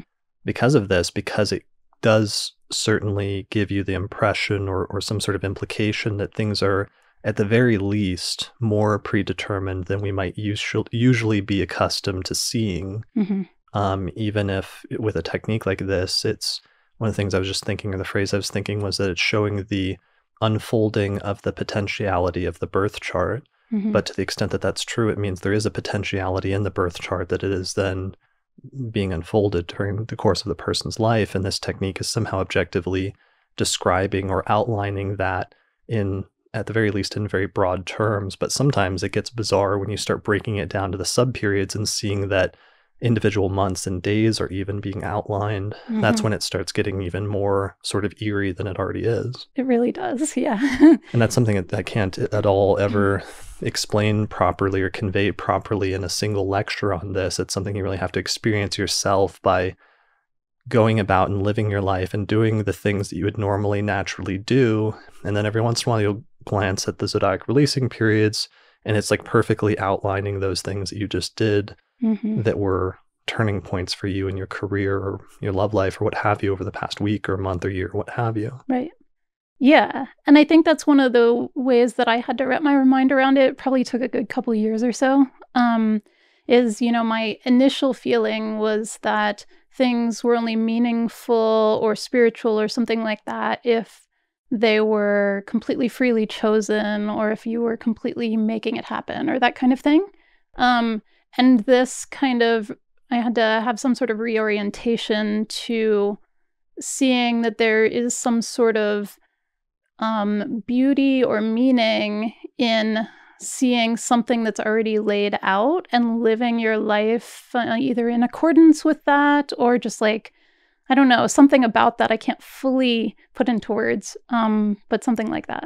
Yeah, well, I mean, that was the debate that we had for that was ongoing for a long time, which is to me, seeing all this stuff outlined implied to me that there was some sort of more design or like purpose, Purposefulness? purposefulness. It's been 4 hours, 5 5 hours. almost. There's a sense of purpose or meaning underlying events and the sequence of events in a person's life. Hmm. And there was some broader philosophical, sometimes people are really quick to, like I said before, at the start of this, people oftentimes approach astrology with their preconceptions about philosophy and religion and other things, and then they project that onto the astrology.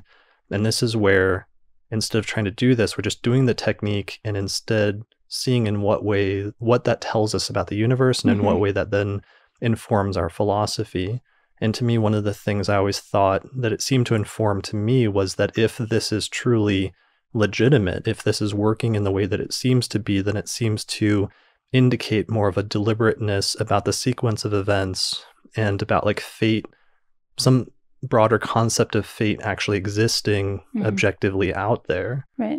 And if that's true, there being a sort of deliberateness about nature and about the sequence of events in a person's life. But to me, instead of that being a negative or an overbearing or a depressing concept, there was a sort of like beauty and elegance to me about that. And that was the thing I think it takes a little bit, though, to get accustomed to, is seeing the elegance of that and the beauty of that rather than viewing it as something negative in some way. Yeah, and I think it's almost like a Saturnian type of philosophy or like spirituality, sort of like seeing the beauty in necessity or in something that is, you know, maybe more determined than you might have thought before. So it's something that has rules that you can look at and be like, that's what's happening. Right, because the bizarre part, though, it's not the chance or the thing. We keep focusing on going back to the chance of the fortune and the circumstances and how that falls into alignment with choices. The bizarre part, though, is a lot of these examples are people making choices or actions out of what they experience as their own free will. Yeah, definitely. And then how do you define that? You know, your free will is your experience of making choices. But what if in your experience of making choices, what if that choice that you were going to make at that point in your life was already in some way, even in broad terms, predetermined? Right. You know, what then is that choice? Does that take away at all from that choice that you made or your experience of making it? I mean, some people that talk about this abstractly would say yes and say you don't have any such thing as free will if it's not completely indeterminate. But I don't think that's necessarily the case. I think you still have the experience of making choices, and choice is still this mixture of things that partially arises from you and who you are and what your background experience is, and partially arises from like circumstances and things like that. And I'm not sure if it completely devalues the experience of making choices and our experience of having free will, even if it was partially illusory in some sense. There's still a sort of beauty and elegance and an interplay between fate and choice that happens. Right. And this shows that interplay. And it's also almost like, you know, if your choices are also somehow informed or predetermined, or there's something fated about your choices themselves, it almost gives you a sense of not just purposefulness, but like that there is something bigger than you, or you are that like you're subsumed in something bigger. Because like if you as an individual can experience the process of having that choice and making that choice over and over with different things, but this is already kind of written out, you know, and you can analyze it and you can see when certain things will happen well in advance, then that does give a sense of like, what is the universe like that we experience ourselves within that? Does that make sense? I mean, to me, it doesn't necessarily devalue the experience of having choice and making choice, because that is our perception of living in the world, that we, you know, are making our choices in that way. It doesn't necessarily devalue that as much as one might think it does in an immediate reaction to something like this, because your experience is still the same, basically. It's still virtually the same. Right. And, you know, perhaps there's even a reorientation of the question itself, which is, you know, what if the meaningfulness is not necessarily only in the choices that you make, but in the experiences that you actually have? Right. Exactly. And this is mapping out those experiences. Right.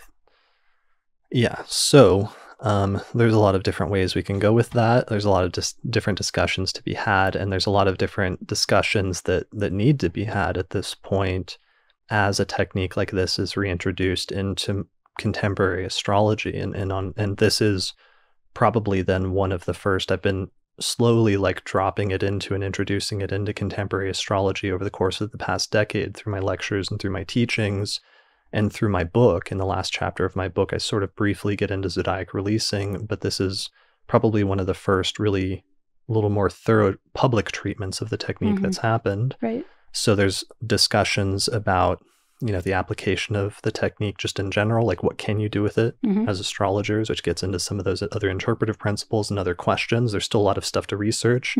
That comes back to that original point that I made earlier, that sometimes I like to focus on the things that I do know or do feel are solid or reliable. And there's other things that are still question marks or like areas to research. And it's such a vast, huge technique, and astrology is such a vast field. It's like one astrologer or a few astrologers can't do everything. But there are like collective projects that together we can each research some small piece of it and push it as far as we can go with our specific area or specializations, and then sometimes hand it over to others to do other parts of that. Definitely. So that's part of what we're doing here. There's that technical part of it that still needs to be researched. There's the client side thing of client side manner, which is a whole other thing that I've talked about in different points on the podcast in terms of like, I think there's a distinction between what astrologers can do with astrology versus how astrology should be used with clients. And we've had to develop our own systems and our own protocol for using this technique with clients over the course of the past decade. And some of that's still things that we need to teach and sort of work out more in workshops in order to share with people. There may be ethical guidelines of what's appropriate versus what's not appropriate to say to a client within the context of teaching a technique or sharing a technique like this with a person. Definitely. And there might be better ways to do it or worse ways to do it. For sure. That's a whole separate discussion. And then there's the broader discussion about the philosophical implications and cosmological implications of a technique like this to the extent that it works. Right. Which is something where we dipped our toe in there, but I think for the sake of this, we don't have to go too much further. Right. All right, cool. Are there any other points we need to make in terms of philosophical implications or technical things before we wrap this up? I can't think on either of those. I mean, the main thing I think of at this point is just that it's really exciting to be alive at this point in time. Because even 20 years ago, 30 years ago, this would not be possible to have this conversation. Yeah, I mean, this technique literally did not exist in Western astrology 30 years ago.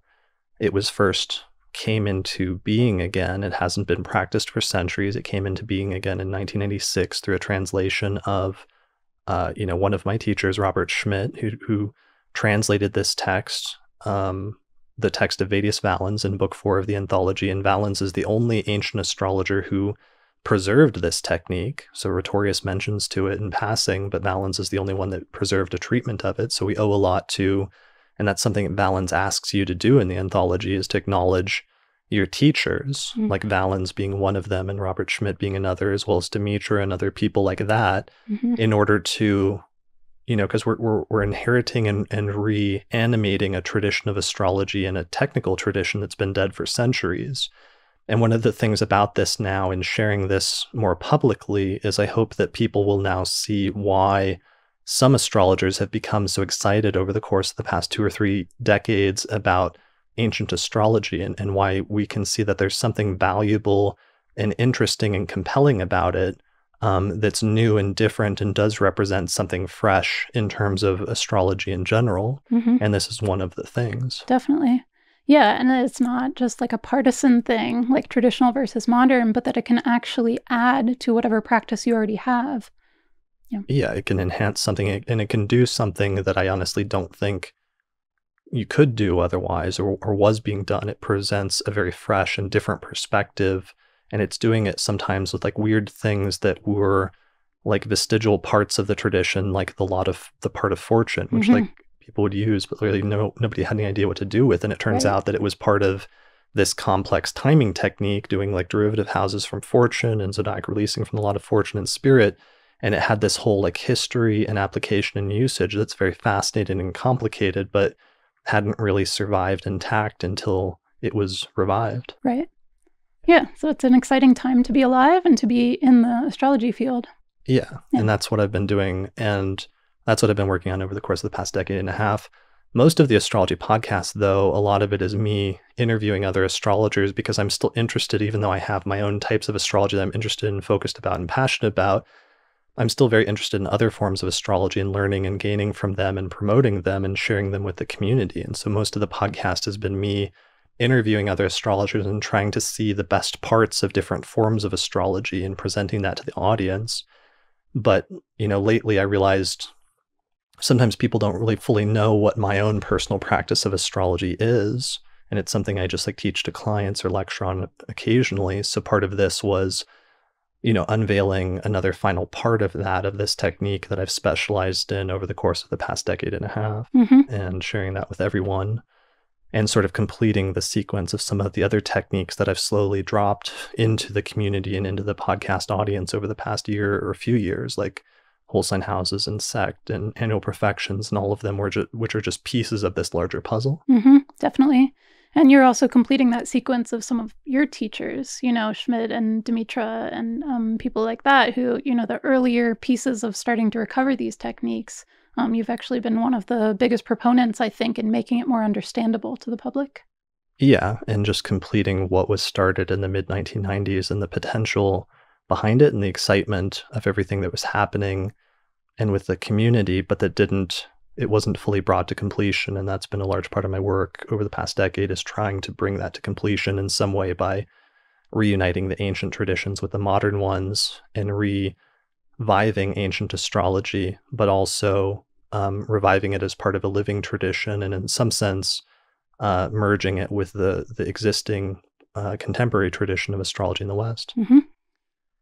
All right. Well, thank you for helping me with that. I'm really glad we got to do this because I always wanted to do and thought I should do this zodiac releasing episode, but I didn't know how to approach it. I didn't know if I could. I didn't want to make the course lectures redundant. But I also there's not a lot of people that specialize in zodiac releasing, but you are somebody who I saw over the past decade learn zodiac releasing and become, not through studying my approach closely, because I don't know that you ever studied my full lecture on the subject, but you apply it in practice and heard from me some of the ways that I applied it. And then through applying it yourself, became, next to anyone else that I know, somebody that, or besides myself, somebody that applies zodiac releasing the most effectively and knows the most about it compared to anyone else I know. So I'm glad we got to do it together. Yeah, thank you. Yeah. I've been just kind of staring at it for 10 years. Right. Well, not just staring at it, but also watching me, and you'll be the one that'll tell me you just had that loosing of the bond the other day. Yeah, no, I mean, that's what I mean by staring at it and just noticing how it works, even on the minute level. Well, and watching my career and telling me, because I don't even pay attention to my chart as much as I could. And you probably have at different stages watched my chart more than I have at different points and let me know when I was going into some period or another. Yeah, definitely. Or noting people in the news and other stuff like that. All right. So if people want to learn more about this technique, so I've already talked about the different websites and programs that you can use to calculate it. So if you want to learn more about not just zodiac releasing, but Hellenistic astrology in general, then this is a good time to mention my book. It came out in 2017. It's titled Hellenistic Astrology, The Study of Fate and Fortune. I released an ebook version on Google Books a few months ago that's only $15 or something. So you can get a Google Book version or an ebook version through Google Books if you search for it. I did, though, design it to be a print book, so I would recommend reading it in print because the layout and everything was just designed that way, and it's a pretty big, thick book. So it deals with all of the techniques that we've talked about today, especially in terms of planetary condition and things like that. And the last chapter finally deals briefly with zodiac releasing. If you want to study more and go into more depth with zodiac releasing itself, then I have an 18-hour lecture on it, which you can buy as a standalone lecture through my website, which is theastrologyschool.com. And that's just where I've taken the 18-hour lecture from my full course and I've made it available as a standalone lecture if you want to study that. If you would probably be better off studying it within the context of the full apparatus of ancient astrology, which is what I present in the Hellenistic astrology course. So that's my full main course on Hellenistic astrology, where I do sect, aspect doctrine, whole sign houses, annual perfection, zodiac releasing, and pretty much the whole 9 yards. So if you're interested in that, you can find out more information about that at theastrologyschool.com. Is there anything else we should mention before we call it a day or a night or whatever it happens to be at this point? I do consultations that I regularly incorporate zodiacal releasing in, and website is lisasheim.com. Yeah, you would definitely be one of the best person that I recommend to people at this point. Since I've moved on to focusing on doing the podcast and on teaching and stuff, I usually recommend or refer all my zodiacal releasing consultations to Lisa at this point. All right. I think that's it. I think that's it too. All right. Awesome. Well, thanks a lot for joining me today. Yeah, thank you. And thank you everybody for listening to or watching this episode of the Astrology Podcast. Thanks to all the patrons who support us through our page on patreon.com. We appreciate you. We love you. Thanks for making this happen. And good luck with the technique. And we will see you again next time.